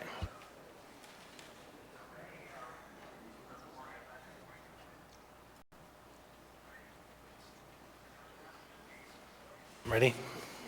Next item we have is 14B, AO 2023-61, an ordinance amending Anchorage Municipal Code Section 3.30.070 to require the public reporting of the nature, amount, parties to settlements paid by the administration in resolving claims against the municipality, its officials, and employees. The public hearing for this item is now open. Welcome. Please state your name, what part of town you're from. You'll have 3 minutes. Irene Quidnow, District 3. I am in favor of transparency. I would request that somebody makes an amendment that it's not just from the administration, the settlements, but that there will be a report of the settlements that the Assembly does, and that there will also be a report about the monies paid out by the Assembly for lawsuits that they lost. Thank you. Welcome. Again, please state your name for the record, what part of town you're from. You'll have 3 minutes.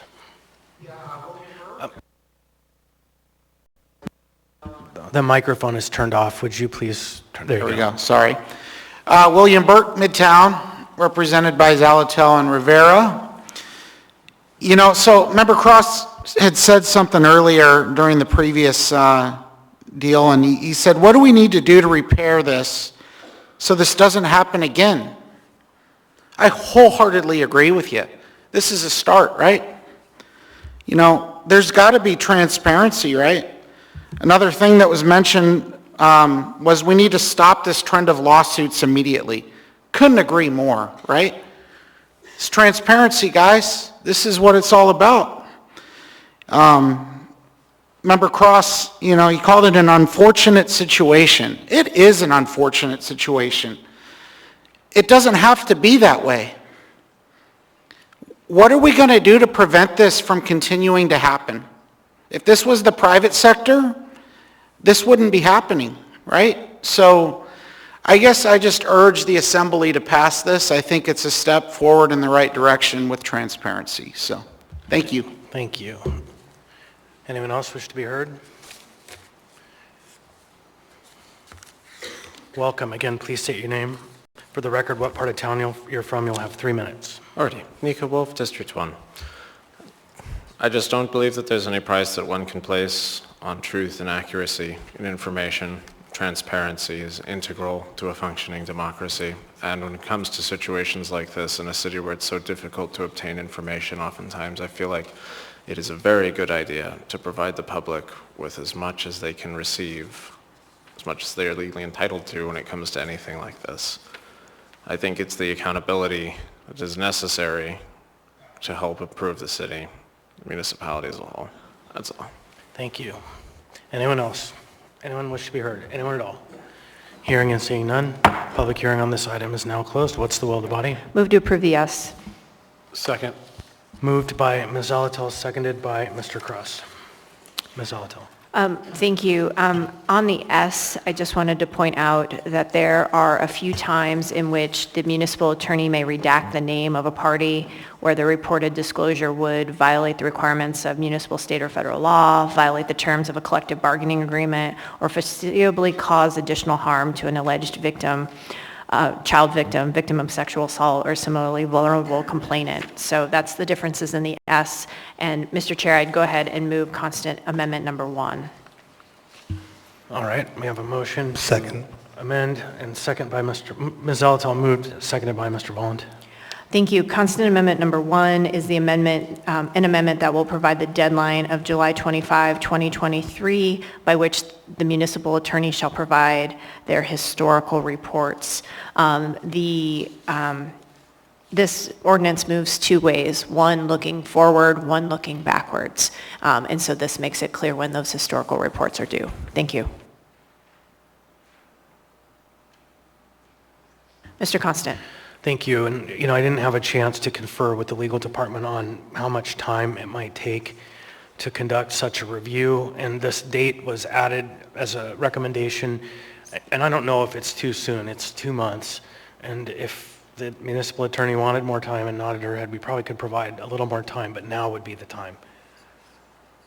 Yes, okay. So if the mover doesn't mind in the second, I think we should actually move it out to maybe September 25th, because I don't know the breadth of this work. One second.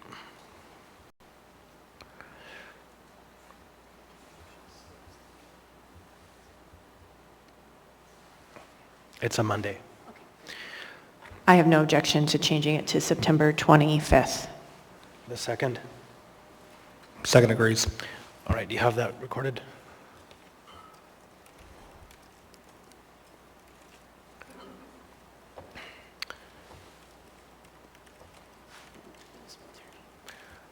Okay, I have the municipal attorney in the queue. Assistant Municipal Attorney Ben Bowman through the chair. Just to address kind of the body, a couple of the questions generally for the body. Yes, this will be quite a bit of work, and we do appreciate the extra time to put it together. We're going to be the funnel for all lawsuits from the municipality, things that go where the assembly is doing settlements, things where a department settles things like a building board issue, or things that come through the municipal attorney's office. So we're kind of becoming the funnel point. So we do appreciate the extra time to get the system in place and start putting this all together. Thank you, and I would argue if it turns out that some more time for a rational reason is needed, we can have that conversation later. Okay, the amendment is before us. Anyone else wish to speak to it? Hearing and seeing none, members may proceed to vote on the amendment.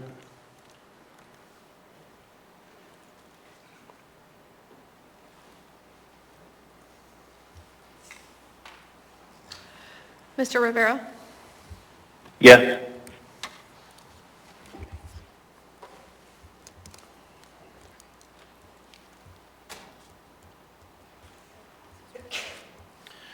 AO 2023-61S as amended passes on a vote of 12. Oh, that was the amendment. Sorry. The amendment passed 12-0. Now before us is the main motion. Anyone wish to speak? Okay. Mr. Cross. Thank you. Yeah, through the chair, I'm not a gambling man. I hate Las Vegas for more than just the bright lights that give me a headache. So I'm kind of curious. I believe in transparency, but I'd like to hear through the chair to our legal counsel, does anything like this set us up as a target? Do we think that,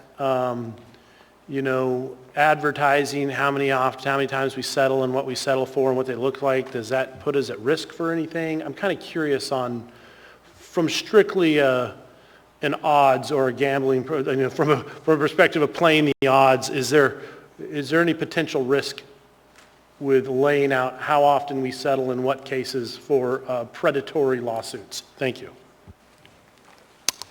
Through the chair to Member Constant, it depends. I think with regard to publishing the amount we're settling and the nature of the claims that we're settling, I think any attorney that's bringing a lawsuit is going to have to judge that lawsuit by the merits. Any attorney that's willing to bend the rules or bring a flimsy claim was probably inclined to do that prior to the Assembly passing this ordinance and making this information public. I would also defer to the municipal attorney if she wanted to provide a different perspective on that topic.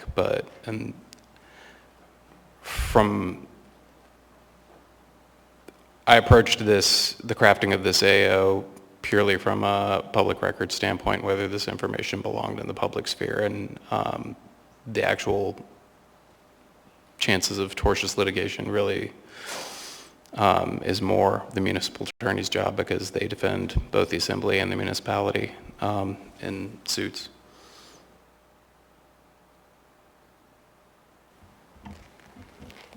Through the chair, I agree with Council Hurt here. We are opening ourselves up to the possibility of people watching and seeing what we do. But there is a benefit as well, because we also provide the transparency, and we inform the Assembly, and we inform the community. And so I suppose it's fair to say that there are risks and benefits.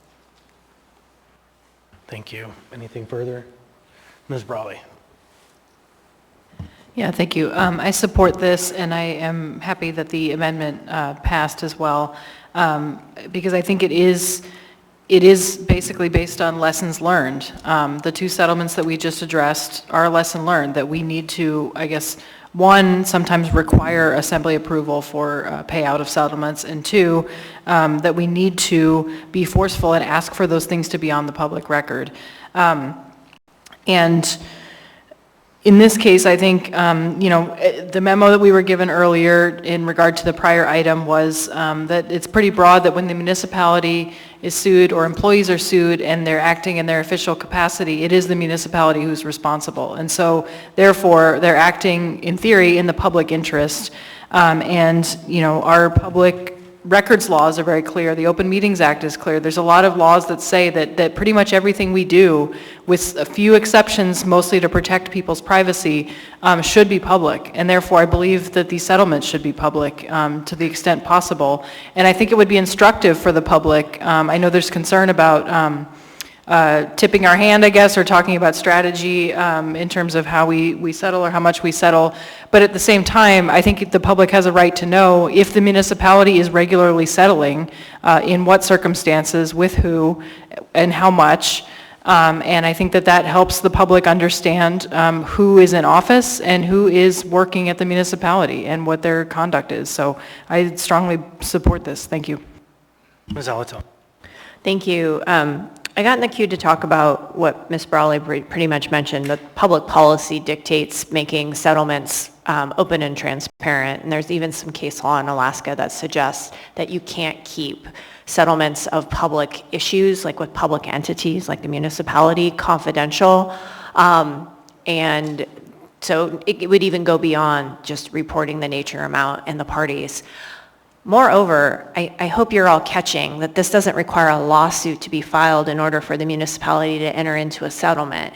And for us, I think that that's really important. We will know if a claim is brought forward, a demand letter, and it is paid, that it happened. Whereas lawsuits become public, we won't necessarily know about a paid settlement for a demand prior to the filing of litigation. And so this will open up additional transparency for us. Thank you. Mr. Martinez. That's exactly the last point that I was going to highlight as well. Settlements happen all the time, and this is about letting the sunshine in and really focusing on transparency and the public trust. So I wanted to just reiterate that, but I also wanted to highlight that with the sunshine, hopefully comes better behavior and better leadership and better, competent, effective management, so that we also are reducing the amount of liabilities through improving our operations as a municipality and through the administration. Thank you. Thank you.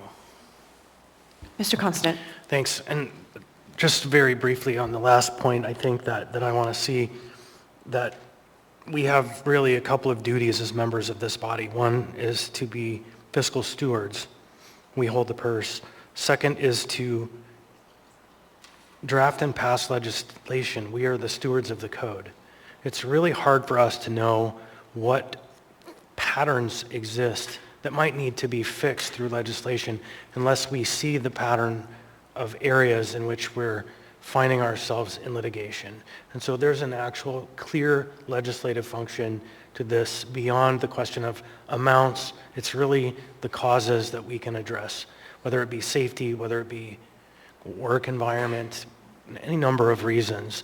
The legislative prerogative is an important one. Thank you. Thank you, Mr. Constant. Anyone else? Hearing and seeing none, may proceed to vote. Mr. Rivera? Yes.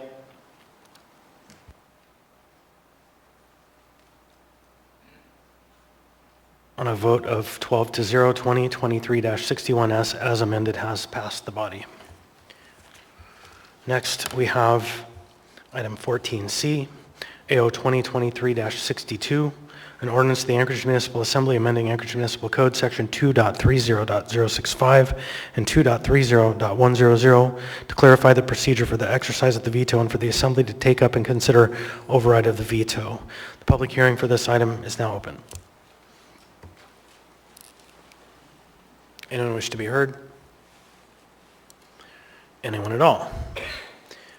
Seeing, hearing none, the public hearing for this item is now closed. What's the will of the body? Move to approve. Second. We have the item moved by Ms. Zalatel, seconded by Mr. Rivera. Ms. Zalatel?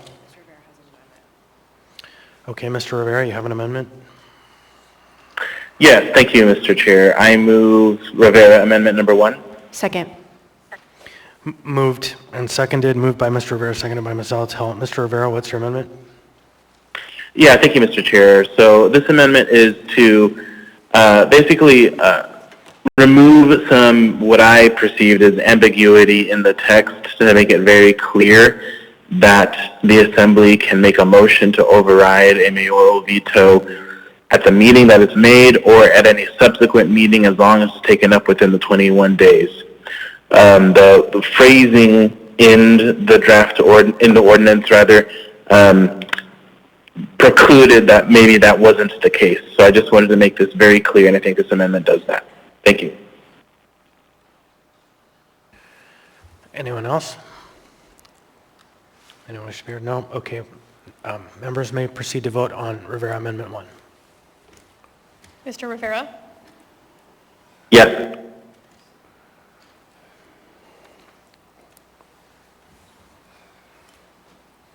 On a vote of 12 to 0, Mr. Rivera's amendment has passed. Now we have before us the main motion. Anyone? So, Mr. Cross, go ahead. Yeah, if you could just give clarification why this is necessary, I'd Absolutely. appreciate it, because we didn't have a work session. I can go, yeah. Mr. Constant. Thanks. The main function of this is just to establish a clear line that 5 o'clock on the 7th day is the time when the veto is due, so that there's no ambiguity and we don't see it at, 2 minutes to midnight at the end of the close. Counting days is always a trick in government business. So it's 5 p.m. on the 7th day. That's the first thing.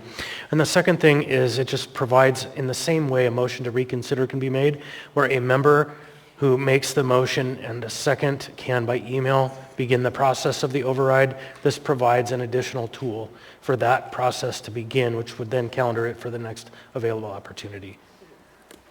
Thank you, Mr. Constant. Thank you, Mr. Cross. Anyone else?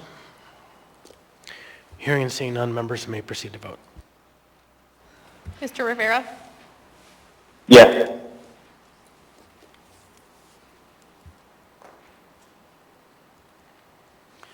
On a vote of 12 to 0, 2023-62 as amended has passed the body. Next, we have item 14D, Resolution AR 2023-128, a resolution ratifying a collective bargaining agreement between the Municipality of Anchorage and the Plumbers and Steamfitters Local 367. The public hearing for this item is now open. Anyone wish to be heard?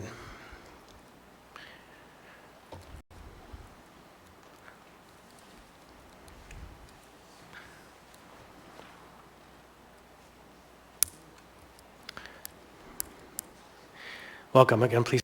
For the record, what part of town you're from? You'll have 3 minutes. Oh. Thank you. My name is Brandon McGuire. I'm from Southside. Representatives Brawley and Solt are my assembly reps.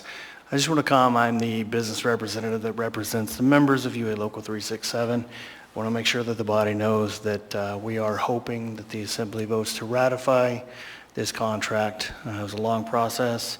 Took 14 months with the administration, but we did come to an agreement, so we do hope that you support this agreement.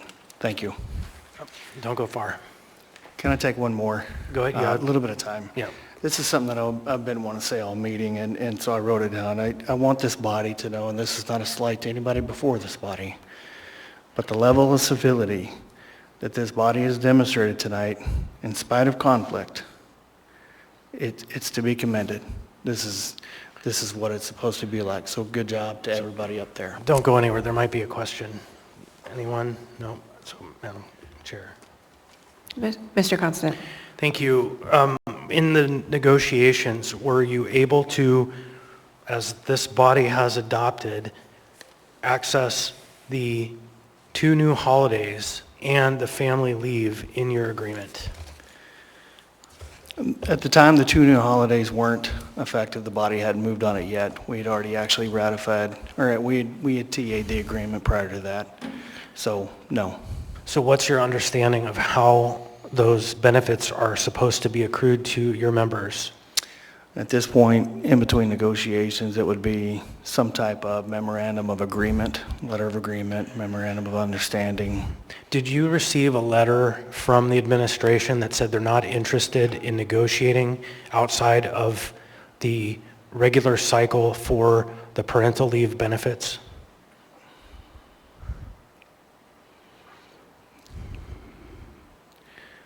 I can't say for certain that I have received an email that specifically said that. Okay, well, thank you. I won't pin you to the board on what I know to be the truth. So, thanks. Ms. Brawley? Yeah, just wanted to say thank you for being here. And it sounds like the negotiations took maybe longer than you had hoped, but I'm glad to hear that they have been resolved. That's accurate. Mr. Martinez. I just wanted to say thank you. Thank you for the work you do, and thank you for sticking with the process. And all right, I'm going to jump on us. We're still in the public hearing. I'm sorry. If there's a question, it's okay. No, you can make comments. Say thank you in a minute. Anyone else wish to be heard? Any member of the public? Thank you, Brandon.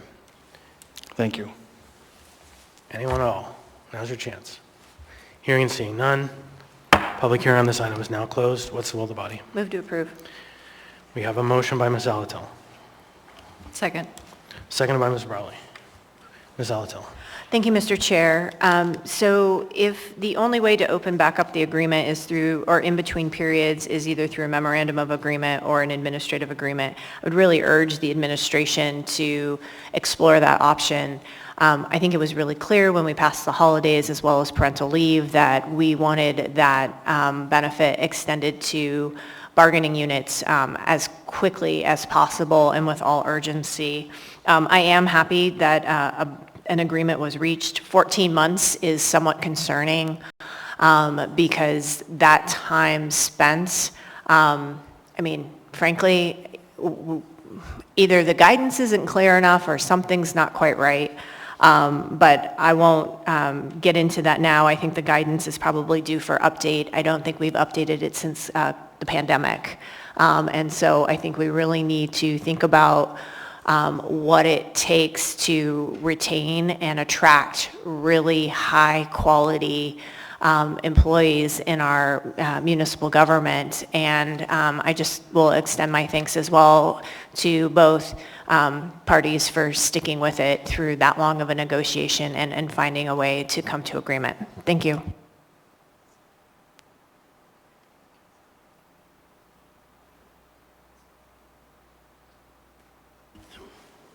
Mr. Constant. Thank you. And I'll just speak to the questions that I had for Mr. McGuire relating to his bargaining unit. I've received communications from members of COMU, which is the group of municipal unions, Council of Municipal Unions, and I have seen, in fact, the communications that came from the administration that stated the benefits passed by the Assembly were only for executive and non-represented employees, and that they can be negotiated for by the bargaining units, but only in their regular negotiated time, which could be 3 years from now. And that was never the intent. And so, Mr. McGuire, I will hope you will take back to your members and let them know this Assembly passed a benefit meant for you, the working people of this city. And the administration making statements that that wasn't the purpose or the intent is wrong. That is plainly wrong. And I understand it's complex. I do understand that they have offered, while we're waiting for those letters, because they want to do the updates to SAP all at once, they're going to offer non-cashable leave to those units that don't have it already negotiated for the 2 holidays. That doesn't get to that bigger issue of what happens when a mama has a baby and she needs some time and she is working hard and she might lose her job, have to choose between a baby and the municipality. We know how that's going to work. And so the benefits were extended for a reason. Thank you. Mr. Cross. No, I look forward to approving this contract. I was a pipe fitter for nearly 16 years. And 2 rotator cuff surgeries, meniscus, L5 issues, and then covered in scar tissue, looked like a Raggedy Ann doll, and I loved every day of it. You'll notice that the pipe fitters and the plumbers, we're not small guys, yet we're always in crawl spaces and underneath your sinks. I don't know what's going on there, but really appreciate it. Thanks for your hard work. Look forward to approving this contract. Thank you. Ms. Brawley. Yeah, thank you. I'll echo thank you for the work that your members do and also for your diligence in negotiating this. And I guess I'm just reflecting on the fact that essentially it's a pay increase, it seems. And it's unfortunate that it took so long to get that pay increase, especially as all of us have experienced the impacts of inflation, rising costs, disruption after the pandemic. And so I'm sorry to your members that you had to go through that, and this is overdue, and I'm happy it's hopefully going to be moving forward soon. Thank you. I think we'll be fine. Anyone else wish to speak?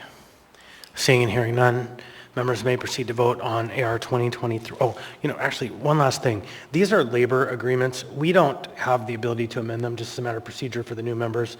These are straightforward up and down votes, which is, it's not very common, so just a matter of process. Now, members may proceed to vote.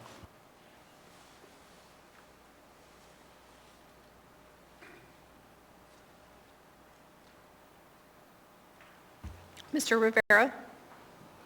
Yes.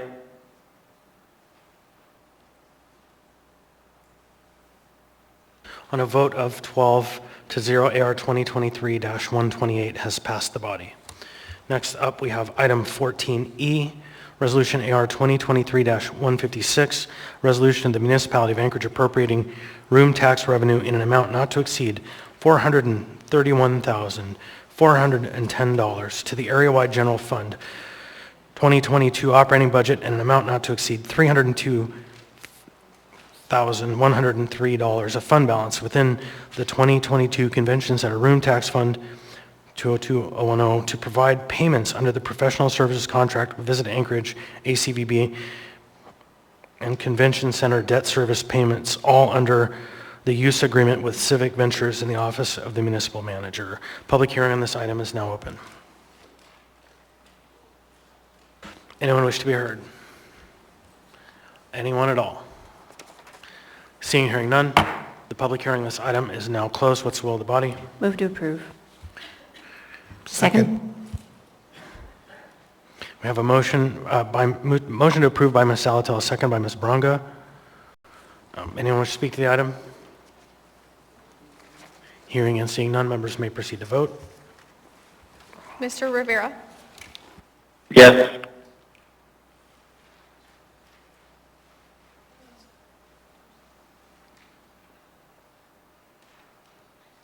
On a vote of 12 to 0, AR 2023-156 has passed the body.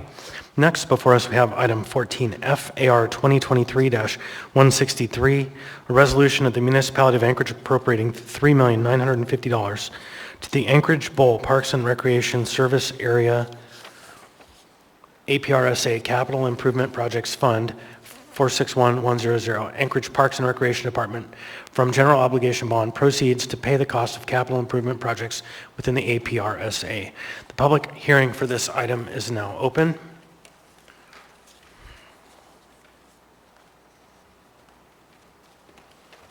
Welcome. Please state your name for the record, what part of town you're from. You'll have 3 minutes. My legal name is Brian Lewitzky. I go by Bree, she and her pronouns, transgender 13 years. Thank you guys for taking a moment to let me speak. As far as it goes, I don't approve anything moving forward under the current administration of our Parks and Recs when they can understand how to keep their mouth shut when they're close to other things and use professional language around said issues, my issues that being of the street people, and they can understand how to be able to be compassionate to those that are on the street, then maybe I'll support anything for Parks and Rec. The people that are on the ground that are actually doing the jobs, I appreciate them wholeheartedly. Upper management needs much improvement, sensitivity training, and I'm welcoming the idea they can hire me free of charge. I'm willing to help. Thank you so much. Thank you. Anyone else wish to be heard? Anyone at all? Hearing and seeing none, public hearing for this item is now closed. What's the will of the body? Move to approve. Second. We have a motion by Ms. Zalatel, seconded by Mr. Cross. Anyone wish to speak to this item? Ms. Zalatel. Oh, I'm sorry, Ms. Brawley first. Oh, sorry, I had a question for information. So this is appropriating funding for the, what recently passed on the Parks bond, is that correct? Okay. And that was the Proposition A, the basically special election that took place at the same time as the regular election? Okay. So, okay, just wanted to verify. So again, I want to say thank you to the Assembly members who worked to get this on the regular ballot, because as I understand it, we might not have had this to vote on tonight. Yep, and thank you to the voters. Ms. Zalatel. Thank you, Mr. Chair. I'll just extend the final thanks to Mr. Braniff for helping us get the special election item together quickly so that it could be brought forward and that we have this money to improve our parks and trails. Thank you. Anyone else? Hearing seen none, members may proceed to vote. Mr. Rivera? Yes.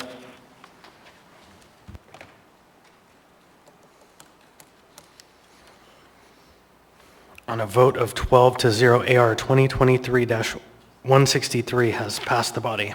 Next, we have AR 2023-166, a resolution of the municipality of Anchorage appropriating $34,500,000 to the Anchorage Roads and Drainage Service Area Capital Improvements Project Fund Project Management and Engineering Department from general obligation bond proceeds to pay the cost of road and storm drainage capital improvement projects within ARDSA. The public hearing on this item is now open.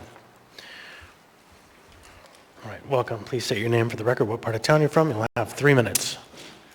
Hello again, my name is Brian Witzke. I go by Bree, she and her pronouns, transgender, 13 years. I'm only going to mention that as long as this improves the quality of our drains, as well as putting drains in areas that have been more than 30 years in the making, I would say this is appropriated and this should be done. However, I know that there are places in this city that is well longer than 30 years that are not even paved. We need to pay attention to many things, including our drainage. Flooding is a real issue during breakup. It causes splashing upon people that are walking, and we all need to remember, as far as motorists go, when that splashing occurs, it can cost people their lives. So please, whatever it takes to make this happen, great. But also, let's look at maybe paving some of our actual roads in Anchorage. Let's probably repave some of our areas that are not known as South Side, maybe not known as North Side, but known as Midtown. So I look forward to the Assembly taking a look long and hard about many of our neighborhoods that are so dangerous you can't even ride a bicycle on for our kids. So continue to move forward in this direction, please. Let's pay attention how we are taking care of our city more than just federal funded projects. We need to look at this. This is a serious issue. So I would say yes, go forward, please. All right, anyone else wish to be heard? Anyone at all? Seeing, hearing none. The public hearing on this item is now closed. What's the will of the body? Move to approve. Second. Moved by Ms. Zalatel, seconded by Mr. Cross. Ms. Zalatel. Thank you, Mr. Chair. I just want to take a moment to highlight there are approximately $5.5 million out of this list that appear to be stormwater or storm drain improvements, and I think that's important to highlight because there was and there is infrastructure in the code for a stormwater utility, and it is one of those things that could help pay for such infrastructure, let our bond dollars go further, and it was one of those things that also came up at the housing retreat about ways to fund existing infrastructure to help lower the cost of housing. Thank you. Mr. Cross.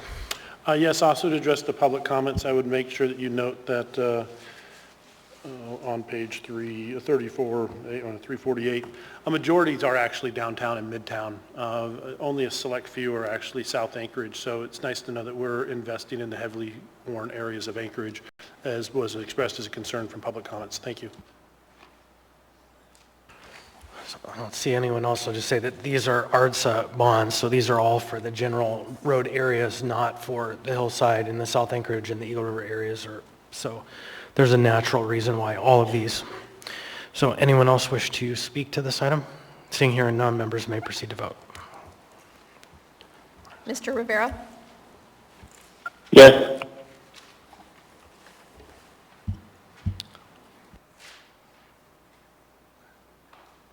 On a vote of 12 to 0, AR 2023-166 has passed the body. Next, we have 14H, Resolution AR 2023-168, a resolution of the Municipality of Anchorage appropriating $1,025,000 to the Maintenance and Operations Department for Anchorage Fire Department facility improvements and appropriating $1,600,000 to the Anchorage Fire Department for fire engine replacement, all to the Anchorage Fire Service Area Capital Improvement Projects Fund from general obligation bond proceeds. Public hearing on this item is now open. Welcome. Please state your name for the record. You'll have 3 minutes. I'm going to have to get me a sign so I can save my voice. My name is Brian Witzke. I go by Bree, she and her pronouns, 13 years, transgender Alaskan. I'd say as far as our fire department goes, we have some of the finest. And I'll tell you, the Dirty Dozen has been a fan of mine for a long time. Anything that we can do to improve their ability to be able to do their job, I am 100% for.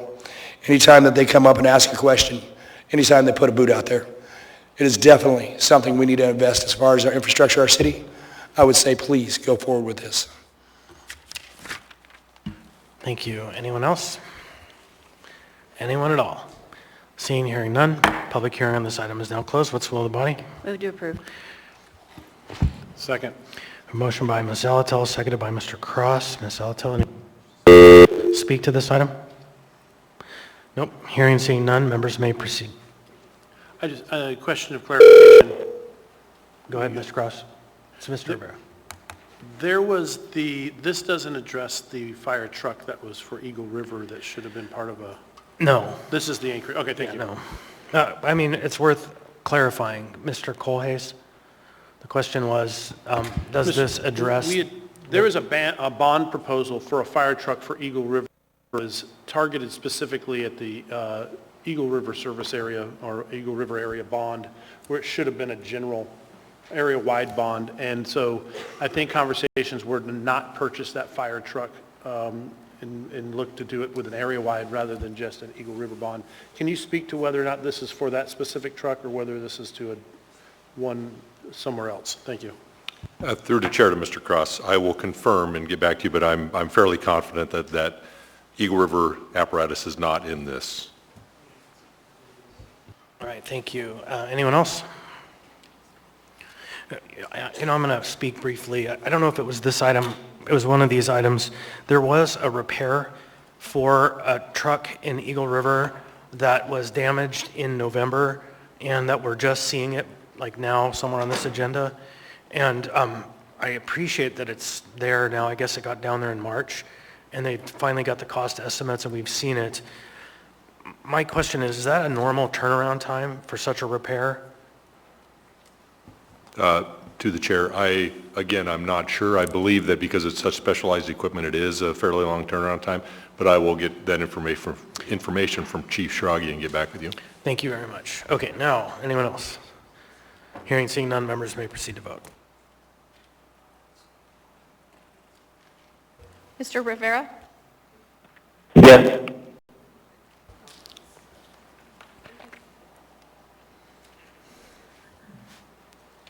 Ms. Brawley?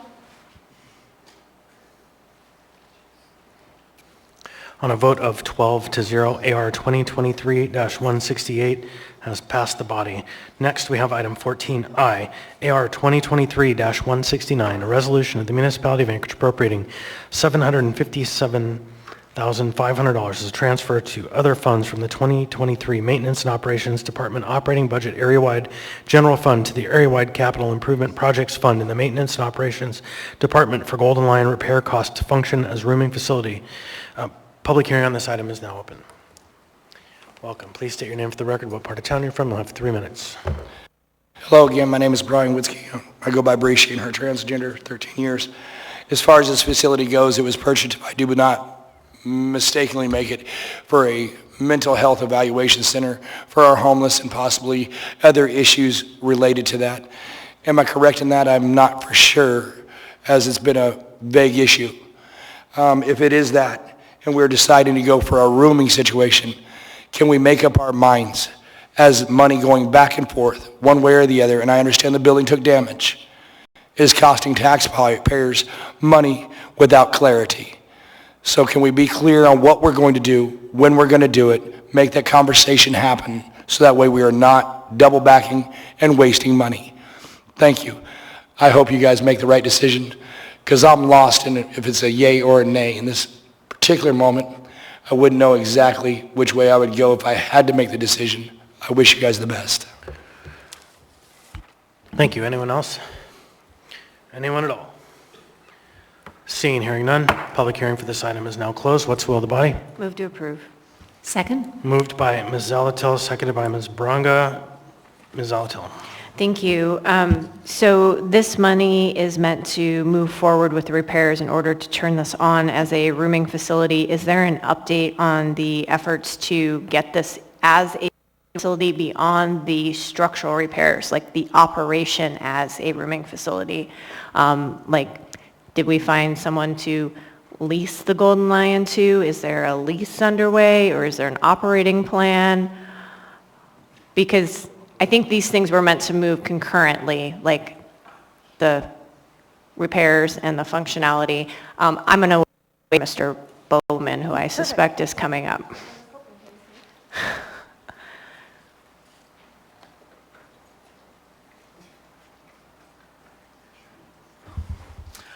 Through the chair, we have prepared a lease document which was sent out to a potential contractor.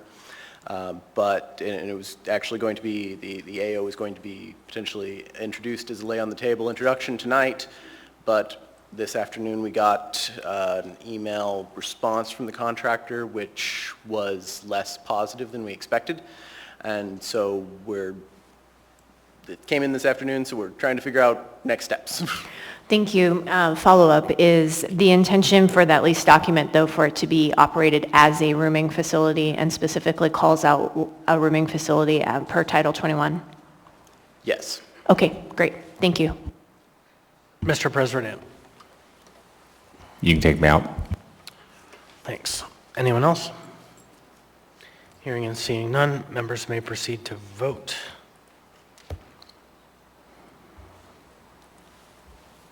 Mr. Rivera? Yes.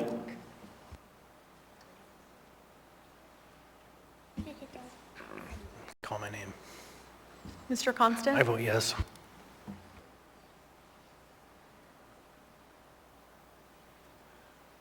On a vote of 12 to 0, AR 2023-169 has passed the body. Next, we have before us item 14J, Resolution AR 2023-173, a resolution of the Municipality of Anchorage appropriating $1,700,000 to the Maintenance and Operations Department for AWARN infrastructure upgrade, $1,310,000 to the Anchorage Fire Department for the ambulance replacement and fuel tank replacement, and $500,000 to the Traffic Department for school safety zone, all to the Anchorage Area-Wide General Capital Improvement Project Fund, and appropriating $1,110,000 to the Public Transportation Department for transit facilities, center bus stops, improvements, fleet support equipment, support vehicle replacement and expansion, to the Public Transportation Capital Improvement Projects Fund. The public hearing for this item is now open. Welcome. Please state your name for the record. What part of town you're from? You'll have 3 minutes. Hi, my name is Brian Witzke. I go by Bree. She and her transgender, 13 years, Anchorage. My only concern about this is it is a large amount. They had just gone through and pulled benches out, leaving handicap nowhere to sit as far as bus stops goes. As far as school zones, man, it's some great longboard riding through those areas. It is so highly clean. It is so awesome. And the other thing is I'm noticing less students walking. And they're only going to go to school if we get buses to them. Is this really the best way we can spend money? I'm not saying not invest in our children, for they're our future. But how we invest our few dollars that we have in Alaska may fix some of the mistakes this assembly has made. Let's look at it deeply. Let's make sure it's going the right way. We have many people that are in many questions. That is a big price tag. What is it for? Let's make sure we have clarity and conversation. Again, these people that have children, they're not the only ones raising the children. It takes the village. This is the borough of Anchorage. It is the village. Let's make sure we are all on board with it and how it's being appropriated. That's y'all's responsibility. That's what you are voted for. And before we go forward, remember, let's stay local when we do these things. Because if we feed into ourselves, we're betting on ourselves. And as time has taught me, the more I bet on myself, the better off I will be in success. Continue to work together, please. Let's make the right decisions, the right calls. That's your job. Thank you. Thank you. Anyone else wish to be heard? Anyone at all? Seeing and hearing none, public hearing on this item is now closed. What's the will of the body? Move to approve. Second. Moved by Mr. Cross, seconded by Mr. Walland. Anyone wish to speak to the item? Hearing and seeing none, members may proceed to vote. Mr. Rivera? Yes. Mr. Constant? Yes.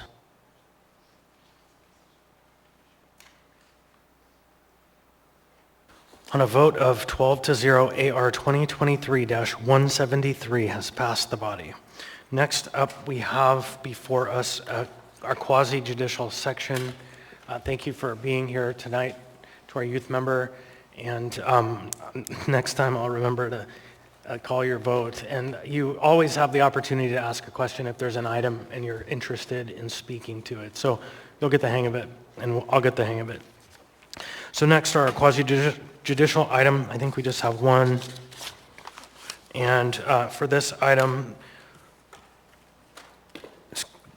typically involves applications for liquor or marijuana license, special land use permits. These items are typically public hearing items. Administrative matters in this category may include election certification, assembly reorganizations, are not public hearing items based on the code. So before us now, we have AR 2023-180, a resolution of the Anchorage Municipal Assembly approving an amendment to the alcohol special land use permit for brew pub license number 3807 for Odd Man Brewing LLC DBA Odd Man Rush Brewing. Waive reading. Thank you. The public hearing for this item is now open. Anyone wish to be heard? Anyone at all? Seeing and hearing none, public hearing for this item is now closed. What's the will of the body? Move to approve. We have a motion. Second. Moved by Mr. Cross, seconded by Mr. Myers. Anyone wish to speak to this item? Hearing and seeing none, members may proceed to vote. Mr. Rivera. Yes.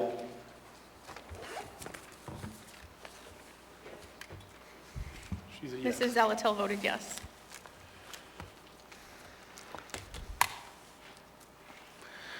On a vote of 12-0, AR 2023-180 has passed the body. Next on our agenda, we have item 16, audience participation.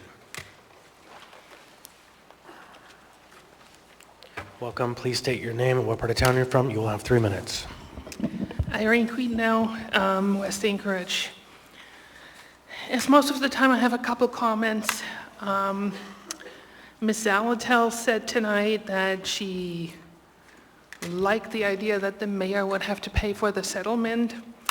If we use that evenly across the board, then the clerk will have to pay for the lawsuits that she lost. So that would be very interesting, to say the least. We talked about the zoning changes and that many of the things were publicly available and people could participate. I just want to state that from a person that I have a full-time job. If I would go to all of these plotting and planning and zoning commission meetings, I wouldn't have a private life. I try to be informed, but my week would be full with all these meetings. It's just not possible. So I would encourage you to really, really push for things like this to be well represented in the community councils, because that's more doable for people that work. And then I do want to ask, tonight it was Ms. Bronga, but this is something for all of you. Please do not assume to know what my opinion is. You can make a statement that lots of people in this room might think something, or you can make a statement about that you heard from many of your constituents, but please do not sit there and say, everybody in this room has this opinion, unless you heard from me. I would like to voice my own opinion. And then lastly, I do want to say the same thing as the gentleman said before. I think this meeting tonight was very civil, and I want to thank you, because I'm always here to criticize you when you're not. So tonight I want to say that I appreciate how civil this meeting was. There's no problem about expressing different opinions, but the civility is very important, and I appreciate it. Thank you. Welcome. Please state your name and what part of town you're from. You'll have 3 minutes. Would you hit the blue or green button there? There you go. You're on. Okay. Hi, good evening. This is Carla Nusiginia. Thank you, Assembly, this evening. I went to the Division of Elections yesterday, and I've been waiting for a year for Meg Zalatel to call me back. And when I went to Division of Elections, they told me that Christopher Constant was my Assembly member. And so this was generated out of the Assembly office. And so again, there's been some redistricting, that kind of thing that goes on. So I am up to issues like that being a mistake. But again, I was arrested and spent 5 days in jail on a falsified police report. And I did call the ombudsman's office, like Ms. Zalatel asked me to, but anything over a year, there's nothing that they can do about it. And so again, I'm stuck in the middle of nothing. And we're looking at human trafficking and slavery charges, federal, for Cook Inlet Region, South Central APD in the state of Alaska. Because again, nobody can explain anything. I've got a public defender telling me that I'm guilty and I'm going to jail and that you don't have any rights and you do what I say. Wow, unbelievable. Because again, been here in Anchorage since 1970. And when I went to school here, there was white people, black people, natives, Hispanics, and Asians. And the largest issue that we had was who was going to kick the ball, because we didn't care what color you were. But apparently that's an issue now, and it's going to stop. And if I have to do it myself, I can do that. But again, I'm asking for the help of the Assembly for the Municipality of Anchorage. And again, I'm looking at Boycott Alaska stuff, because if the residents of the Municipality of Anchorage don't get any, nobody else needs any. And that's all there is to it. And I appreciate your time and your effort. Thank you. And if you'd like to talk to me, Mr. Constant, great. If you don't, I guess we'll move along. All I can do is ask to talk to you. Because again, I don't want to bring a lawsuit. I want this stuff taken care of and solved and never happen again. So please, anybody who can help me, I just don't know what to do. None of this stuff is happening the way that it's supposed to. There's a whole bunch of illegal activity going on here. And like I said, it's going to stop. So I don't know what to do. I don't know what to say. And all I can do is say thank you for helping. All right, anyone else?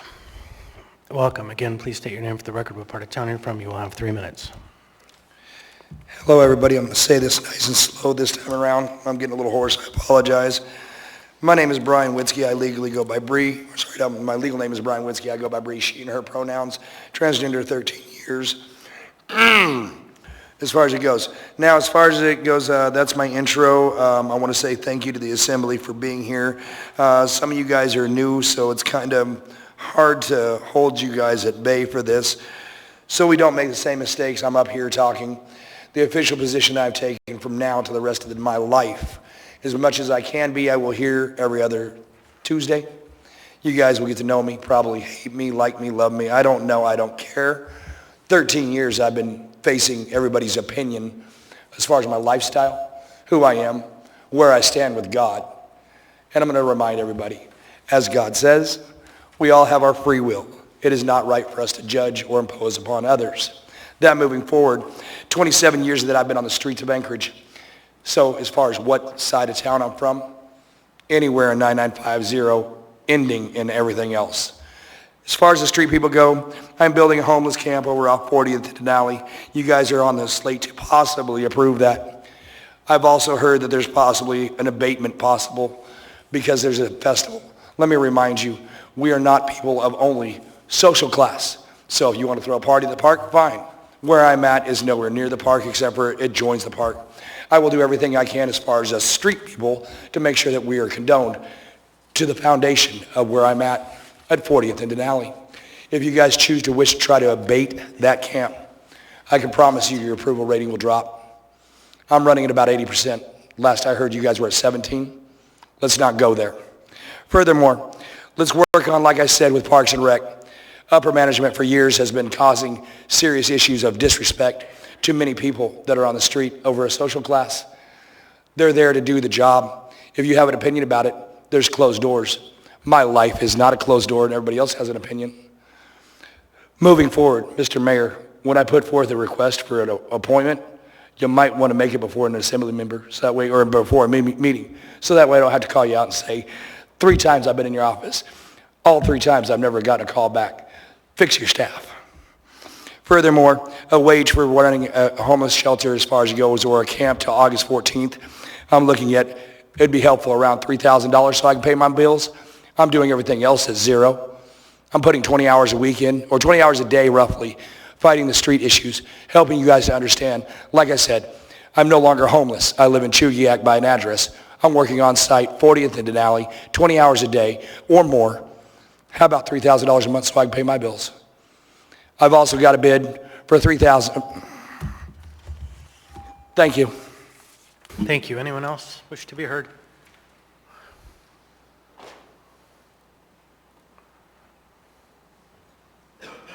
Thank you. Please state your name, what part of town you're from. You will have 3 minutes.